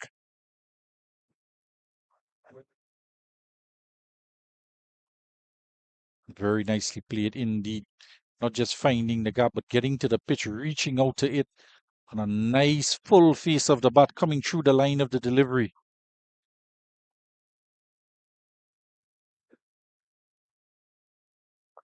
And again, at this time, they probably hit it a little straighter. But again, the intention was there to try and pierce that gap through the offside. That ends the over, 184 for 4 at the end of it. So we're just wondering, as with the first innings and the fall of wickets in the latter part of the innings with the lower order, and it's poised very precariously indeed with 184 for 4. And you would think that this partnership here would be the one that will determine the nature of this game as it goes into day 3 and day 4. If they can get over the 200-run mark and into 250 without losing another wicket or losing many more wickets, then they could post a lead and get ahead of the game going into day 3. So it's all to play for in this session and in the coming session after tea. Listen, and this you want to believe is the partnership here, because this is probably 2 of the most competent batsmen. And they really will look to these 2 to probably put some kind of a partnership together. And if they can probably get them over the line, it would be great for their confidence. As you mentioned, Ruskin, the battle at the bottom of the table. This is the game these 2 would be looking forward to get points on that table, as well as amass some bonus points to get the better of each other. And they're playing it, they're going to have to hurry here, but again, it's so well judged. You placed it well, and immediately he got the response from Tuckett.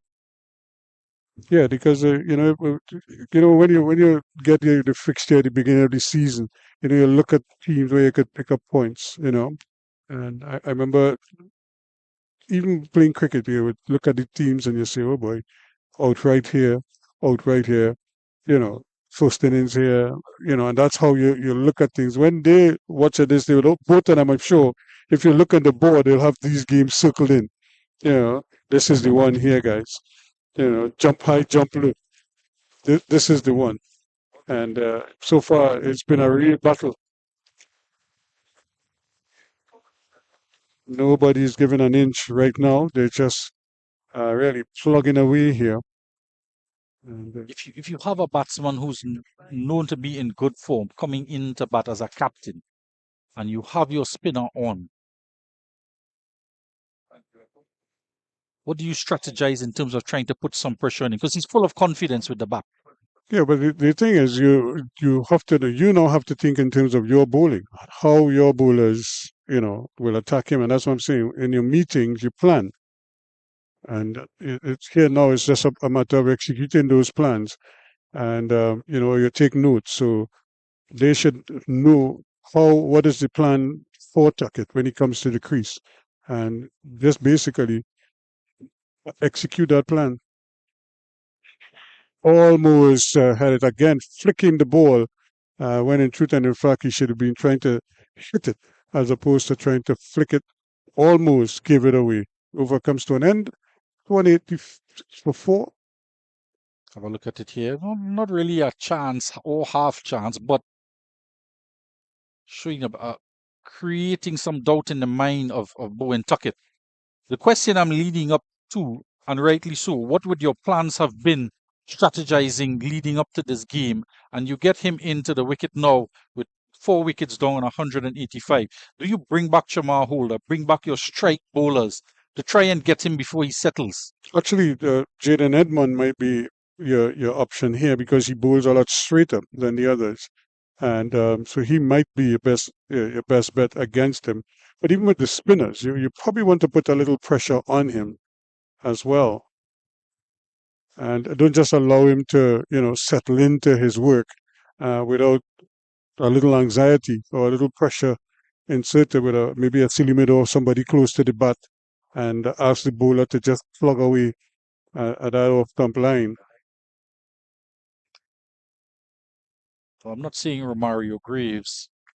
He's picked to bowl his off spin, as well as the bat, the all-rounder in the team. But with the captain on 56 and Bowen Tuckett, your leading run scorer for the season. That's well played. He hit that one away from the man at short in at mid-wicket there. It went quickly. It went in the air, but it went fast past him. And the man at the square of the two never moved. And it bisected them beautifully for 4 runs.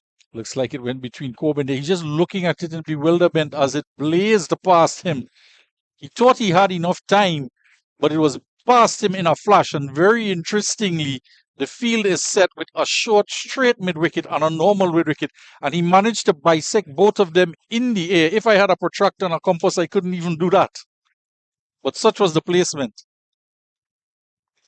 And this time, they're trying to play him for that shot. They could have run a second run here. They had more than enough time. That ball is trickling towards the boundary at fine leg, but they settled for the one. But he could have easily gotten a second one. 190 now, so they're pushing up here quickly. Yeah, Graves creating an opportunity there. Not going to hand in the air. Bowen Tuckett on the other end created a bit of doubt with his batting, pushing one uppishly up the back foot. So a couple chances. Stealing it this time on the ground. It's Bowen Tuckett. And that's a shot both of them are playing now, that on drive, because the field is set for that. And encouraging the on drive. They just have to stay on top of the ball and try and pick the gap.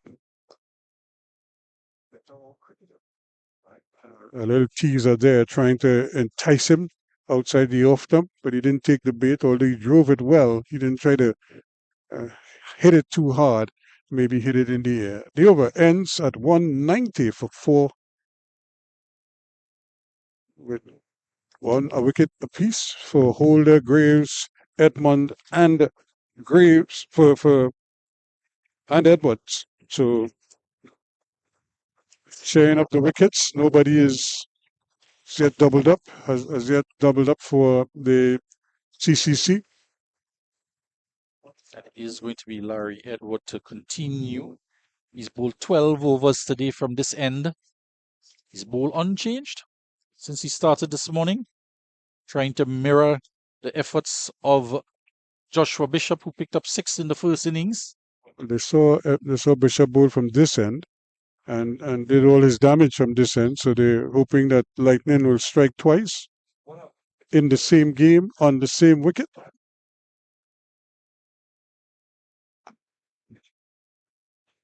And taking his time is Teddy Bishop. Really just looks a picture when he's playing that defensive shot. See the breeze, the shirt fluttering in the breeze. Yeah, he's been batting. As he got comfortable, the shirt came out of the pants, so he looks comfortable out there, both aesthetically and technically. 190 for 4. 48 runs. They've come down under 50. Less than 50 runs required to overhaul this total. And again, so well played once more. It's almost as if he's toying with them on the onside. Every time they pitch outside of his legs, he has an answer. And that was the result, another boundary.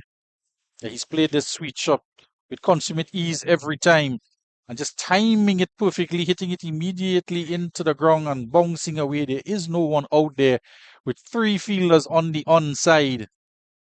So it is a risk every time Edward angles that ball into middle and leg, and he's going to be swept away for 4. It's a bad ball being put away every time. And every so often, we do get that one delivery heading down the leg side. And it's important for them as well to put it away when that does happen. 58 fours. Now they're going to attack the ball here and get another comfortable single. They might get more. In fact, they're going to get the overthrow. Well. It's gone for a 5. And it looked like an easy pickup and a throw.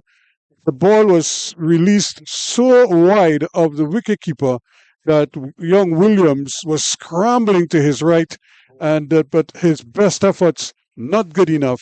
And then the captain, Jeremiah, couldn't come across in time, and that's 5 runs, just like that.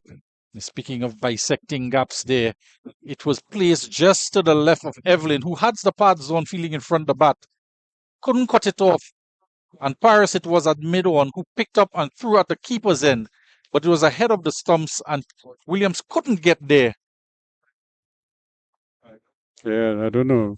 He would have been pelting mango there, but he probably would have hit the people from a tree. And broken a window. Just one short of that 200 mark now, and now the target is less than 39 runs to get. It's 199 for 4 at the end of the over. And that was a real gift there, that overthrow. And it's a kind of occurrence that could just kind of sap the energy out of the fielding team, because you're doing so much to try to contain and minimize scoring. And then what was a relatively easy single, they would have completed the single, no matter what. And but I don't know, he got it all wrong. His release point was way off, and he conceded a 5. Yeah, the backup wasn't there either, just to compound the problem. But that's what happened when you rotate strike and take those quick singles. You tend to agitate the fielders, and that's the benefit of overthrows. Yeah, but they have to, they have to keep going. They can't, let's say you have to have amnesia to some degree. You have to forget what has happened and just keep going. Stick with the plan. But the plan here is to try and get Teddy Bishop out between that short mid-wicket and now straight mid-wicket as well. And they're almost in a straight line in the onside area, as he did put one in the air in the previous over. And Evelyn has just gone to his left to narrow the gap where that ball passed. But now he opens the gap between mid-wicket and the man on the boundary, which is exactly where he tucks it now. He's seeing where the gaps are and just taking advantage of that. That's a 200 on the board. So 200 for 4. Remember, the target is 238. So they're well on course here. Plenty of time. And the thing about it, too, that if these two stick around for an extended period of time, is the fact that they could probably add a decent score, some kind of an advantage, and maybe take a couple wickets before it's overhauled. That's another good shot, and they're going to get one nice humbling save in the end. But almost in the same region, they're able to pick off a couple quick singles. Yeah, and Bowen Tucker just mirroring the efforts of his captain in terms of milking singles in the outfield, tucking it into the onside with Graves bowling from around the wicket. It has opened up that gap between mid-wicket and short fine leg.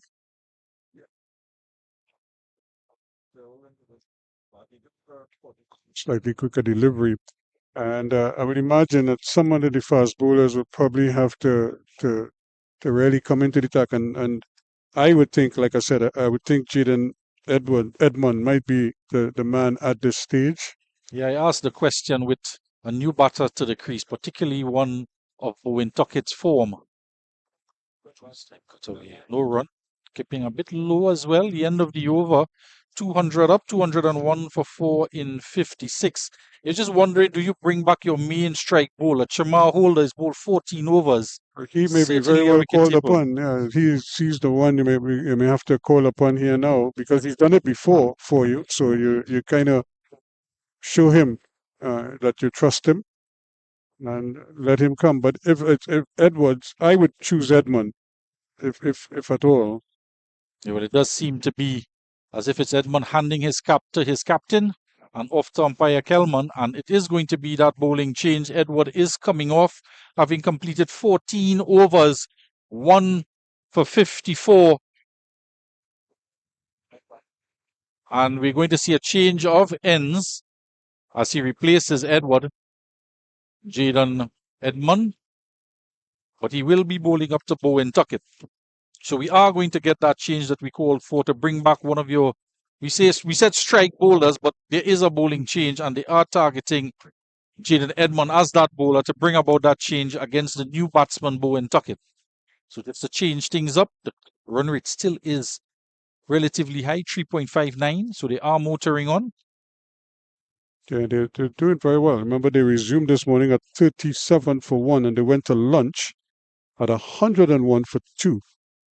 And now they're approaching the tea time score. They've lost 2 wickets in the session already, 201 now for 4.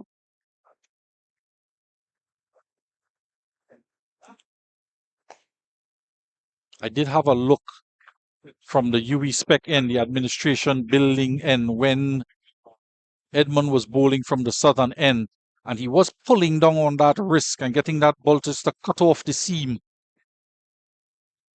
as an away cutter. But at that time, he was bowling to the left-hander Mbike Joseph, and it seems as though he was trying to get the Yorker delivery going again, which is how he got the wicket.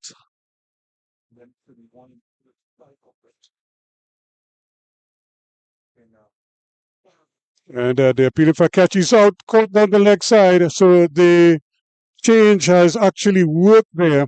And Tuckett will be very disappointed. He's trying to pull out of the shot, and it's probably brushed the glove on the way through. So he goes for 5, and Williams takes another smart catch. And again, the commentator can see calling for that bowling change, and it gets success with Edmund coming in. Have a look at it here. And it did jog off the seam. He tried to leave it alone as it angled down the leg side, caught him by surprise. And Bowen Tuckett, the guy we were talking about, who you have to try and prize out when he's fresh to the crease, inadvertently gloves one through to the wicketkeeper Williams, who gleefully accepts it. And the 5th wicket falls with 201 runs on the board. And we've been talking about it with the lower order. If you get that breakthrough and you get into that tail, there is a tendency for the tail to fall away, which is why the CCC went from where they were to just 238 runs, losing the last 5 wickets very quickly. And we're in the 57th over, trailing by 37 runs. And it's a 2nd wicket for Jaden Edmund. And good reward for him, showing some good pace, switching ends and prizing out the wicket of Bowen Tuckett. He'd be disappointed knowing that he was in good touch and looked in good touch as well. Until that delivery. And it was a delivery that, if he had just, I suppose, gotten the bat out of harm's way, he probably would still be there. He was just a little bit lazy. I don't know if he was he was in two minds, whether to play the shot or pull out of the shot. He did neither, really. And it just brushed the glove on the way through. So he goes, and the change has really worked. It worked magnificently for them. And there wasn't a backward square either on the boundary, so pulling out of the pull shot is a no. Because he's a man of shorter stature. Maybe he thought it was just climbing too high, but kept that gloves in the line of the ball. As we've been talking about earlier all morning, when leaving alone a delivery, either your hands high up in the air or you drop your hands. And on that occasion, he tried to get the hands out of the way, but couldn't manage it in time. Here's another one aimed at the pads, and I think he got a little tickle there, so that's 4 runs. And Edmund has to be mindful here that it worked for him just now, but he could also get picked off. And the number of runs, they don't have many runs to play with. If they want to avoid first innings or conceding first innings. They definitely seem to come off the tie pad. Unless it touched the bat as well, I'm not sure, but it definitely touched the pad on the way through. Yeah, just a smile from Williams, but credited to Johnson. He's off the mark with 4, just as Rivaldo Clark was off the mark with a boundary off his first delivery. And Bowen Tuckett was off the mark off his 2nd delivery with a boundary as well. And driving, but a little bit uppishly when it left the bat. So things could very change quickly here if the academy batsmen are not careful. And Bishop is probably going to have to take charge of the situation here. Yeah, just walking down to Johnson and say, hey, man, you still have 5 wickets to go. I'm on 71 here. You need to stay with me.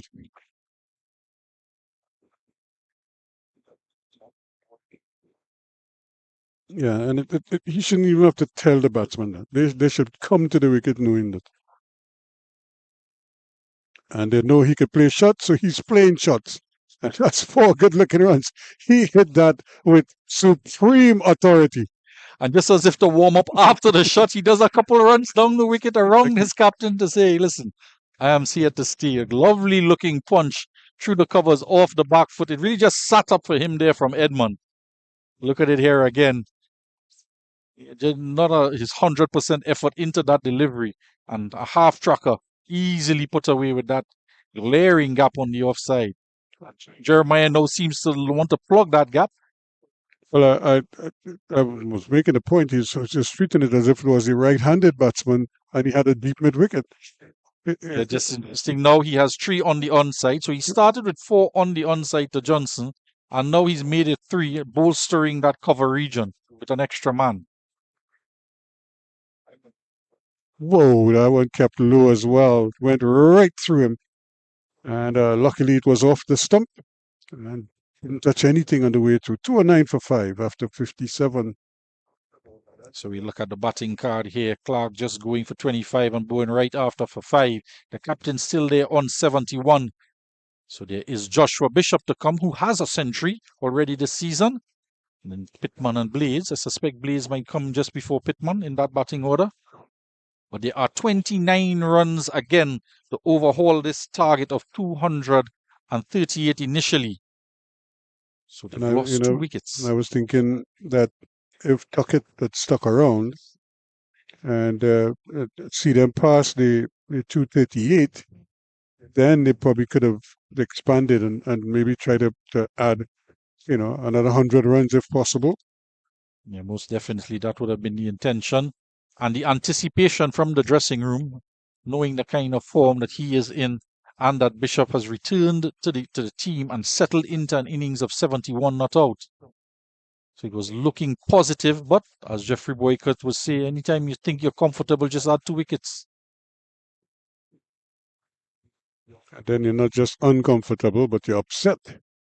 So another neatly taken single. So he's doing his part. He's rotating the strike as well as he can, and he's taking what the bowlers are giving him. He's not trying to be too attacking, but he's still trying to milk the bowling, trying to rotate the strike. If he could only get his teammates to buy in and do a similar thing.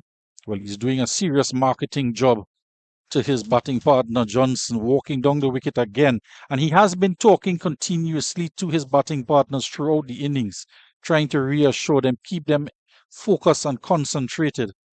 There is a task at hand here. He wants a win in this game. Like I said, you could lose to anybody. This is like a derby, you could lose to anybody else, but don't lose the derby. And so this is where it's at for these players. Awkward looking play shot there, playing it back to the bowler.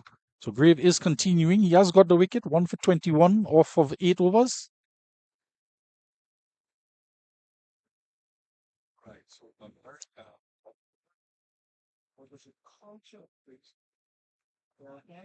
just wondering, Ruskin, if we might have seen a double change in the bowling, with Edmund coming on at one end and maybe a short burst from either Jordan or Holder from the other. Well, actually, what I can see is Edwards coming from the southern end. If he replaces Graves, he could come back and probably pick up the attack from that end. In fact, I would love to see him bowl from the bottom. And the same thing with Bishop. Bishop bowled almost exclusively from this end, but never really got switched to the other end, just to see what else they could extract out of the wicket, because we don't know just yet what the left-armers can do from that end. Right, correct you are. And for the most part, at least in my limited experience here at this facility, as we are joined just in presence, Dr. Anand Rampasad here, man in charge of the UE Spec facility. Maybe he can crunch some numbers and tell us how many left-arm spinners bowl from the northern end and how many fast bowlers bowl from the top end, as has been the tradition in my limited time here on commentary. Yeah, we haven't had the UE Spec T20 in a while, have we? He did mention to me that with the... There he goes again, playing that sweep shot. This time he can't get a run, though, because Edwards in the way, or Edmund rather, is in the way. He did mention to me that UE will be used for a training facility when the breakout league starts. Mm-hmm. And Johan Lane as well looks forward to being here. He's going to play for the Trinidad unit in that tournament.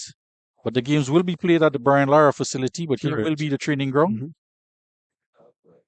So it's constantly in use. Of course, there is the DC Hub team out of Maryland going to be coming to Trinidad on tour, and Cricket 360 will be bringing you coverage of those games as well. There's an under-19 team, boys and a ladies under-19 team, and the ladies team will tournament put together in collaboration with Dr. Anand Rampasad and the TTWCA. We'll have a couple games against the Trinidad and Tobago under-19 women as well as the under-16 women against that Maryland team. And you can tune in here at Cricket 360. All the games will be broadcast live. And I don't know why Johnson is upset, but he seems as if the bowler is taking too long to start his approach. Yeah, this time he's a little bit closer and left alone by Johnson. He has a number 22 on his back. So does the bowler Larry Edward. Had he been on the attack, it would have been number 22 versus number 22.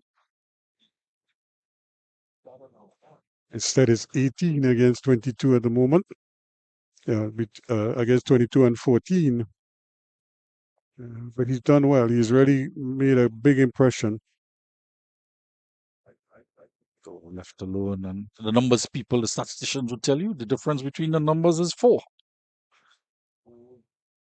As we sit as some students from the mathematics department pass us by when they're doing their sequencing. And some of my friends will give you one of the playway equivalent stuff that I am not very familiar with. I can't begin to tell you what those numbers stand for. I could hazard a guess.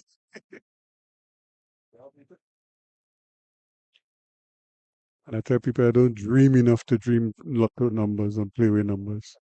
As he's gone again, and again beautifully placed.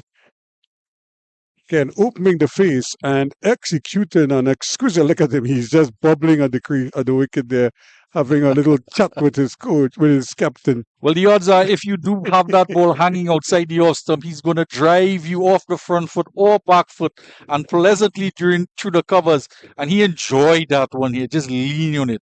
It just reminds me a tad bit of Hetmeyer, Sharon Hetmeyer there with that shot. It would have been good to see his reaction though when he was high-fiving with his captain. You could just see the joy on his face after executing that one. That might be a talking point over dinner later. Reminds me of the character Johan Lane as well. I was looking forward to seeing him bat too. He has that similar type of exuberance when he is with the bat in hand. Mm-hmm. And he's picking and choosing which deliveries he wants to hit for 4 outside the off stump. And no shadows are reverse pull. Clearly enjoying himself. Now, yesterday he was hobbling around the field, carrying an injury clearly and fielding in the deep, almost hiding him in the deep. What injury are you talking about? He's batting there. Injury. That is a thing of the past. Clearly enjoying himself at the crease.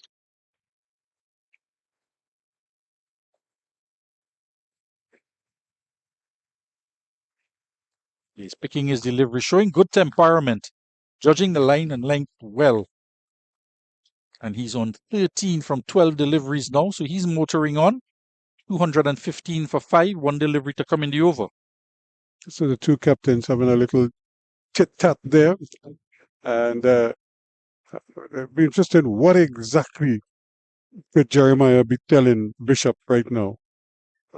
Go easy on us? Perhaps discussing what type of tea he'll be having in the next 10 minutes. You know, probably questioning. And again, he's placed it nicely. He's going to get a couple. And he's dragging the bat from half pitch. He just seems to be having so much fun out there in the middle. 217 for 5 at the end of the over. Well, the partnership, as you look at the replay. Oh, that was the cover drive. That was the exquisite cover drive. And we can see, look at him, look at his movement. He's bobbing the head, bobbing and weaving, enjoying himself. And as if to say, Skip, you have nothing to worry about, nothing.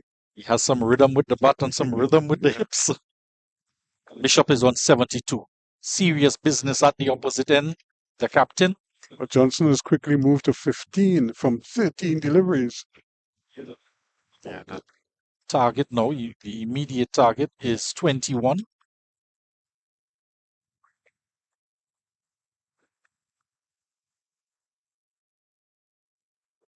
It's nicely played again, and they set off immediately for the single.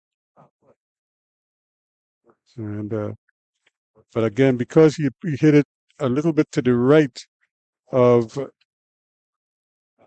Jeremiah, he was able to complete the single with few alarm.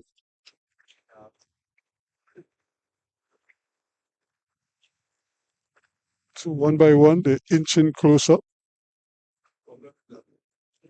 And they're going to get another one here again because they caught the fielder out in the deep, basically on the back foot there. Not much Paris could do about that. And almost like he was caught sleeping there. Well, he was in a foreign land, Paris. Tea time is fast approaching. I thought he was in the Louvre.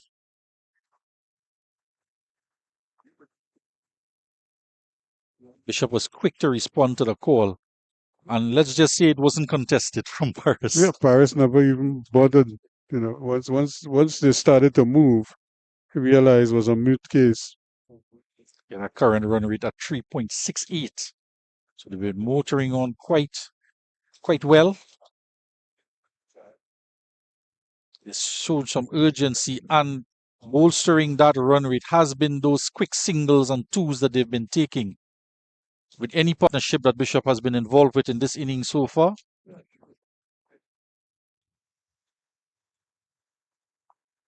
He's also increasing in his strike rate the longer he bats.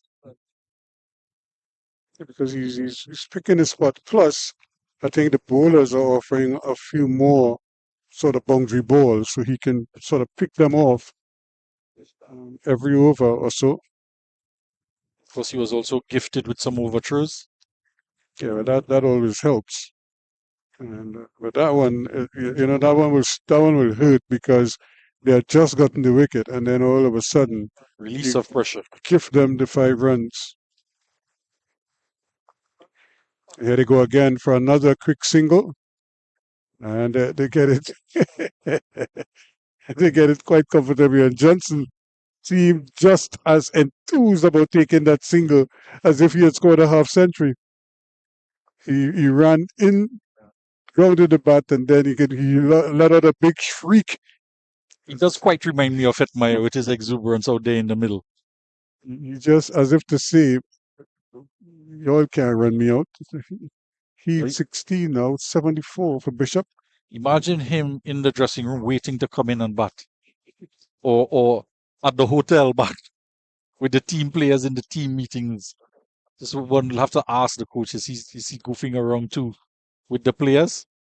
So, of course, it's good to have that type of atmosphere with the team when on tour. It relaxes everybody, you know. It's just, you're not tense, even though you might be under some stress and some strife out in the middle.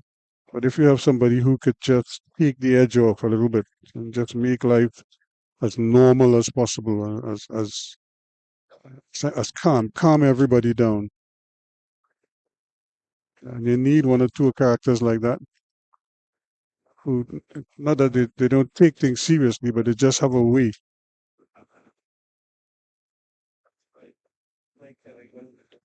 Bishop at the other end, he's been rock solid, 74 not out. He must be thinking in terms of 100 here. He's hardly put a foot wrong. He's batted, showing good temperament, and he's put away the bad balls. And the one partnership of substance with that of Mbike Joseph, just 61 runs for them. The 2 other partnerships was just last 20 runs, that the last one and this one thus far. That's a great shot, but unfortunately has nothing to show for it. But that one left the bat with such solid timing. He really does look a picture. He looks calm at the wicket. He's not hurried at all. He's just reassuring himself there, just to keep going, keep playing straight. Get through to that tea interval. Yeah, mixing it up there, just changing the length and trying to maybe surprise him. But Bishop again is in such good control right now. You know, when Tony and myself, we were talking a little bit about the bowling of Edmund, and we were looking at his run up and everything. This is really the big test for him, is when you after that big spell, that first spell, how does he come back now? Can he still do the things he was doing earlier? Now he has the wicket, and but can he reproduce that Yorker? I remember he was producing a series of telling Yorkers, and so far he hasn't been able to. But and even in his run up, it seems initially even in the over when he got the wicket, the first over, he wasn't as fluent.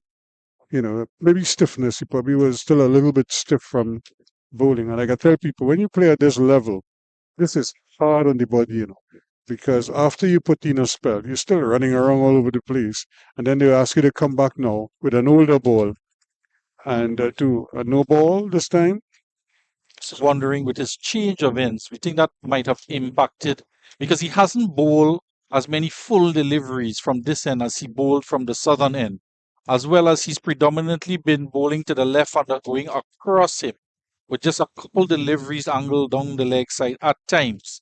So could it be that the change of end he's not quite acclimatized to the run up yet?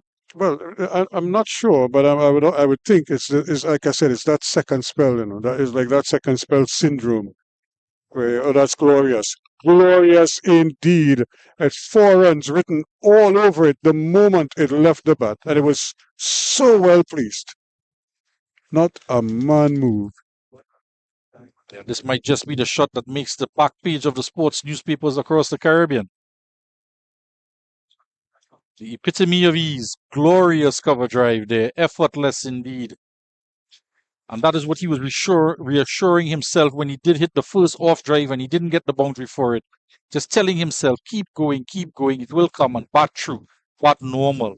Play each ball on its merit. And getting another volley. Well, he was driving on the up somewhat there, but all along the ground. So 227 for 5 now. 11 away.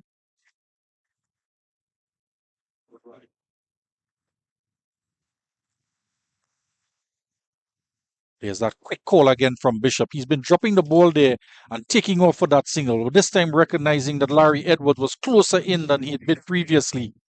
And no run being the result. 227 for 5. 61 overs gone as umpire Kelman calls for the tea time interval with 227 for 5 on the border skin. Yes, it is. And what an innings from Teddy Bishop, who's 79 not out. 16 to Johnson, and they're just 11 away from tying the score of the CCC, 12 to pass it. And I suppose that's the important figure right now. Get these 11 runs or these 12 runs and then see where you are after that. The second order of business is to get Bishop to 100. I think that would be the second good piece of good news for them today, apart from getting the first innings points, but also getting his skipper over the line. He's 21 away from that, but we'll find out how he does when we come back after the tea interval. And at tea, the West Indian Academy, 227 for 5. They trail by 11 runs, with skipper Teddy Bishop not out on 79.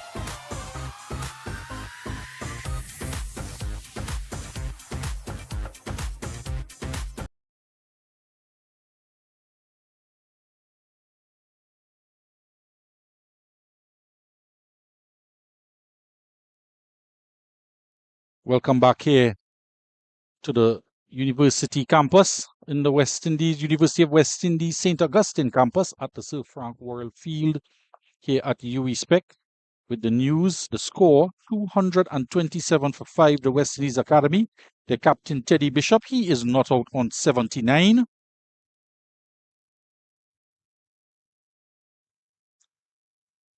Jordan Johnson, he's not out on 16. And he's motoring along from 15 deliveries, and it's been fun watching him bat out there. And on the bowling card, Jaden Edmond, he has taken over from the northern end. He bowled 10 overs, 38 runs, and picked up 2 wickets. And it's going to be Hakeem Jordan to start from the southern end. He is going to be bowling to Johnson, and alongside me, it's Mr. Tony Gray. Good afternoon to you again, Billy, and good afternoon to our listeners and viewers. This is a very good effort by West Indies Academy, 227 for the loss of 5. And the captain, Teddy Bishop, playing a really mature, responsible role here on 79 off of 118 deliveries. So he has been balanced in his approach to batting, and it's really been a fantastic effort. He's gotten, 250s before? And now he's heading towards a century. So he's got to convert here. It's going to be Jordan Johnson facing up to Jordan. Start a backward forward defensive, Mr. Gould. Remind me of the late Ranjit Anand. He used to play that type of shot with his foot going backward and seeing that he was defending the ball, but against Andy Roberts and pace like fire. But he did it efficiently. You know, habits can be learned a certain way, and it might not be technically sound habits, but it can be efficient habits. And effective for you in particular as an individual player?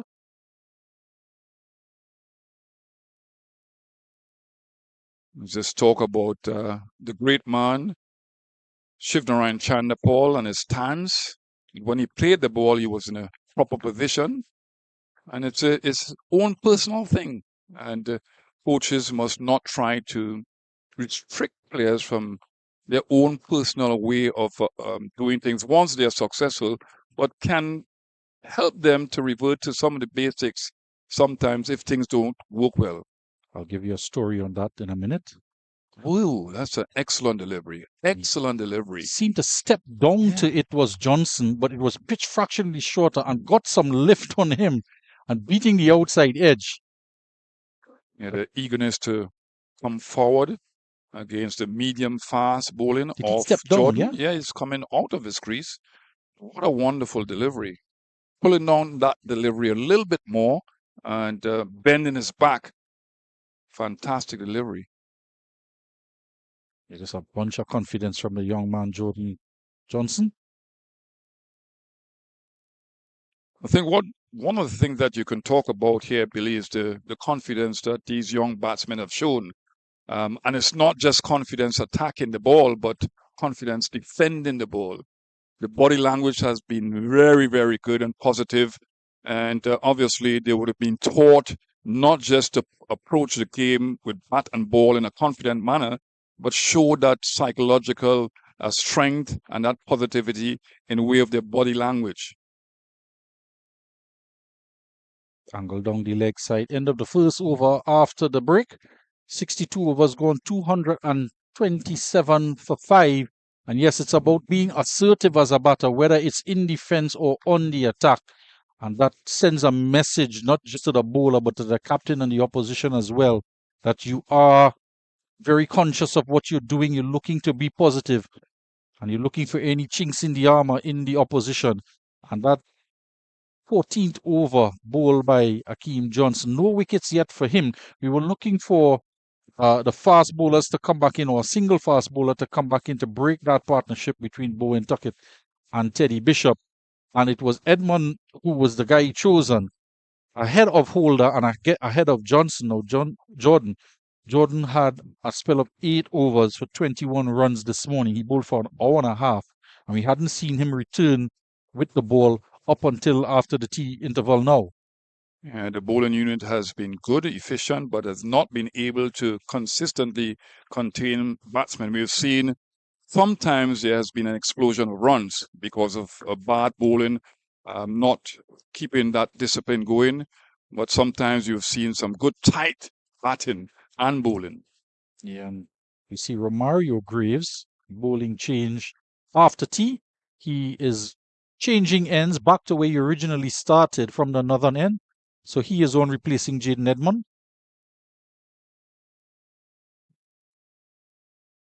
And as Ruskin mentioned, there are two landmarks coming up here. And the first one is to overhaul that target 11 runs away.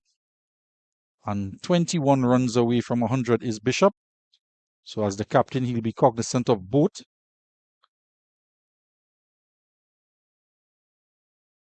And the plan is to bat the whole day and some of tomorrow, obviously, to get a sizable lead.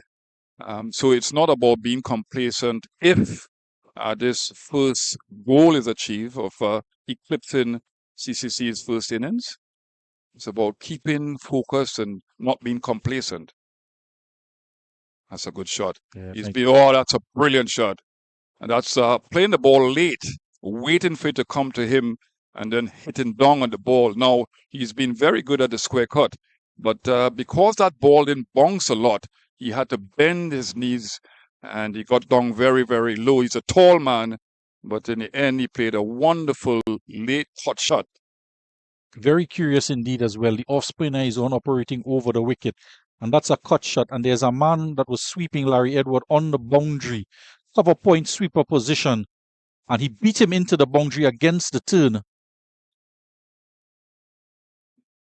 Oh. Cutting again, pass, full slip this time, diving away is Kieran Powell, but he's not going to stop that. It went past him with pace, and it goes into the boundary for 4. So that is 8 runs and 2 balls for the captain.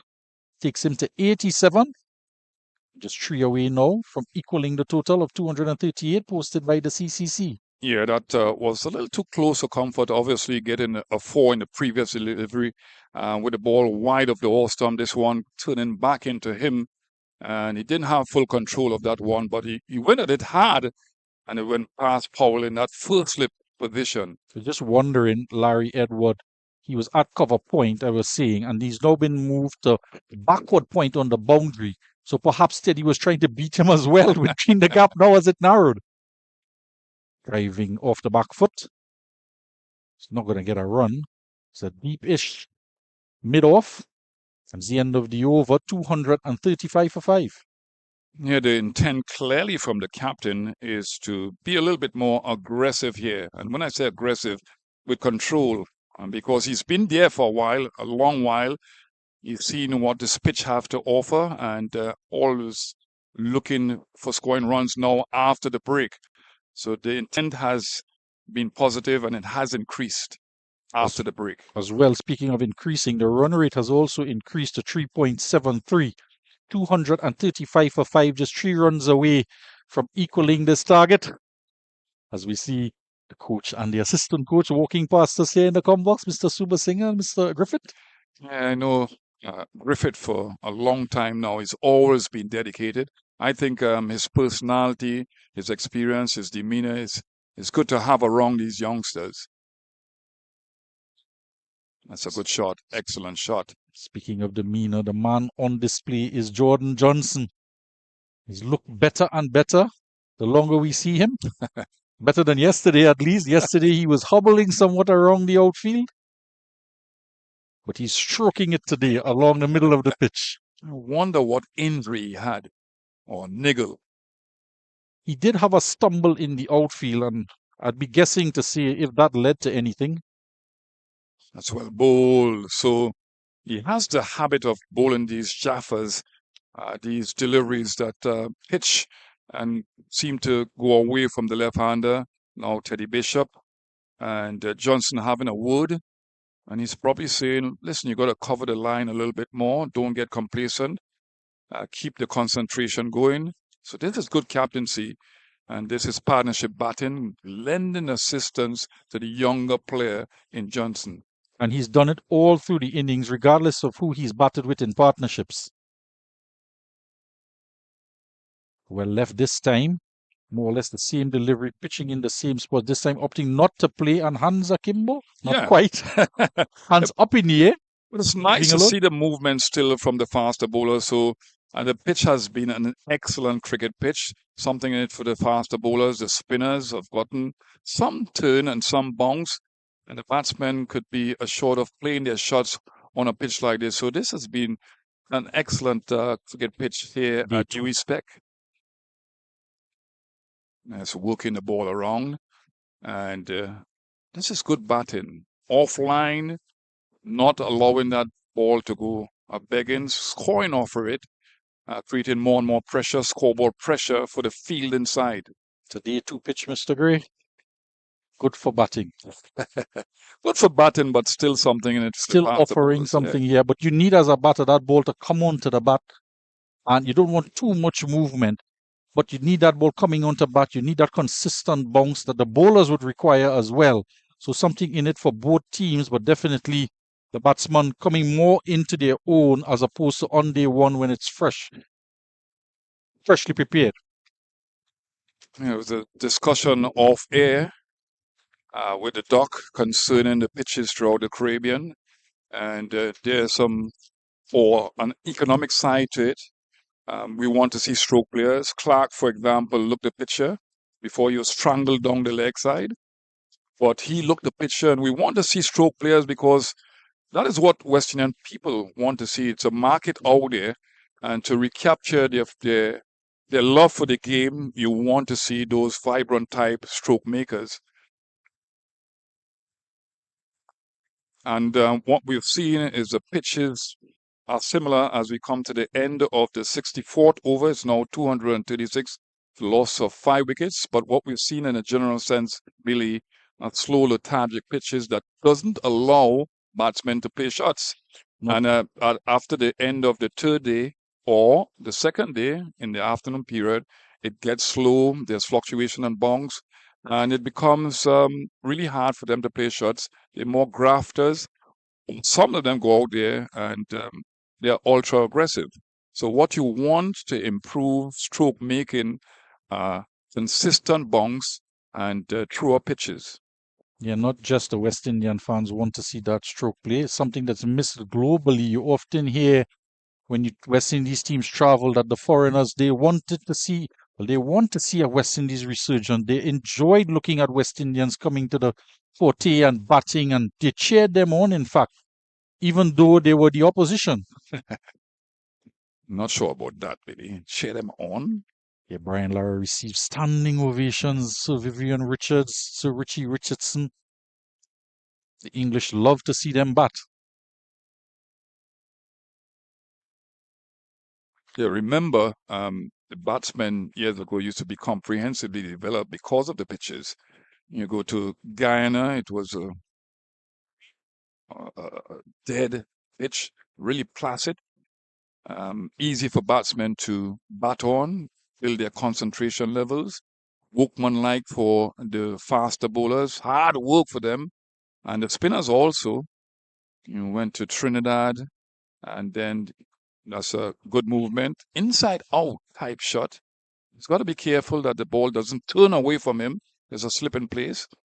But you went to Barbados after, and you had a fast green top, and Jamaica, a sort of glassy type wicket. So to me, if you have all these types of pitches, then it lends to assistance to the comprehensive development of the batsman. Would you say with the more T20 games that we've been seeing, the pitches have gotten better, not just for batsmen, and a lot of more runs being scored?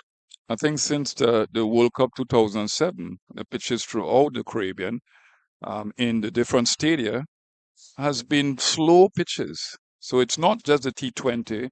The advent of T20 cricket probably about 12 years ago, but it's because of the World Cup 2007. In fact, this particular ground was built because of the World Cup 2007.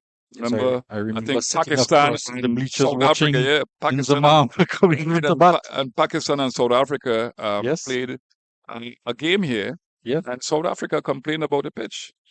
Yes, I was here for both games. My father-in-law, former match referee, Lennox Madhu Singh. You have all these he people in moved the strategic gates. positions, eh? Father-in-law, the uncles. It led to this position currently. But yes, I came and witnessed those games. Sat in the bleachers and heard the reports about the pitch as well. But it was great to see those two teams come out and play here at the university. And end of the over, 237, 238 for 5. The scores are now tied. And that's the first hurdle accomplished by the West Indies Academy, and 5 wickets down. So the coach should be proud with that. Yeah, it's a good return. They followed up what they did yesterday with the ball. It was good discipline, and the same thing with the batting. You've seen some good young talent, and you want to see them improve every game. That's the goal, to see the individual improvement of the players in so many different ways, and you've seen it with the captain here. Love the way he went about playing his innings. He's circumspect first of all, being watchful, and then he's now playing a little bit more positive. Oh. Down the leg side, half shot from Williams as he takes it. Yeah, two batsmen have been strangled down the leg side, one off the fast bowler and one off the spinner. So is that a ploy that has continued? Yeah, Colin Bowen Tuckett caught off the glove to a short pitch delivery, handling down the leg side. He was trying to leave it alone. And Rivaldo Clark edging to the wicketkeeper up to the stumps.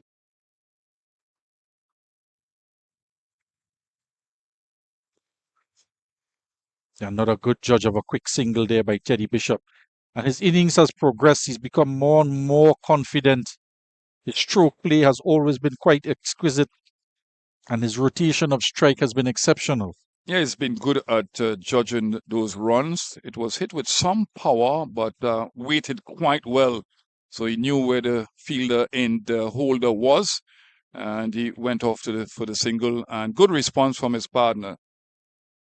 And he's been talking constantly with his batting partners. And one of the things he would have been counseling them through is running between the wickets. I'm going to look and see if there's negative body language with the field inside because of what has transpired. 5 wickets going down, so 5 wickets in hand, and they would be looking to at least get to another 100. And obviously, if that's the goal and they can achieve that goal, it will mean they would probably look to bat for a day and a half to get not just 300, but more than that. Cover drive there from Johnson. It's a quick glance across to the other game, Leeward Islands versus the Guyana Harpy Eagles. Leeward Islands, they got 335 in their first innings, replying to Guyana 193. Guyana are 66 without loss. Top score, Casey Carty 92. Jamal Hamilton 80. Mikhail Louis, he got to 73. Rakim Cornwall 26 chipped in. And 3 wickets to Niall Smith, but Ronaldo Ali Mohammed picked up 5. Good looking coverage. Excellent shot. Excellent shot. Knew exactly where the fielder was, and he was at cover, but away from him, and struck with tremendous power. Lovely to see. It takes him on to 18 as we look at that cover drive again. It's a wonderful shot. Pleasantly. Reminds me very much of Chevron Hetmyer. How would you describe Ali Mohammed? So I've seen him bowl, and he does get the ball to move around significantly. I haven't seen much of his batting, and I'm not quite sure how many scores he's had, but he is pegged as an all-rounder in the team. But his bowling, advancing down the wicket again, Johnson. Williams threatening to throw down the stumps. The end of the over, 243. And for the first time, we can say there's a lead of 5 runs. Yeah, when you look at Ali Mohammed, he swings the ball a lot. He doesn't bowl at tremendous pace, but because he's a rarity, it's not easy for batsmen to generally have played or practiced against somebody like that. And I think that is his second wicket, 5-wicket haul. He has done it before. So he is really bowling well, and because of the juke ball, and these guys are very good at shining the juke ball the right way.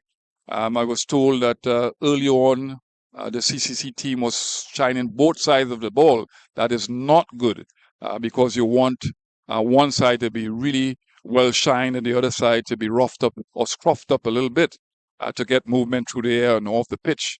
So Were they not aware they get a new ball after 80 overs? we don't understand that. How could you shine both sides of the ball? That's a good shot. Love his movement back. He's a tall man. He's looking to come forward, and then he's going back on the back foot. So it's a good use of the depths of the crease to play that favorite square cut. Look at that. Down on the ball. It's turning. A lot of turn back in, but he's watching the ball onto the bat. And he's not pulling away at the last moment, but he's staying with the shot. Yeah, and he's been trying to beat. He's got 2 boundaries down on that side, cutting away. With a lot more turn on that one. Johnson, here's an appeal for a stumping. Not out, says the umpire. And our producer, Ronnie Bikram, does his quick one to it. We'll have a view from the side angle. Well, this is brilliant bowling. This is a well-flighted delivery. He's getting some prodigious turn. It had some additional bonks in that delivery, and it was well taken there by Williams, going after the Bills and having quick work at the Bills. And a vociferous appeal, but his back foot didn't leave the crease. Curious shot. Powell. Curious non-shot. Powell has woken up in that slip area. Very interesting character is Jordan Johnson. Quiet all the time, Powell. And I was struck way outside the off stump. And again, appeal out of frustration more than anything else, coming after the shout for stumping. But one thing we can say about Mr. Jordan Johnson, he certainly provided us with some entertainment here. Oh, top edge, trying to get the sweep out. The man is out there deep. He's not going to put the dive in. Didn't quite get there. And the ball just falls short of him. Well, I made mention yesterday that there has to be momentum off the boundary. Cannot be sleeping there. That ball was in the air a long way. Not saying that he was able to get to it, but there's no momentum off the boundary. Playing across the line of the ball, not having good control. But if he had momentum coming off the boundary, he would have been closer to that ball and maybe, would be able to catch the ball. I do have a That's couple a good shot. excuses lined up for you, Mr. Gray. Excuses? The comment I was about to make, I know you would retort with that being a poor excuse. One, the sun was in his eye. That's for starters. 2, he's the 12th man out there. He's been on the field for a while. Ishmael Peters.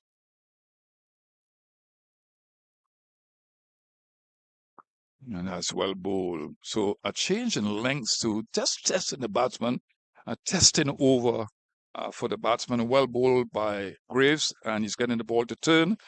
So it's now 246 for the loss of 5 wickets after 67 overs. And we've seen the run rate as well climb to as high as 3.73 in this innings. It's just dropped under 3.7 now. But it's gone up from being around 3.05, 3.1, and it gradually went to 3.44, and it's steadily been increasing. Now we see it's just coming down a little bit as Teddy Bishop approaches that century mark. He's in the 90s now. He's on 91 and will face strike. Yeah, 2 reasons for that. I think it's intentional the way Bishop has played after the break. And I think that the bowlers are getting a little tired, a little jaded. So they'll offer some bad deliveries. Well played again. So gap finding, getting forward. We know that Jordan is not quick. He's not served up any short deliveries, any bouncers. And it's easy and very confident looking batsman to get on his front foot because he's not gotten any short delivery. But just pushing at that ball and getting a single. I've said it time and time again that Jordan has to bowl or pong the ball into the turf whatever happens, happen. But he has to try one or two short deliveries.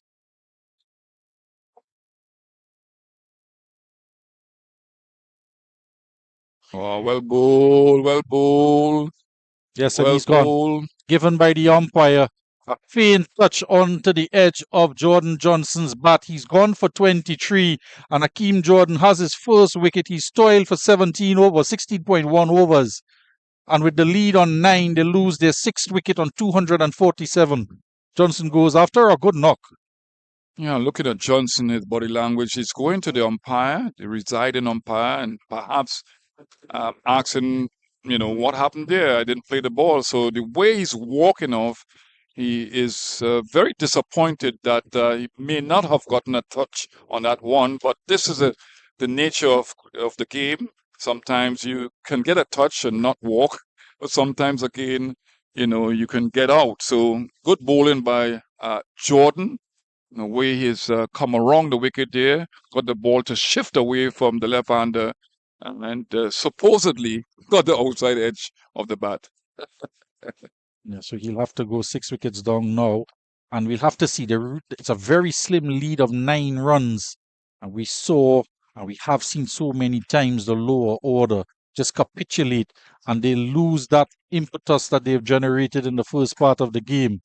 And while we're at the fall of that wicket, just quickly the Windward Islands Volcano, initially 186 runs they posted.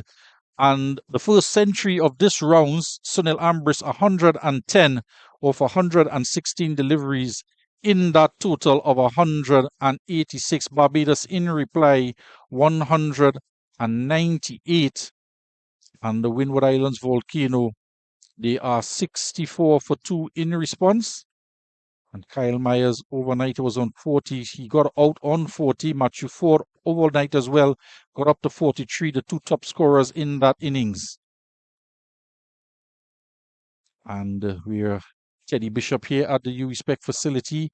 Might be just the second person getting to 100, although we've had Javel Glenn on 99 not out in the day-night game. Did he get up to his 100? Yeah, he got 100. Got to his 100. Yeah, he got 100. So it's going to be 2 on the board. And we're looking for a third 100 in this round. So that's 3,300. 3,300. And this is the 6th round of cricket this year. That's a lot of hundreds. And Teddy Bishop would want it to be a 34th 100 this year. It's now 92 of 132 deliveries.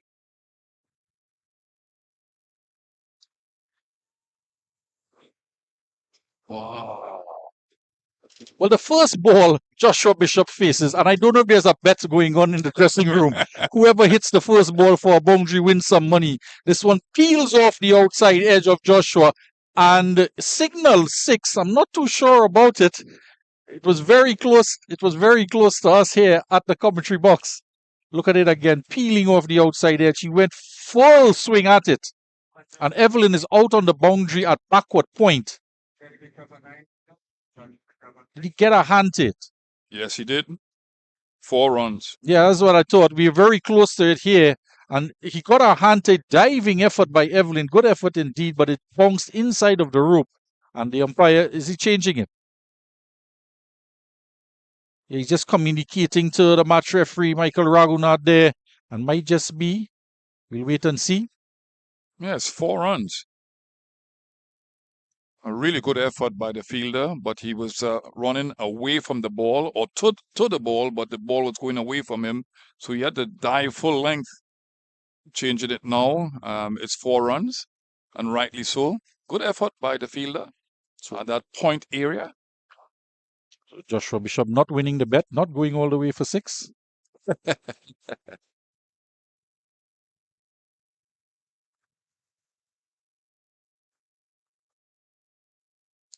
Half shot there for LBW. Yep.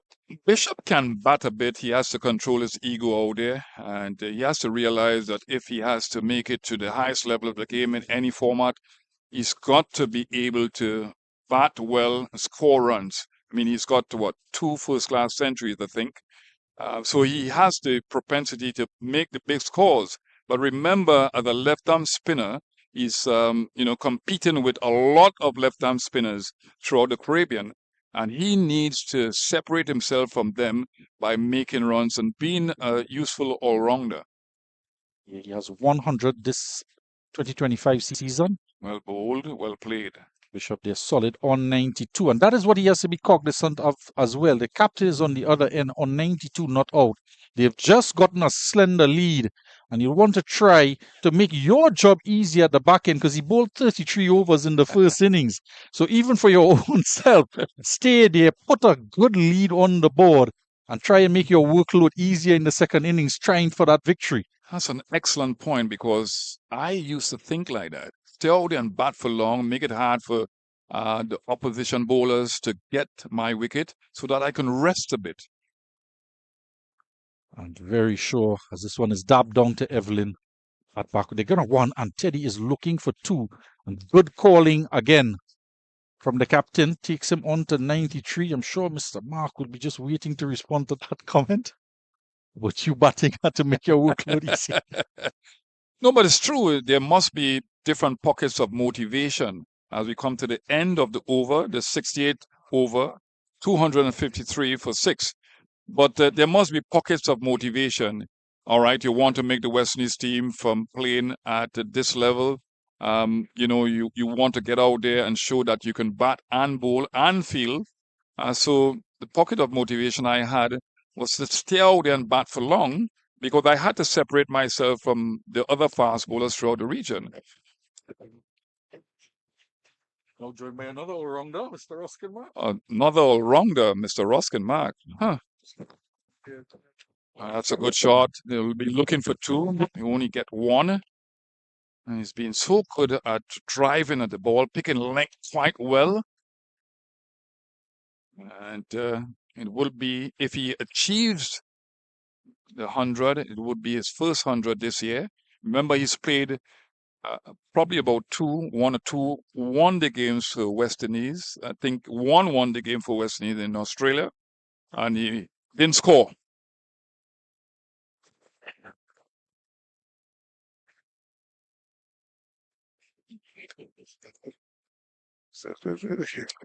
Is Imola around here? That's real pace. The wall of fame. And that's because we had a golf cart zooming past us here. Like he's trying to get to the 18th hole in one.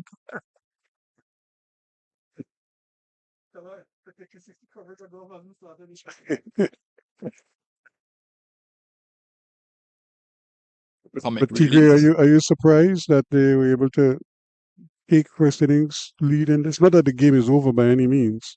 Not really. I think they've been really well coached.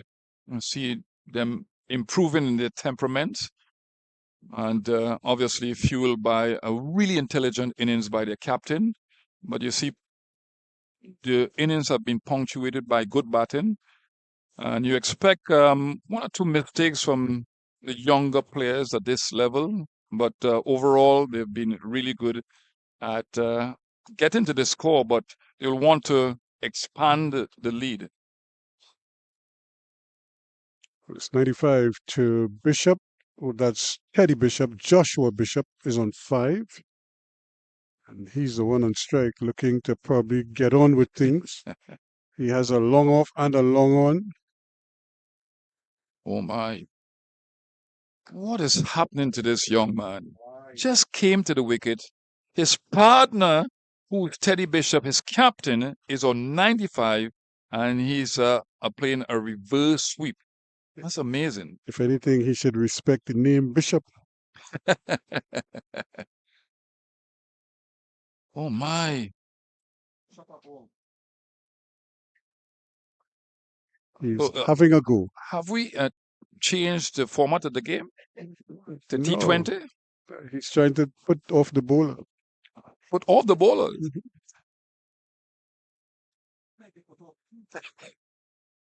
That's better. Play a straight bat early on. Find your rhythm, get into momentum, and then you can, play your shots. But not so early. See, Ruskin. with Tigre, he just flipped it around. Play your shots. You see, the same things you were saying is what he's doing there. He's playing his shots now. Reverse. Just reversed it, you know. So that's the thing. You know, some people they assess information differently. Yep.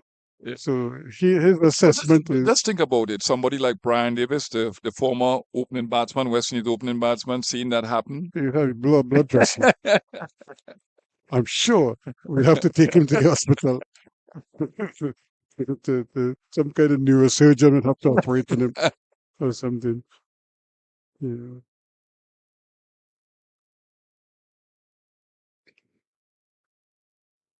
Reaching for that one. He might get a boundary. No, he won't. Feeling. And they're going to come back for 2 runs. So closer and closer he goes. He's up to 97 now. And 3 away.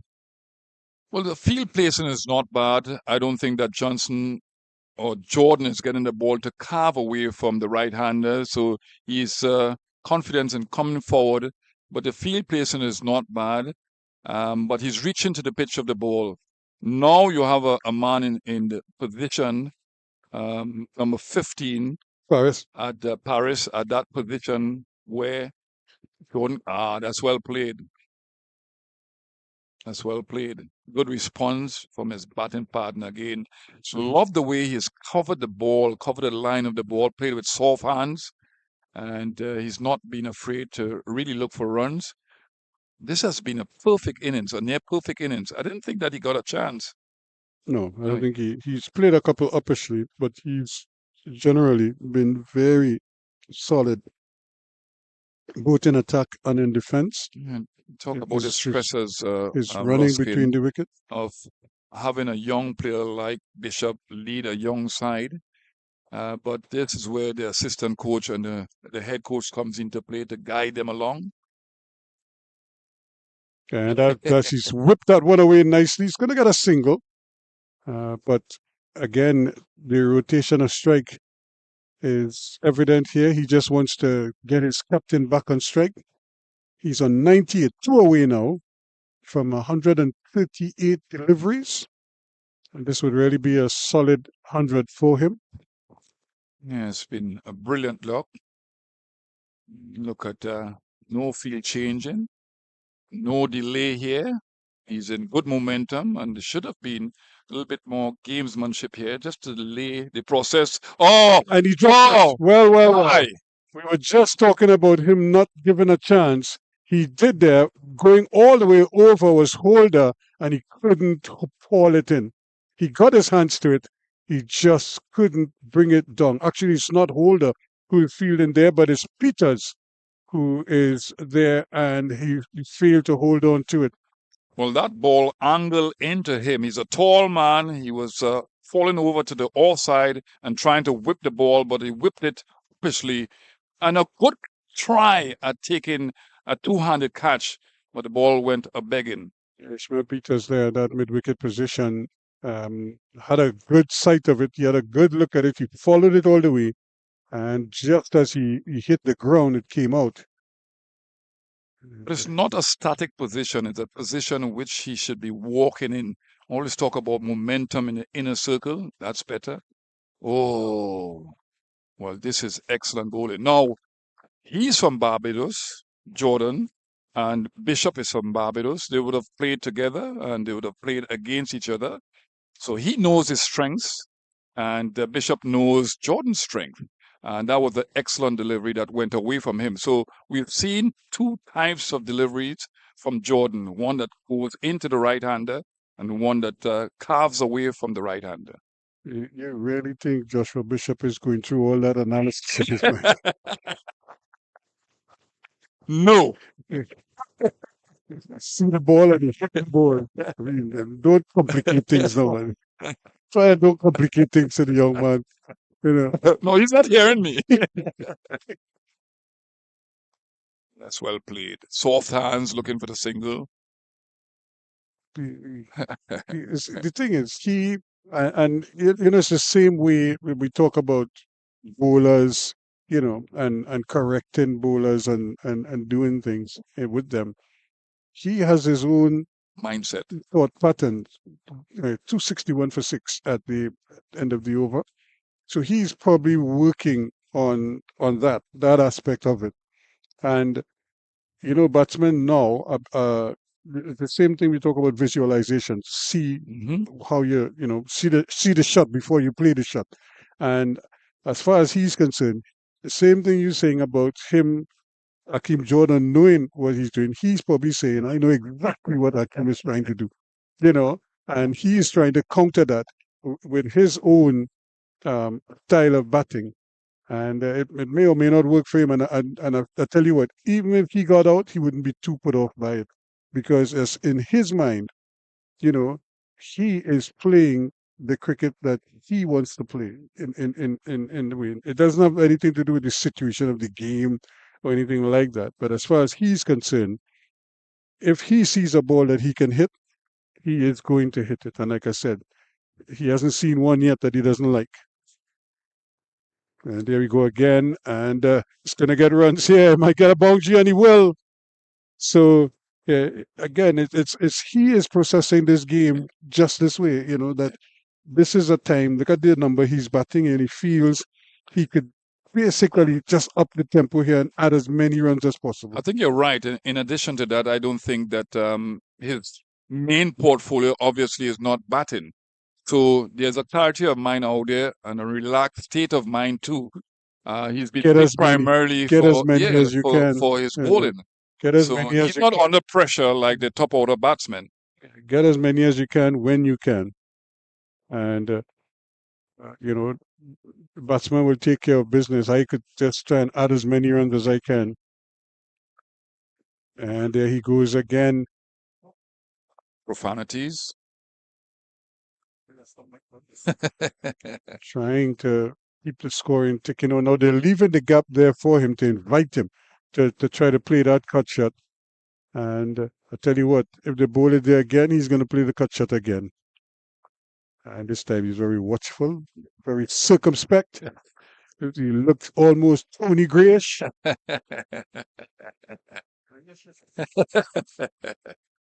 Roskin Mark. Particularly when you batted, you came forward long, correctly like that. A drive of the ball. Yeah. I won't drive people like the late Malcolm Marshall, Sylvester Clarke, the late Sylvester Clarke. They didn't give you any drives at all. That was the key. You had to learn to hook on. You had to learn to cut. Yeah. Or duck. Yep. These guys were aggressive, really pacey. Not seeing pace like that in the Caribbean again. But Sylvester Clarke, the most feared fast bowler in county cricket's history. A lot of batsmen have said that. That's because he moved the ball so well and at high speeds. I played with him, not with him during the course of a game, but the same county at the same time. We couldn't play together. And I'm talking about 95 miles an hour consistently. I'm sure of that. I saw, was it the NatWest Trophy final at Lord's? Lord's, yeah. When he basically cut Vivian Richards in half with a pitch of a delivery. I think Viv is still looking for where that ball passed, because that thing just went through there, like going back for a second run. They will get it too. No, it was such a good delivery, and this was like he had gotten a wicket. So Viv trolled to the wicket in his usual confident manner, exuding confidence, and and then chewing gum, and Sylvester Clarke unleashed this beauty at him, and it just climbed back at him. 268 for 6, that's 71 overs, and Teddy Bishop is on 99. So he has one regional or first class 100 to his name. This would be a welcome addition. Well, any changes to the field, any gamesmanship being No, they haven't actually done anything. In fact, they've left the one mid-wicket fielder there. Yeah, you got to bring in the They haven't brought one, say, to the onside. Tell him, because if he's going to drive, he probably might try to turn it away from that fielder. And who knows? But he's slow down the game a little bit more, create a little bit more pressure. This is good. Bringing in the guy at mid-wicket a little closer. This is what you need to do. Try to put some sort of pressure on the batsman.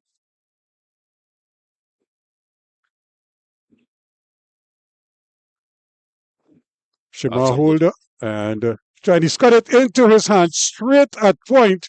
And would you believe it? It really was almost, you could say, a nothing delivery wide outside the off stump. And he goes cutting at it. But unfortunately for him, he cut it straight into the hands of Evelyn at point. And he goes for 99. And this is the second year in succession we've seen a batsman out on 99 on this ground. Yeah, I feel for the young man. I think that he's played a fantastic innings. Of course, he has achieved the main goal initially of eclipsing CCC's first innings score. But that was a shortish delivery.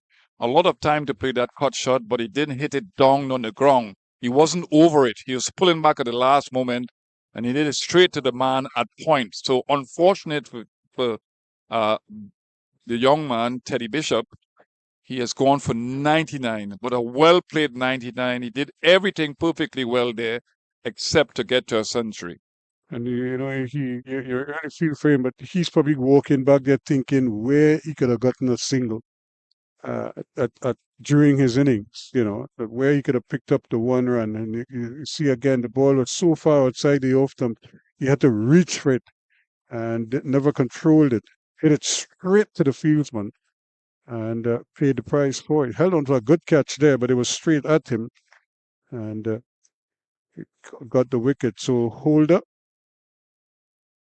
picks up his second. Yeah, it happens. I mean, there was some delay there. Again, the anxiety levels a little high. He had a short delivery wide of the off stump and he went at it. And because he was so anxious to get his century, he wasn't in control of the shot. Straight to the man at point. So excellent innings. And so many times when you're looking at records and stats, you want to see in that column centuries. You want to see conversion, the conversion rates being improved. And you want to see 50s and centuries. You want to see 50s from guys at the number 8 position, 9 position, but you want to see centuries from the top order batsmen. So there's a delay. Umpires are conferring. I hope the umpires are fit. Because I think that was last year. There was an issue with the umpire right here. And everything has been organized. I've been very impressed with the facilities here. Wonderful facility.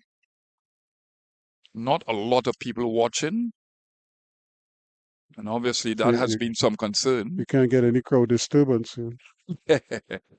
We could get a commentator disturbance, and you have done it time and time again. That's not disturbance. Yeah. You have disturbed me a lot. Perturbed me too. I haven't disturbed you. Yeah, you talk about my haircut. You Well, talk but about you- but you talk haven't about my had a lack of haircut. knowledge with big words. You haven't had a haircut as yet. Yeah.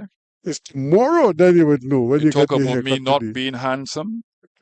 But I call you tall and handsome. Yeah, but off air. That's something else. So you just want the world to know that I call you tall and handsome. What a scandal. Is that- Well, what do you think, Ruskin? Yes, folks, he is tall and handsome. No, I'm not. So that Just to be. so that there's no ambiguity. Ah, So, what you a know. big word. Ambiguity. Doubt. It means doubt, right? There is no left or right to it. That is the point. He is tall and handsome. In the meantime, we've had a new batsman replacing Captain Bishop, who has made his way off very dejectedly, no doubt, but certainly they are going to try their best to put in it. Mutara? Is that Mutara? Yep.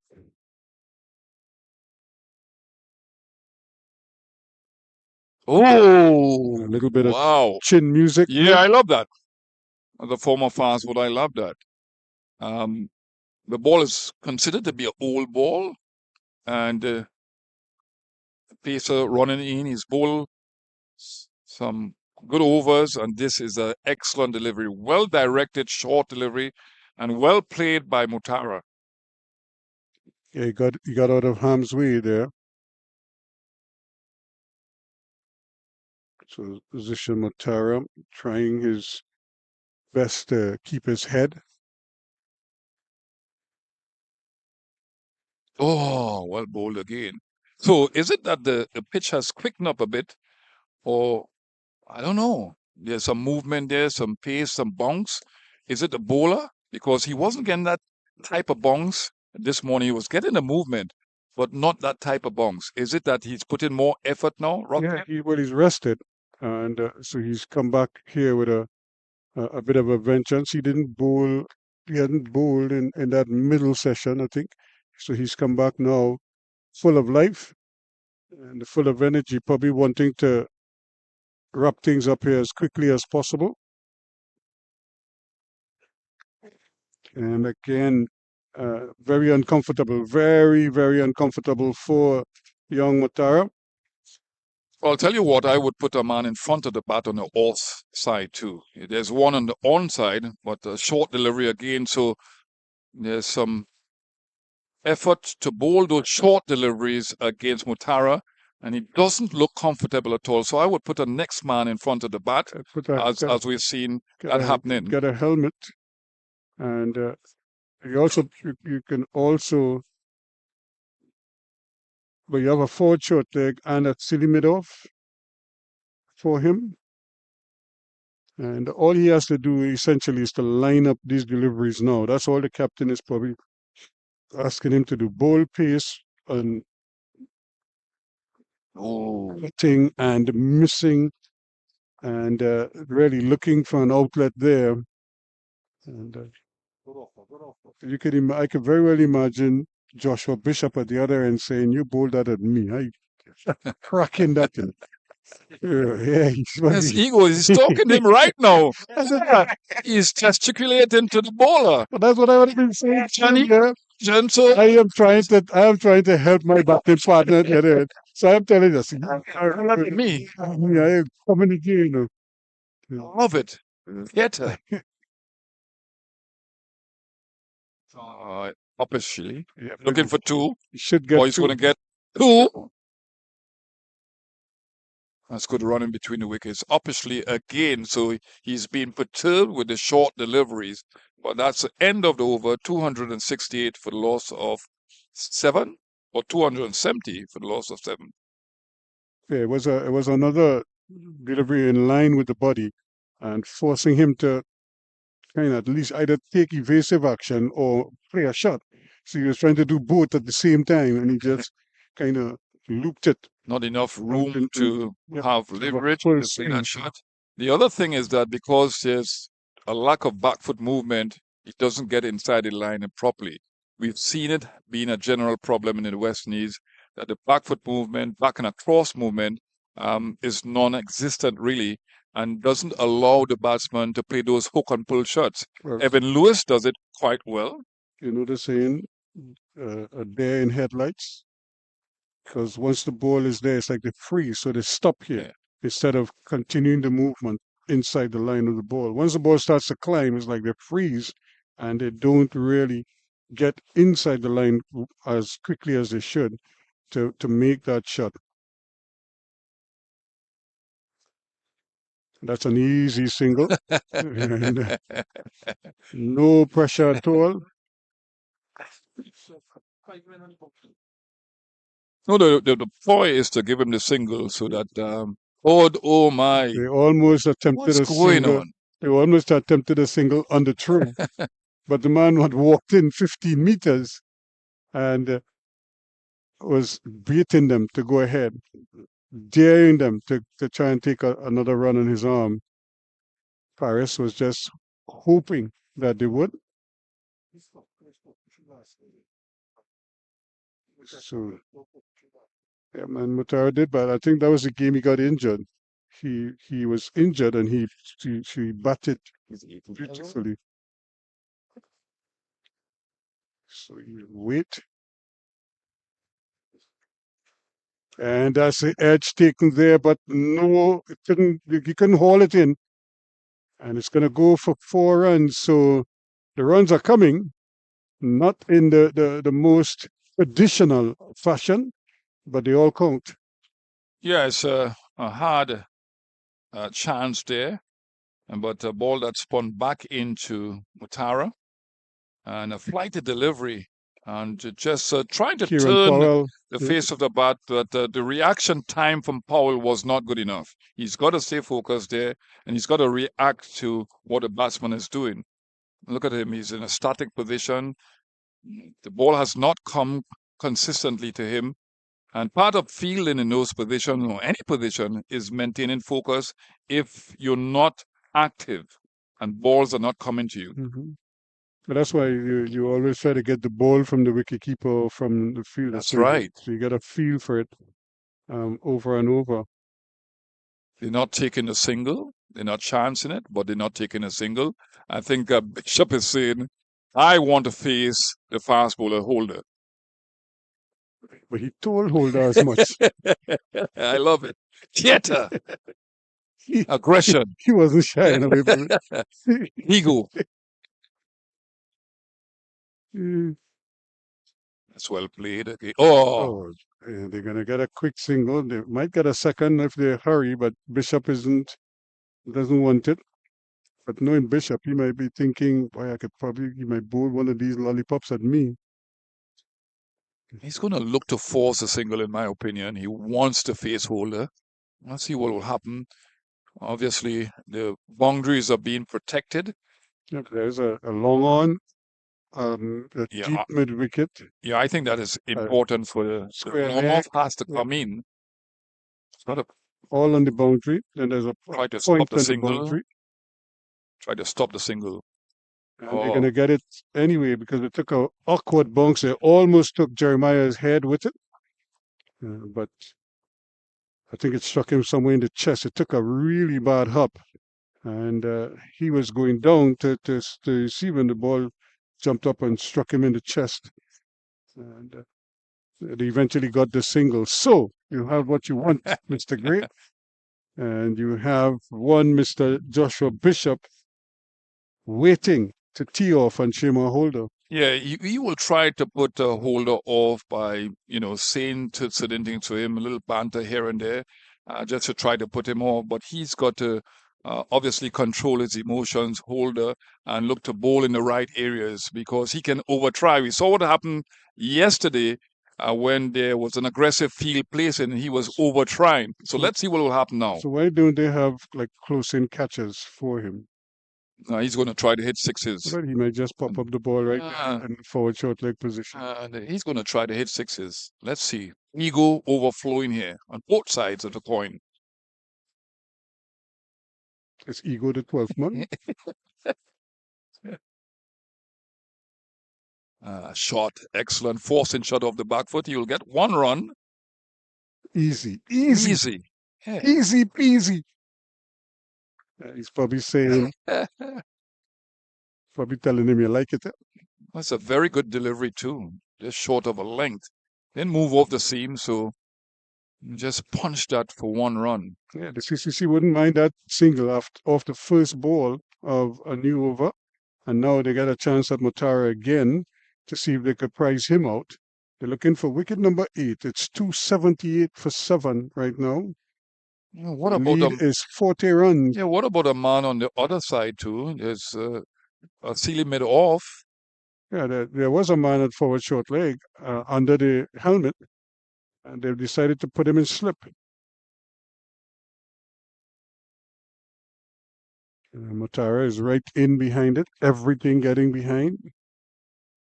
No, it's both lines of deliveries can get him out. Obviously, he's not a top order batsman, and he's fended some short deliveries from Holder. So it's not in keeping with what has happened there with a short delivery that he does not have a man in front of the bat on the onside. I think the short ball is what he's looking for. Yeah, well played. Excellent batting. Good defensive work there by Mutara with the short ball, keeping his eyes on the ball. I remember looking at the videotape with Floyd Reefer when I was assistant coach to him at the CCC level. And the best batsmen against a short delivery, they wait until the ball bounces, because your head, unless you Ruskin Mark with a sizable head, um, you can pull that small part of your body away from the ball. But a lot of batsmen are perturbed when the ball is pitched short. And that was the old 1-2 there. Have him thinking you're going with the short ball, but he's pitching it up to him and bringing out a forward defensive prod on him. But the best batsmen wait until that ball comes off the ground, keeps their eyes on the ball properly and for long, and then veer away from it. And obviously, hand-eye coordination defensively too, by putting, the bat down and not lifting it in the air to protect oneself. Well played. Looking for two. This should be two. He played it well. Should be looking for two here. Yeah, played very well indeed. Just knocking it off the pad, and he's growing in confidence because two things. I don't think Shamar Holder is bowling the type of deliveries that will unsettle him, because he's bowled 3 deliveries at him so far in this over. Right? He's bowled 4 deliveries at him. He bowled 1 short ball. Right? They took the single off the very first ball, and he's faced 4 deliveries so far, and he's just bowled 1 short ball. And I guess again going with that quick 1-2 there, thinking that he's going to bowl the short ball, and slipping the Yorker, almost knocked him over, but not out, says the umpire. So good strategy there from Holder, but he has to wait 280 for 7 at the end of the over. Yeah, brilliant last delivery, looking for the Yorker, direct type of delivery. And I suspect that was an in-swinging Yorker. So mental games being played here by the bowler, but a good, very good over. And remember, Mutara is a tall man. He's about 6'3", and he has the habit of falling over. So it's a really good delivery to bowl now. Yeah, Billy is going to replace you, but I think you would like the white cup that is circulating the ground here at UWI.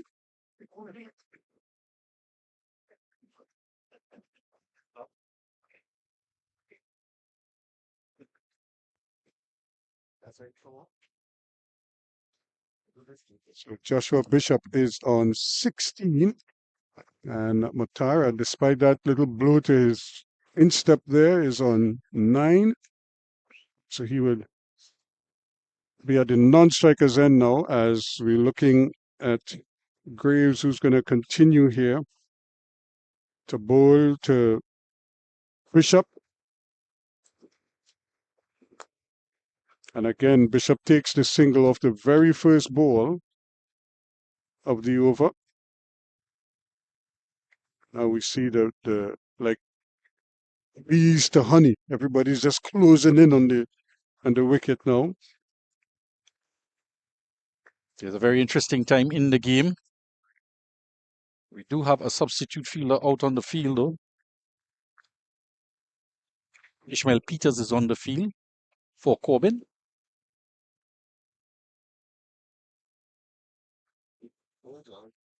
And again, just that little bobble there at the last moment from Larry Edwards.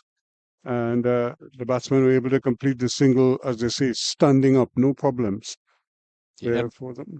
Edward has been challenged in the field with quick singles when he was sitting in the covers. Now challenged, feeling down at long off. And a couple fumbles from him when he was at cover, but he was quick to the ball trying to stop singles. This time a bit of a fumble out in the deep. There's a 12th man on the field. A couple white shirts outside of the field that are interesting to Mr. Gray. And again, Bishop just allowing the ball to come on to him and then just stroking it with a full face of the bat and driving it down to long on for another comfortable single. You see the 2 substitute fielders doing their job, their duties, and making sure that their teammates are well hydrated, making sure that they pass on whatever instructions the coach might have sent for them. And he's bowled him, going right across it and misses, and he is gone. Botara goes for 10. It's 283 now for 8. And a second wicket for Romario Gray is going. The sweep shot has been a get out of jail shot, but did he not time it? Was over pitched and a lot of turn, just flipping the leg stump, as you can see, the appreciable turn from Graves, and he's gotten more turn from this end, bowling over the wicket, than we've seen when he was around the wicket or from the southern end. And with that amount of turn, Mutara had no chance there of making connection with that ball as he was trying to play the sweep shot. We saw Teddy Bishop execute that sweep shot to perfection, but he just made it easy to look at and made it look easy. But it's not that easy if you look at how Mutara got into that angle here trying to play it. Yeah, the ball was, you look at where his leg is, and what he doesn't recognize, when Bishop was playing the shot, the pad was basically protecting the stumps. He was hitting across the pad like that. He's trying to pick the ball from here with his pad way down, maybe outside leg stump as well. And so looking to put power in the shot as well, lost some of his shape and overbalanced after the shot, after missing the ball. But you could see there he was trying to put too much power into the shot and not sweeping across the line, but more going up, under and up in the air like a sock sweep to cow corner he was trying to execute. So Jada Blades.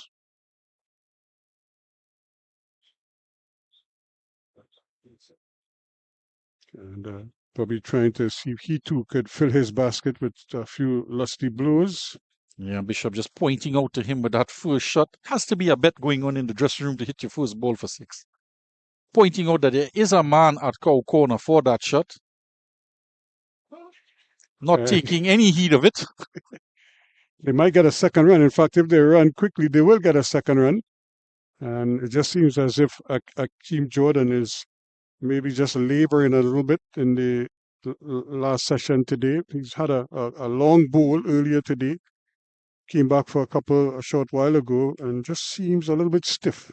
But Ruskin, this is exactly what we've been speaking about. 5 for 201 in this innings, and now losing 3 wickets, 283, and falling away after crossing that target of 238. They were 227 for 5 at tea. So after tea, things tend to speed up a little bit. And you know, my good friend Tony Gray is the opposite, you know. After tea, he slows down significantly.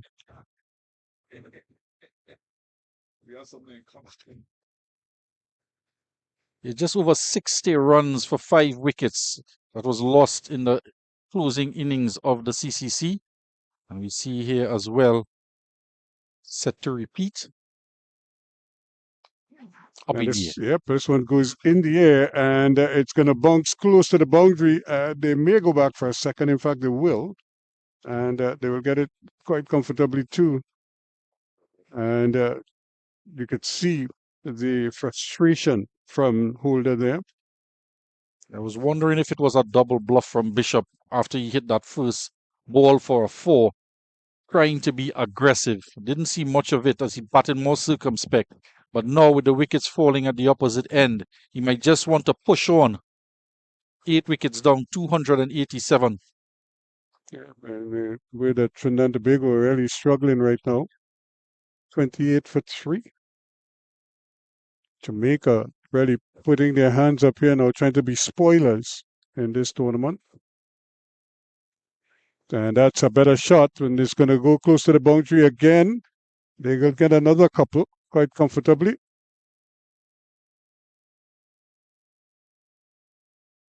And Ishmael Peters giving chase out there, the substitute fielder. And how often have we seen that a team that you don't expect to put up any kind of resistance at all suddenly finds a way to make life difficult for you? And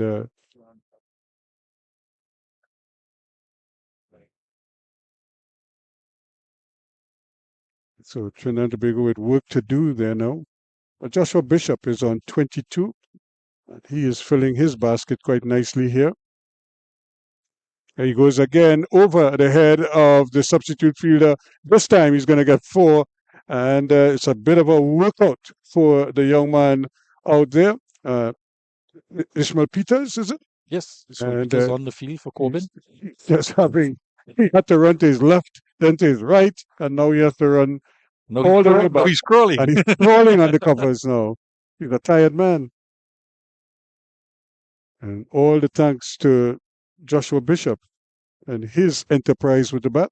He's just working everything into the onside, one man to beat, and there will be that change in the field now. Captain Jeremiah putting a short mid-wicket in place and leaving Peters out on the mid-wicket boundary. And let's see if Bishop manages to manipulate the field and pushes it into the new gap on the offside. Just toying with the field. CCC has to be careful here. The lead is already 55. And this one is going high in the air. This could be caught on the deep, and it is taken. The substitute fielder, Peters, is out there. And that is the end of Joshua Bishop's little bit of enterprise. He goes for 26. Yeah, just poor batsmanship there, poor thinking. You saw the field being changed to accommodate the shot you have been playing and getting runs within the over. So it was an opportunity for him to manipulate the field now and work the ball into the gap on the offside. Instead, he picks it up outside the off stump, off the inner portion of the bat, high up in the air. He's trying to beat Peters on the boundary, but the young man did very well indeed to settle under a skyer. Looking into the sun as well, no excuses on this occasion, and makes a very clean catch down there on the boundary. So Bishop goes for 26 off of 23 deliveries. The 9th wicket goes down with 293 on the board, 55 runs being the lead.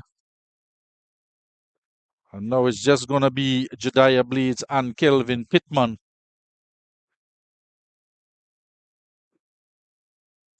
Pittman coming in. He just bowled 3 overs in the first innings, and he went off the field reportedly having a toothache that turned into a migraine from the pain he was having and wasn't able to retake the field. So let's see if he can provide a headache for the CCC now. Yeah, 55 runs on the board. Or inflict some kind of pain on this bowling attack here today. Just to kind of rub salt in the wound. They have a lead of 55. If they could score a few quick runs here, maybe push that to 75, to close to 100. And their shots are plenty. And he's lost the bet. No boundary off the first ball. But it wasn't for a lack of trying. This over has gone for 8 runs and a wicket. They're on the verge of 300 runs. What advice has been sent out there to these last pair for the West Indies Academy? Because remember, bonus points are at stake as well. Batting points, 293 for 9.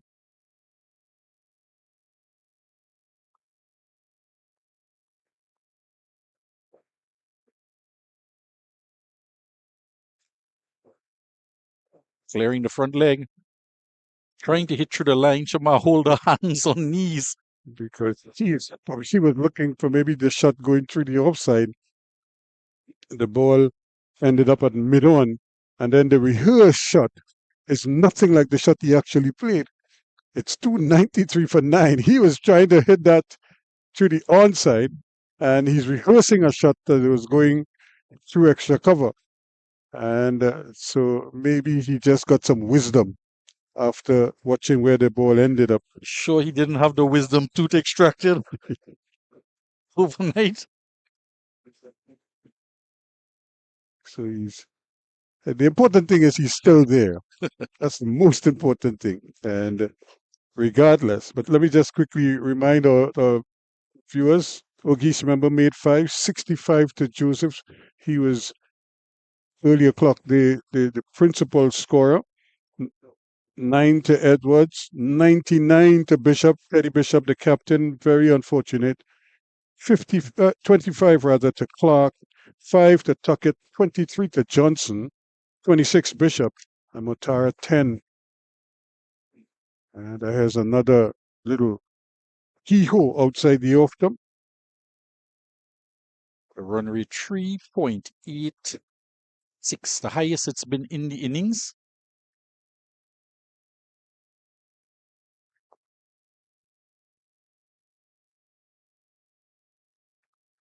And he hit him straight in at his midsection there, but that's a tough catch to take because he was swinging, and it hit him right in the midsection and came back out. But you could see him breaking as well, looking like a praying mantis there at forward short thing.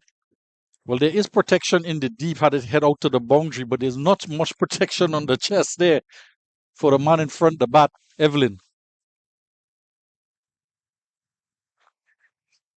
Straight as a pin. What we've seen with Graves getting significantly more turn, it means that in the second innings to come, as we approach the last hour play or so, on the second day, the pitch is turning more and more. Indy almost carrying it again, but he's living dangerously there by the moment blades. He's not getting on top of the ball. He just seems to be throwing the bat at it. And my thing is, if you're going to play that shot, you might as well play a more forceful shot. That one being played out to Joachim, who's on the field. Another substitute fielder. So that ends the over. It's 293 for 9. The lead not really moving right now. And that's why I was hoping that Joshua Bishop would have stuck around a little while longer and carve a couple out to the ground. Just don't hit it to my car. We have seen quite a few big sixes on this ground as well. Remember Amir Jango last year, double 100 here. Hit quite a number of sixes, over 10 sixes into the dormitories in the hockey field direction. Yeah, that's a big hit. And that one is in the air, but that's going to land safely. And it's going to spin and come into the boundary here at a vacant third man region for 4 runs. They all count. 297 now. For 9, another one like that will take them past the 300. Clearing the front leg, Jamal Holder digging it in short. Clearing the front leg in full anticipation is going to be another short ball at him. So I think he's probably going to make the bluff and probably try to slip in the Yorker here. A quick one right on the instep like he did to Motara, but he just missed. So for the first time in the game, Akeem Jordan moves away from the second slip and makes his way down to third man, not all the way on the boundary, just about 10 yards inside. And the direction the bat is swinging in, the ball's pitch up. It will head more in the direction of the tent with the spectators at Cow Corner. Or it might hit the edge and fly down this way here, because he's trying to take a ball from outside the off stump and hit it, and you say, in that tent over deep mid wicket. And but one thing he has to always remember, to do that, you have to keep your eyes on the ball. It's integral to everything that you do when you're batting. Well, a show of confidence across at the West Indies Academy. All their players are in their whites and warming up to take the field. And if I was batting, I would say, I don't know why. I don't understand why you all were. Great show of confidence, yeah, with Kelvin and Jediah Blades. Why are you? Of course, both of them or one of them might be opening the bowling who's batting out in the middle. I don't understand that. If I was batting, I'd be having the same conversation there. And here's what we're saying. We're not getting out now at all, It's the efficiency of the assistant coach, Rion Griffith, and the manager, I don't Roman care. Subasinger, to have his players go behind the bowling and do that. Not out in front there. It's almost as if you expect us to get out any minute now. And more runs, a couple here, and that will take it close to 299 now. So they're 1 away from the 300 mark. And what I told them, I will stay out there 10 minutes longer, 15 minutes, or by the 20th minute, all of them will sit down. At least get to 300 before you start warming up. Yeah, I would honestly, I would say I'll punish you. I'll stay out here for the next half an hour Let me see if you're able to keep warming up for half an hour. Let's just say they are in anticipation of having to take the field to maximize the number of overs left in the day's play to bowl at the CCC. Well played. There is the 300 on the board. They might actually look for a second run, but I don't think the Blades is too happy with that. Pittman, though, was keen. 300 is on the board. My mistake, Ruskin. They were out on their feet in their wives to cheer on the 300 as it came up on the board. That is by the way. Right? They could cheer from sitting in the stands as they were doing earlier.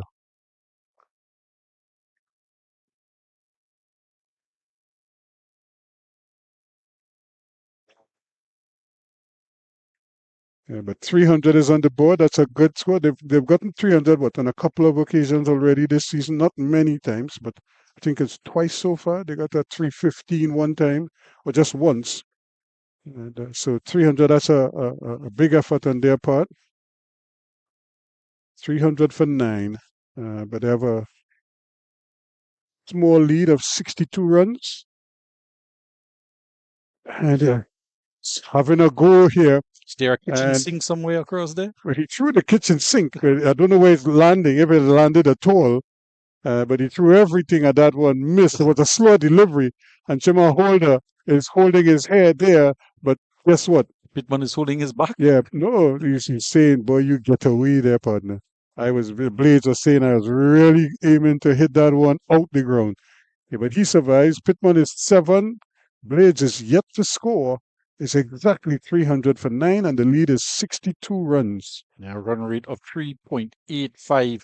There's been a lot of entertainment here in the day's play, particularly after lunch. Some provided by Jordan Johnson, others entertainment provided by Joshua Bishop. But it's been a very enthralling afternoon altogether.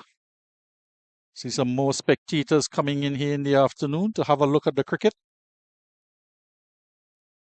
And the more the merrier.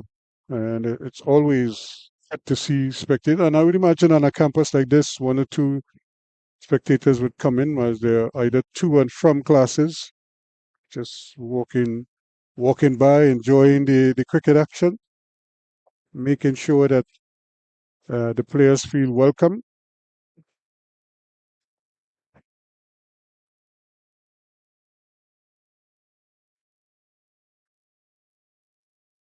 Stifled appeal. No shot being offered, but pitching way outside the off stump. Graves continuing 2 for 57 in 19 overs.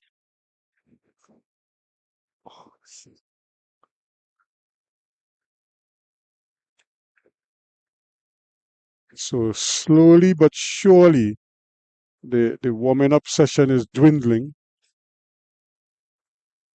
More players are returning to their seats. Yeah. There he goes. That's a big hit. Watch the car. That's an almighty hit there. Kelvin Pittman taking matters into his own hands and launching a 6 straight back over the head of Romario Graves, over the head of everybody and under the side screen for 6 runs. 306 on the board, and the cheers you would have been hearing was from the dugout. That's a big hit. And how many 6s in this inning so far? And this is the 3rd one. So they're probably happy with that. Yes, 74s and 3 6s in the innings.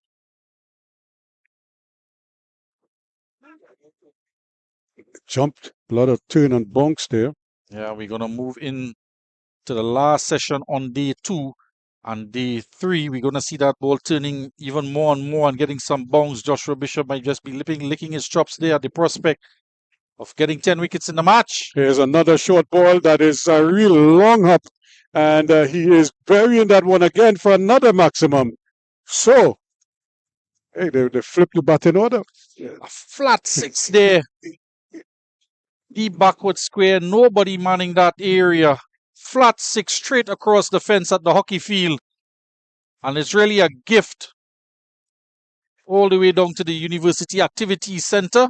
All the fun and games aside, the total is over 312. 79 overs gone. CC only managed to bat 79 overs in their innings of 238. So about 80 runs 74 runs actually in The lead. surplus of that total by the CCC. So a big ask here now. This total is becoming dangerous at the moment because 74 runs in the general scheme of things could be a bit of a challenge to overcome. Holder is going to try and put an end to that. Oh, that's glorious. That's 4 runs. Well. Take that out of the top drawer. What a shot. That is the shot for the newspapers there by Jediah Blades. And the partnership is really building here. Pittman on 19 and now Blades on to 4. And some of the spectators are moving their vehicles from the car park with these two at the stick. What a glorious shot there. Full face of the bat, a long stride in Erskine and all the way for 4. What a way to get off the mark. Any frontline batsman would be proud of that. Another batsman getting off the mark with a 4. So there is money to be made. Yeah, this is good batting. And just as we suspected, the warm-up has stopped. Well, he did hit it in that direction. As if to tell them, sit down. Sit down, guys. Sit down and take a look. Let's see what the comeback is. He's bowled him neck and crop, trying to swing to the fences. He goes for 4. 19 not out is Pittman. It's 316 all out. Well, you had a feeling it was bound to happen with Holder on the ball. And this time, instead of playing that exquisite cover drive, he goes in the other direction to try and get it over mid-wicket to the tent with the spectators to get a cheer in that direction. But only the off stump went rock back. And another wicket to Chamar Holder. He's picked up 4 for 81 in this innings. 316 all out, 79.2 overs. And we did say the CCC only managed to bat for 79 overs in their innings. And a repeat of that dose here. But with a run rate of 3.98, it gives them a lead of 78 in this game as we close the first innings for both teams. And all in all, a good total considering. Yeah, I'm really happy to see the fight that they showed in this game so far. They were very concentrated in their bowling effort and in the field, and then with the bat, it was more of the same. They took 1 or 2 chances, but they didn't overdo it. They were really focused on what they were doing, playing on merit, and trying their best to build innings, build partnerships, and they got a few interesting ones. Like I said, that 65 from Mbeki Joseph, he will remember that. 99 from Teddy Bishop, he will remember that for good and bad reasons because he didn't get over the line to get the 100. And like I said, we saw last year here where another player got to 99 and got out, trying to swing away there, Utley, at that point. And we were saying at that time, the 2 Utley brothers have that in their register. Both of them got to 99 and got out already. So, and it's a new, I don't know how many brothers could boast about that, but those 2 did. And here they could add Teddy Bishop to that. 25 to Clark, 23 to Johnson, an enterprising 26 for Joshua Bishop, and then 10 from Motara and Pittman with a blazing 19 not out. They were the principal scorers so far. And the bowling? Yeah, extras was 26 extras with 7 byes, 8 leg byes, 5 wides, and 6 no balls. And the bowling, Akeem Jordan, 18 overs, 2 main spells from him, 2 maidens, 59 runs, 1 wicket. Chamar Holder really bowled well for 3 spells, 18.2 overs, 5 maidens, 81 runs, and picking up his 4th wicket at the close of the innings there. Romario Graves got the ball to turn more and more as he bowled longer and longer. 19 overs, 2 maidens, 69 runs, 2 wickets. Larry Edwards, 14 overs, 1 maiden, 54 runs, 1 wicket. And Jaden Edmond, 10 overs, 38 runs, and 2 wickets. So 316 all out. The West Indies Academy are limbering up to take the field. And we'll take a short break, and when we'll be back, we'll be here for the second innings.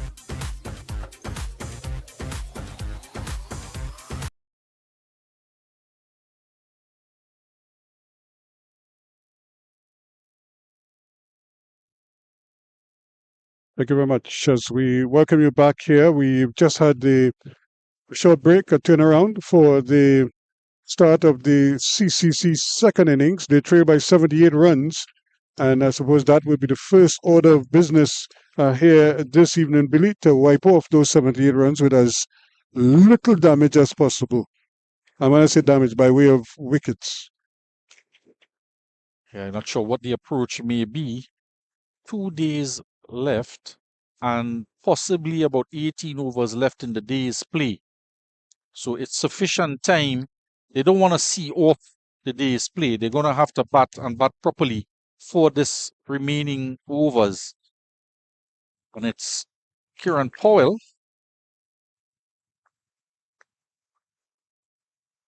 It's Jeremiah there. Jeremiah and Daniel Evelyn. And Evelyn, yeah. And of course, Blades is the man who is going to pick up the attack. Sure, he's pumped up. Had a nice little swing with the bat. And probably decides now, let's see if we could really do some damage. They're just wondering for a second there.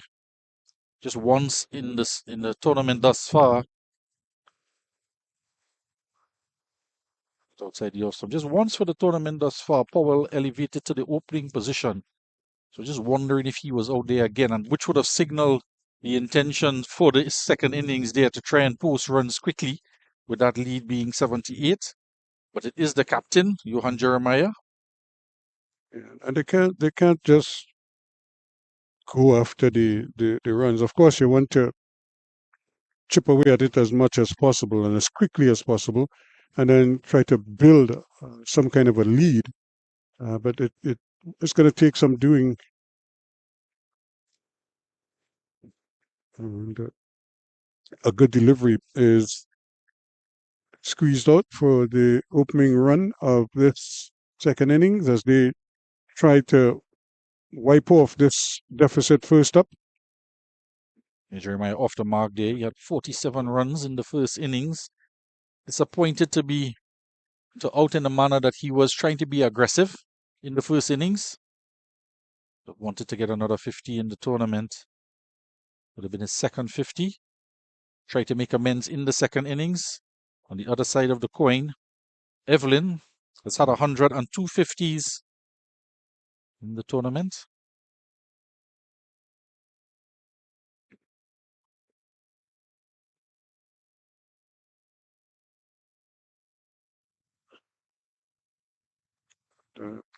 Good lines, good areas that he's finding early up in this spell.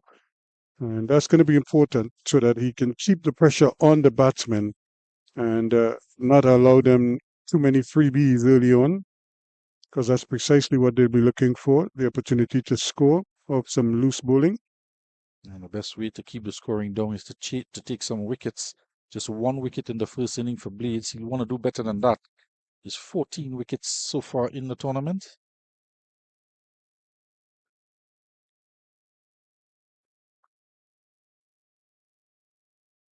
And those are good areas that he's finding early on here. And that is the key right now. You know what the bowlers are trying to do, and the bowlers know what the batsmen are trying to do here. They don't want to lose an early wicket here. And so they have the forward short leg in under the helmet. And Blades hasn't really bowled a short ball per se, but it will be interesting if and when he produces one, how they handle it. Because right now they're just kind of inching forward onto the front foot. Can he push them back? The first innings, he was getting the ball to come back into the right-hand batsman. The odd one just holding its line and going across. Evelyn was very wary of that. Didn't try to advance too far across with his left pad. Just keeping his eyes more on the ball and the seam position, trying to decipher which deliveries were coming back into him. And he's going to want to do more of the same and see if he can't get one to really pitch and deviate quickly, coming back into the right-hander. It would mean, though, that he'll have to kind of pitch it further up and just kind of touch it down in front of him and see if he could get it to move from there. Shorter delivery there. He was just adjusting the field blades. He's come to the end of the first over, 1 run on the board. He just moved his fine leg a bit finer in the mid wicket, just to his right. The end of a first over, negotiated well by Jeremiah and Evelyn. Yeah, no real alarms for them. Although the first ball was a pretty good one, right up to Jeremiah, and he managed to squirt it out on the onside. And that is what I think the bowlers will be trying to do here, is to keep the pressure on. But somebody's probably going to have to put his hand up and say, look, you know what? I'm going for broke here. Let me see if I can't really climb through a couple of wickets here and really put them, as they say, behind the 8 ball by the time we go to bed tonight. And it's going to be Nathan Edward. And he's going to bowl from that southern end as he did in the first innings. Got a few deliveries to go past the outside edge. He has 3 slips, a gully, backward point, cover, and mid off on the offside. This one turned into the onside. Here's a man at short mid on. Is that man Kelvin Pittman on the field? Moving well and devoid of any headaches. Yeah, and he will be important and crucial to their efforts in this second innings, the CCC second innings, as he may be called upon to do a fair amount of bowling. And what little we saw of him suggests that he could be integral, especially if the wicket starts to be a little too paced and uneven bounce. He's at the batsman there and trying to force it off the back for Jeremiah. Doesn't get any timing on it whatsoever. And again, immediately around the wicket.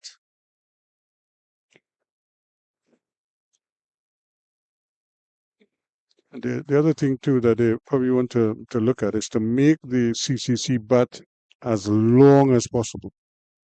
So you don't want them to score quickly. So you want to slow them down as much as possible so they use up a lot of time, because time may be of the essence here when it's all said and done. Because bearing in mind that the West Indies Academy will be batting last in this game, so they don't want to have a big total to chase. And part of that is they also don't want it to come down to a time issue or give the CCC too much time to get at them or to bowl at them.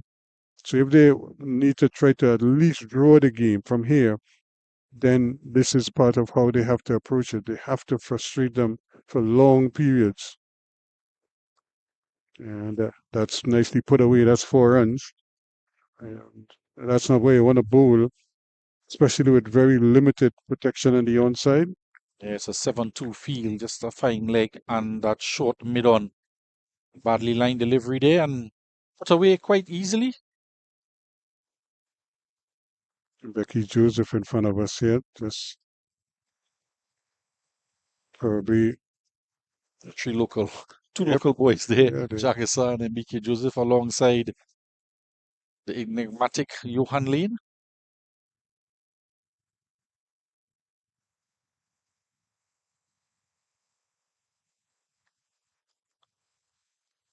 The better line delivery, maintaining that outside the off stump. That 3 slips in place, Teddy Bishop, Ogist. You wonder what is going through Teddy Bishop's mind. He's going to replay that shot over and over and over in his mind. Well, he has Rivaldo Clark in the 3rd slip. That might be on his mind as well. He's excellent in the outfield. Not so sure about slip. Yeah, I don't know. Since he ran from the ball in the first inning. Put one down off the spinner as well. Good take there by Bowen. Tuck it down to his left. Tuck and roll. End of the over. 5 without loss. 2-1. 4 runs in that over. 1 badly lined delivery on the leg side and put away. A good start here. Both batsmen looking comfortable. Just 2 overs gone, Yeah, unperturbed. nothing to indicate that they, what the mood is really. If they're just going to play on merit, or if they're going to maybe try and knock off these runs as quickly as possible. As you were saying, you want to try and eliminate the factors that could lead to defeat before you start looking for a victory when you are trailing. So first thing for CCC is to try to get these runs out of the way with minimal damage, and then you try to build some kind of a lead, a good lead, 200, 250, and then after that, see you as you say, you shook your bowlers behind them. Yeah, to get there would be a great effort indeed to get that amount of run to put on the board to chase. Means they have to get a total over 300. Over 300, yep. But that might be what it takes, even though you anticipate that the wicket might be, might favor bowling, and the team batting last is probably going to have to score anything in excess of 175, 180 might be challenging. But you want to be safe with a lead of maybe 220, 250. If you could get it quickly, and then, release your bowlers. Yeah, spot on with that calculation there, Ruskin. Trying to work backwards from a cutoff point on the 4th day, what a target might be, how much overs remaining on the 4th day, and look at that time, and then see how much you might want to score in the difference in the amount of overs between now and that point. So it's like planning a forecasting job, planning it out over a timeline. Yeah, this is plan A, and the first phase is these 17 or 18 overs, and you're thinking if we could get 40 or so, maybe even 50 off of it, fine. If not, we'll take what we get, but we don't want to lose too many wickets. If you lose 1 wicket, you don't want to lose a second one, and so that's the allowance you're making. Tomorrow now you're thinking session by session by session, and maybe in the first session you're trying to get 90 runs, maybe 80, 90 runs if possible in the first 2 hours. And then you're trying to do a similar thing in the second 2 hours, and then if you need be, you try to do a similar thing in the third. So that should get you close to where you want to be. When you look at the batting capability, do you have the batters that are capable of constructing that type of innings, particularly down in the end of it on maybe the morning of day 4, if you need to just push to get to that total that you want to go? Of course, there will be the advent as well. If they do lose a wicket here, we may see that Jon Snow appearing out of the dugout as a night watchman. Yeah, it's possible, but the key is these two, they have a job to do, and their job is to deny them the early wickets. And if you could score, like I say, if you could knock off 40 runs tonight, I think the camp would be very happy with that. Yeah, that's and they've been hovering around 3 runs and over. And we'll say after 20 overs, they've gotten the run rate up to around 3 runs and over, because for the first few overs of the innings, the run rate is going to just hang around 2 or so, barring some loose deliveries that they get put away. But usually after the 20 overs, you might get up to a run rate of around 3. And if 18 overs are left in the day's play, it puts them just under 60 runs. So look at between 50 and 60 runs possible this afternoon. And then you just have about 28 runs or so to knock off in the morning session on the 3rd day. And then the innings really starts. And again, drifting into the pads to concede a leg by as the over comes to an end. So that is the type of permutations and combinations that the strategists and the analysts would be working on in the dugout after having the team meeting later on this afternoon. Blades 2 overs, just conceding 1 run. Yeah, he's been pretty tidy, and I think the couple of occasions where he just drifted onto the pads a couple of times himself. But in the main, his line has been pretty good, just touching down outside that off stump. And bringing the ball back into the right-handers. Between Blades and Edwards in the first inning, they had 6 maidens within the 25 overs they bowled between each other, the opening bowlers. This innings try to be as miserly as possible as well. That's a beauty. Where did that pass? Well. And certainly the ball came back at him. It probably hit the inside edge and went past the keeper, because it passed the keeper to his left. So it would have taken an inner edge and wrong-footed the keeper, and it went down to the boundary.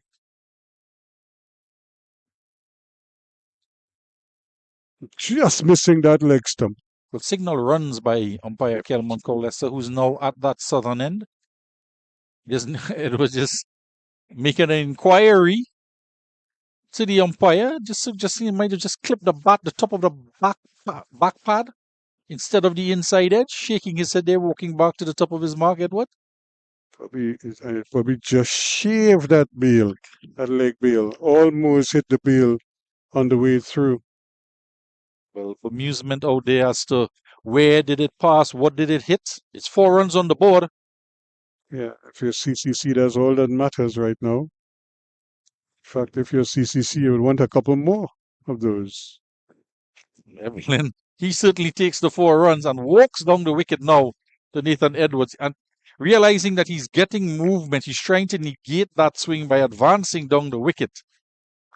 Not sure if it's an intention of a signal of what his intentions might be in the last few overs of the day.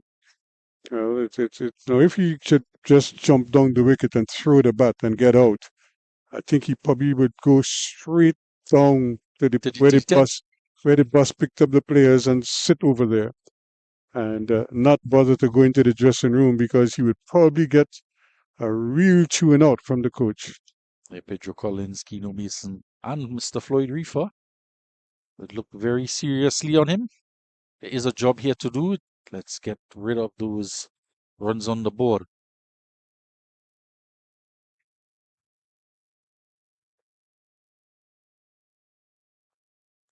That's much better. Solid in behind that delivery. Again, working up a good head of steam there is Edward. It's not the quickest, but he's nippy enough to hustle some of the batsmen. And then because of the little movement that he generates, you always have to keep your eyes on him. It seems as though it did come off the pad more than the bat. It's my impression on the replay, and we get the advantage of having a couple replays.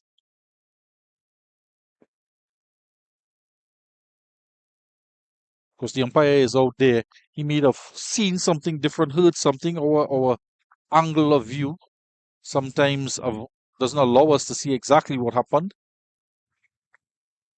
Yeah, and that's the thing. We quite often hear people say they hear the edge. As an umpire, you have to see it. Because how often have you seen you hear all kind of noises and the ball is nowhere near the bat? Sometimes it's just the bat handle creaking. So as an umpire, you have to always see the decision that you're ruling on, or the incident that you're ruling on. That one. This should get 2 here quite comfortably. And Mickey Joseph just bustling around from long leg to get that through in. They're still going to get 2.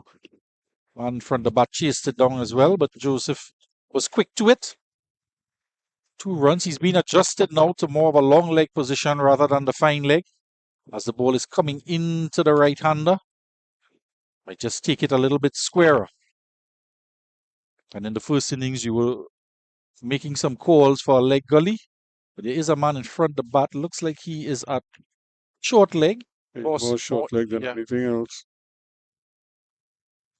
These two added 43 for the first wicket in the first innings. I'm sure they'll be happy with a similar type of contribution today, if not a bigger one. It ends the over, the second from that end, 12 without loss after 4. Evelyn went LBW to Bishop in the first innings. And Jeremiah went out court by Blades bowled Bishop. And it was an adventurous shot by Jeremiah, out of context, out of character. And he was dismissed for 47. He would have been disappointed not going on to get to 50. He was anchoring the innings for the CCC. So they had a couple good starts in their first innings. Blades would want to ensure that they don't get off to that good start again. Yeah, but it's so important for them. It's crucial for them to get a good start. Because that 70, there's a stifled appeal, but again, you could see the ball heading down the leg side. And, but that's kind of like the cat and mouse situation here between bat and ball. The bowlers, the fielding team, they know what they want. They want quick wickets. The batsmen, they too understand that. Will try to deny them as much as possible, and at the same time try to accumulate as many runs as they possibly can. Just look at the delivery, just heading down that leg side. And Jediah Blades would have a good look at that. But if it's one thing we've seen in this game that has been good, has been the appeals. The strength of the appeals. Yep. And risky. Just fashioning that he should have left that one alone. It went across him. It was far away. Didn't get the front part in line with it, and just as well, because he could probably taken an edge.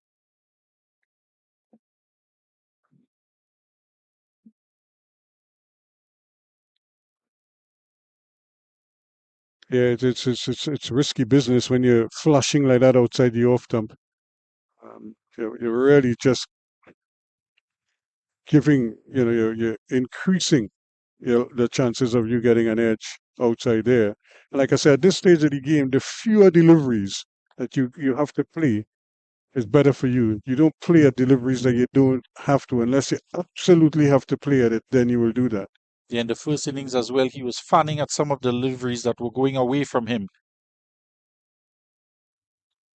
This one closer to the off-stun line, does leave it alone. This one a tad bit closer. And that is the danger, that is the game, that is the risk. To play when not to play. And you hope, you look at the seam position to see if one is coming back in at you, and then you're forced to play. And if the bowler is good enough and can get his consistency right, becomes very interesting. So one of the things that we do appreciate in the four-day game that you don't see too much of in the shorter versions. That test, that cunningness between bat and ball, and that battle that goes on out in the middle. That's good bowling. He's right on target there, attacking the stumps. You miss, I hit. And I think we what did we have intercal cricket on today in the secondary Presentation schools? versus Presentation College Shogunas versus Fatima College, I believe, at the Queen's Park Oval. Hillview College 111 all out in 19.5. Fanellier 30. Ramguli 19. Aryan Mohammed 2 for 15. Adi Ramsaran 2 for 27 and Matthew Cooper 2 for 34. And Naparima College in reply 115 for 6 in 18.4 overs. Ramsaran 37, Pittman 37. And again, bang on target. Naps winning by 4 wickets in that one. Good to see Adi Ramsaran. Ramdeen, is it? Getting in the wickets, Adi? Yeah, Ramsaran. Adi Ramsaran, yeah. And he also made some runs, 37. Both batsmen made 37. Ramsaran and Pittman. I imagine it's Pittman. St. Mary's College, first 11, Toko. Secondary was another game. Fresh Sandal, Vishnu Boys. Andrew Rambaran, did he feature in that encounter? I'm not sure. I haven't seen the stats just yet. But that's a beautiful delivery. This is making life very difficult for the batsmen. The openers are not getting much to work with. And as a result, they have to dig in here and try to keep some very good deliveries out. 13 without loss now at the end of 5. And did you know, Billy, that we picked up a gold medal at the Pan Ams last evening? Trinidad and Tobago in the team sprint. Jasain Phillips, the 2-time Olympian, and of course Nicholas Paul was in the mix. And it's good to see Nicholas there, but no Quincy Brown on this occasion. So they needed a third wheel, and they got it. And Trinidad and Tobago still got. Now they have a chance in the Kieran, which will be today, and the sprint as well. So I anticipate that we'll get a couple more gold medals. But that's just the Trini and me coming out there. I'm sure the other countries will have something to say about that. Countries like Colombia and some of the others. Plus, our girls are also, we have a female contingent that is also doing well. And I think in the road race, we might actually see Tennille Campbell riding for Trinidad and Tobago.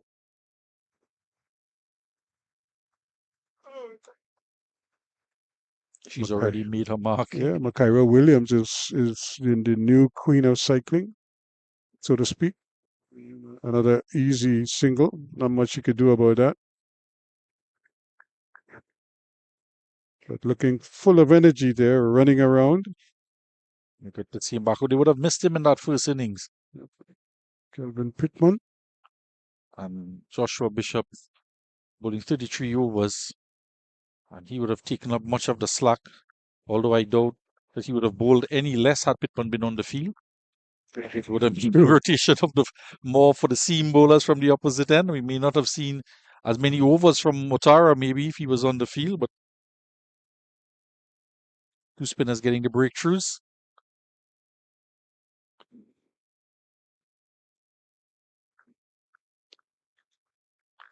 Good bowling, but just as impressive batting, because you can't take risks. So you basically have to play on merit, and these bowlers are not giving much away.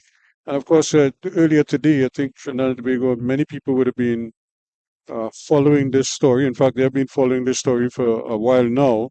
And today, we heard that the Prime Minister announced that a cabinet decision to make 1 million ex gratia payment to the families of the LMCS divers that I think they were asking for this for some time. It's well played. In the end, they will get one. Yeah, Johnson just tumbling over there. Yeah, just stretching it out.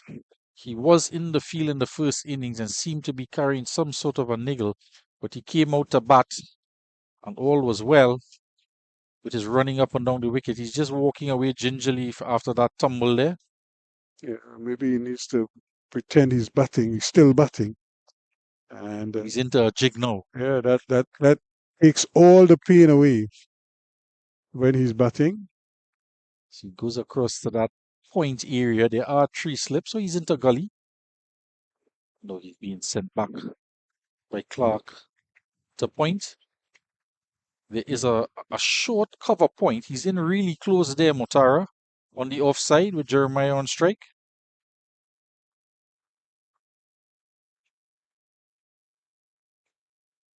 The ball goes to his left and he makes an excellent stop there as Deshaun Motara. They do come through for the single as it's Johnson mopping it up.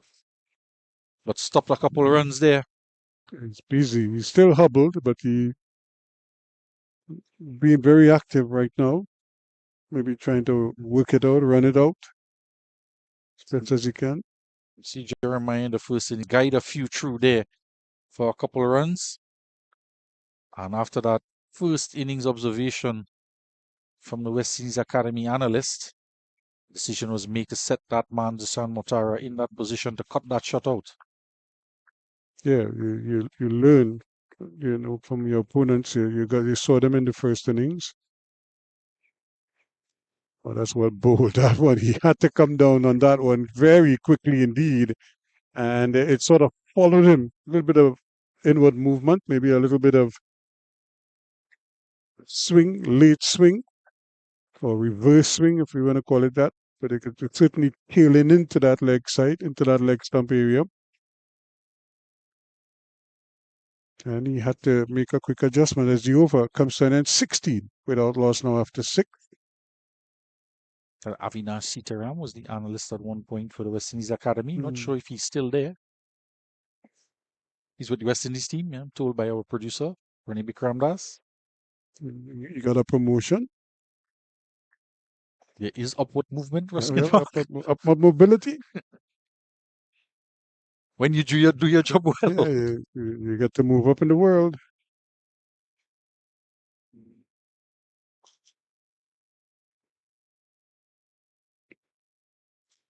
Pushed in the air. Yep. There's no mid-off. Is it going to go for 4? Mutara is going to give chase, but it was officially a push drive. And Ute is on his side there, chases it down. Coming through for 3. Risky shot there. Yeah, trying to get onto the front foot and push it. He didn't really try to hit it hard. He just pushed at it, but he got under it. Jediah Blades. 2 maidens, 17 dot balls, just 4 runs.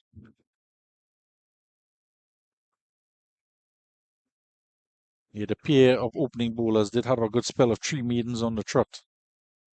Created some pressure. And this one, he was edging at it and it just misses. Oh, the keeper tried to get it. I don't think he held it, but it certainly was an opportunity there. He went driving and again trying to score. We'll see if he really got an edge onto it or if he just missed it. And the keeper just couldn't hold it in.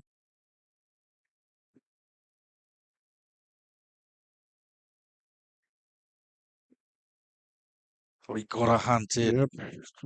He went with one. He started to go with 2 hands and then he had to separate them as the ball was dipping on him. He was trying to get under it. And he just couldn't hit him more in the high up in the almost in the heel of his hand. If that's a location. Closer to the wrist rather than the palm. Didn't stick. At first I thought it was very close to the ground and he almost smothered it and couldn't get it in the glove, but it was full in the glove. And as he tumbled over, didn't manage to hold on. He's done an excellent job all season. Yeah, he never really got it in the glove. It just kind of hit the glove, yeah. And they have big padding on that part of the glove. It's all part of the protection for the arm. And that was looking at those dot balls there from Blaze and mentioning the dot balls. They did manage to get the outside edge of Evelyn in the first innings after a spell of 3 maiden overs. And it was broken by that boundary off the edge of Evelyn.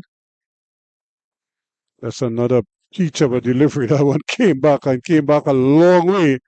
And Blaze is probably saying, what do I have to do? Well, he's walked all the way across the mid-wicket in frustration. So what has he done wrong? Well, ball pitched, lifted, and came back into Evelyn. And the others have been going away from him. And as I was mentioning earlier, he's just coming back there over the middle stump. And he did show good judgment in the first innings to leave some of the deliveries on bounce with the new ball. And he did it again on that occasion, but was it close to that middle stump. That's hard stopping stuff there. Because had that ball stayed low, it probably would have clipped the top of middle stump. Or at least brushed his pad. Yes. That is the difficulty facing Blaze, and to his credit, he's bowled a few balls coming back into the right hand, and Evelyn has the task of discerning seam position to see what is going away from him, holding its line, or whether it's going to come back into him, and where does he place his left foot for the one coming in. And that's why we saw the edge that went to Bowen Tuckett was the one that angled across, and he went after it. This time, I'm not sure if he picked it up and thought it was going away again, left it alone, and it came all the way back in over the middle stump. So excellent bowling from Jediah Blades. Yeah, this is over number 7. And again, hitting the outside edge, but well played. He kept it down. He was on top of it. And he deliberately played it down past the slip cordon. And 4 easy runs. Yeah, deciding to flirt with danger a bit, but was well in control, dabbing it down past the slip. Look at it there. Ooh, just heart in mouth time for a second, for a fleeting second. Went past the desperate dive on 4 runs, 23 without loss after 7. Evelyn now on 11, and Jeremiah on 10. Yeah, so these two doing a similar job to what they did in the first innings. Quietly building, not rushing, and not trying to eat the red off the ball. And they've managed to get the run rate to over 3 runs and over. It's trailed by 55 runs now. As some shade envelops the ground. Sun's hidden behind the cloud. So we've seen Kelvin Pittman coming into the attack. Just the 3 overs from him in the first innings. He'll be keen to get back out there and get the ball in his hand. He's going to bowl again from that southern end where he bowled in the first innings. Short, pulled away. Oh, it's pulled just in front of the man there. And that was Edwards who was trying to block it. I think it pitched in front of him. He got a hand to it, but it still had enough to go through his grasp and down to the mid-wicket boundary for 4 runs. He just pulled into the turf, landing just in front of him. A short ball, really short. Pulled from outside of the off stump by Jeremiah, landing just in front of Edwards, maybe taking an awkward bounce. Not sure if he was trying to get away from that awkward bounce, or the ball just shifted in the direction it was heading, but it headed to the boundary nonetheless. And that one kept a little bit low, but he wasn't behind it, and placed it well for a couple more. So all of a sudden, as this over started, we've had a couple a boundary and 2 runs. So 6 runs in 2 balls.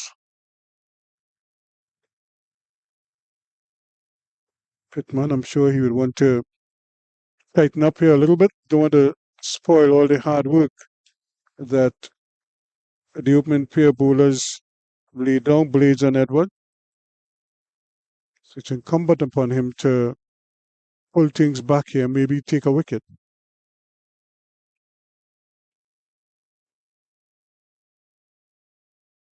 Push back along the turf. A bit of a misfield there in the end. Mid-off and mid-on, getting in front of each other, Blades. And Blades eventually has to do the mopping up, and they do get the single. Pittman just waving his hands in the air, trying to keep one batsman on strike and build some pressure. Partnership now 30 runs off of 45 deliveries. Evelyn on 20. Evelyn on 20. This contribution 11. 48 run deficit.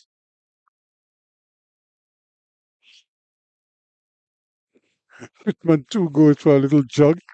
So he's too just missing, but not by much. And so things are starting to happen now all of a sudden with Pittman coming into the attack. Have a look at it here again. How close was that?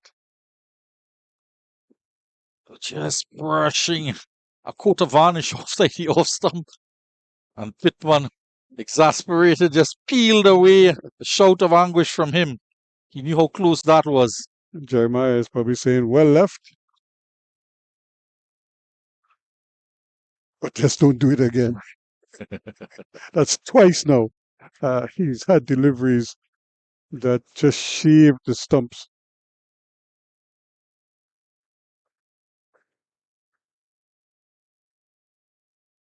And there's a loud appeal for an LBW. Not out, says the umpire. And again, trying to got himself in a little bit of a tangle there, trying to turn it on the onside. And lives to fight another day. Yeah, unmoved, totally unmoved there, umpire Kelman Cowlesser. And we are seeing some rain coming down. The ground staff do have the covers in hand. Ready. Yep. They're ready to sprint on. The umpires do probably enjoying the little wetting that they're getting. They look to be heading down the leg side. It's going to be a brief show, I anticipate, because it's still very bright out there. I saw the umpire waving, so I'm not sure who he's waving at. Oh, they're getting a helmet. I thought he was waving on the covers, but they haven't moved. They're at the ready. And whatever we had by way of a shower is probably subsiding, you think? Yeah, it's a passing cloud, really. It's windy. The clouds are high, and the players are eager to get on with it. The umpires are consulting. There's a couple factors. Is it a lighting situation as well? Well, it has gotten 5:20. Yeah, after No, 5:15. Yeah, yesterday we went up until around 25 past 5, but we just had 8 overs to complete at the end of that innings. We do have a few more overs here to complete. The third umpire is now on the field as well. She's bringing the light meters, is it? So they'll probably, once you see they start using the meters, you know they're looking for a reading here. I remember yesterday when they were looking at the light and were about to go off, the sun came out in all its glory. It's just hiding behind a cloud currently. So we have 8 overs completed. So we probably have another 9 overs left. Cut-off time 5:30, is it? Yep. Yeah, we're not going to get that in for sure. It's just a question of how many we are going to get in, and this delay is certainly not helping that. Nope. Umpire Leslie Reefer now having place it on the stumps at the northern end, at the administration building end. He's trying to get a reading from both ends. He seems to be satisfied. Yep, and they say, gentlemen, we can play on. In the meantime, the ground staff are left holding the tarpaulins. And the wind kicks up, making their job that more difficult. Yes. Where is T. Gray's size 14 shoes when you need it? We just need 2 of him to hold the 2 cookies. We'll have to get our hands on Cricket 360 just to purchase one of those light meters so we can do a random check of certain times. Just to cross-reference the umpire's decision. We better well advise. It's a bowling change. Joshua Bishop is on. Off the outside edge. Yep, immediately trying to force it through the offside. And it does get a boundary. So very eventful first over from Kelvin Pittman. Have a look at this replay on the outside edge. Pass, well past the first slip. And again, because the ball is still hard, you're almost encouraged to want to put in a second slip or a gully in there, because he's not going to turn it, so he's probably going to move it across the left-hander. Yeah, with that in mind, he has put that second slip in. And they're going to have to stay down. This is a time where you just stay as still as possible and just react to the ball once it hits the edge. It seems as though there are going to be more changes in the field now as they realize the batsman probably looking to close up shop. There is one man in front on the onside bat pad. Another helmet is coming out. MBK Joseph might very well go on the offside in front of the bat. So there are 2 slips. It's like a relay. He just sprinted on there and passed off the helmet. So that's in Johan Lane. And now they've decided they don't need it just yet anyway.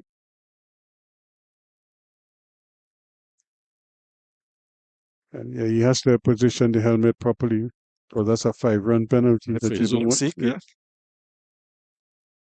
Forcing it away on the onside. Shortish delivery, but with the newer wax coating on the ball, it just skids on with that little bit of water on the pitch, sprucing it up a bit. Just skids on, and it's skidding off the turf as it returns, as the return comes in. Owen Duckett was just not appreciating the throw. No, because it was from the deep. He probably saying, well, you could have just thrown it to the bowler. And particularly knowing that the outfield is just a little bit damp now with that sprinkle of rain. Well, a good sign is that some of the ground staff are moving away, so it means that the little drizzle has subsided. Well, as we approach 5:30, you might as well just stay there because it might be very close to the close of play and they'll have to pull the covers on anyway. Yes. But as we say, so the drizzle is back. It's probably heavier now, coming to think about it. And you could see umpire Rifa taking a look to see what is happening around him. They might just want to err on the side of caution. Yeah. Because the one thing you don't want to see is that a wicket falls and then they go off the field for rain. Yeah, that's always a kind of a, I don't want to say, but it's not easily digested because just as a batsman you're thinking, well, why did the umpires didn't go off before? Bishop just drying his hand as well on the turf.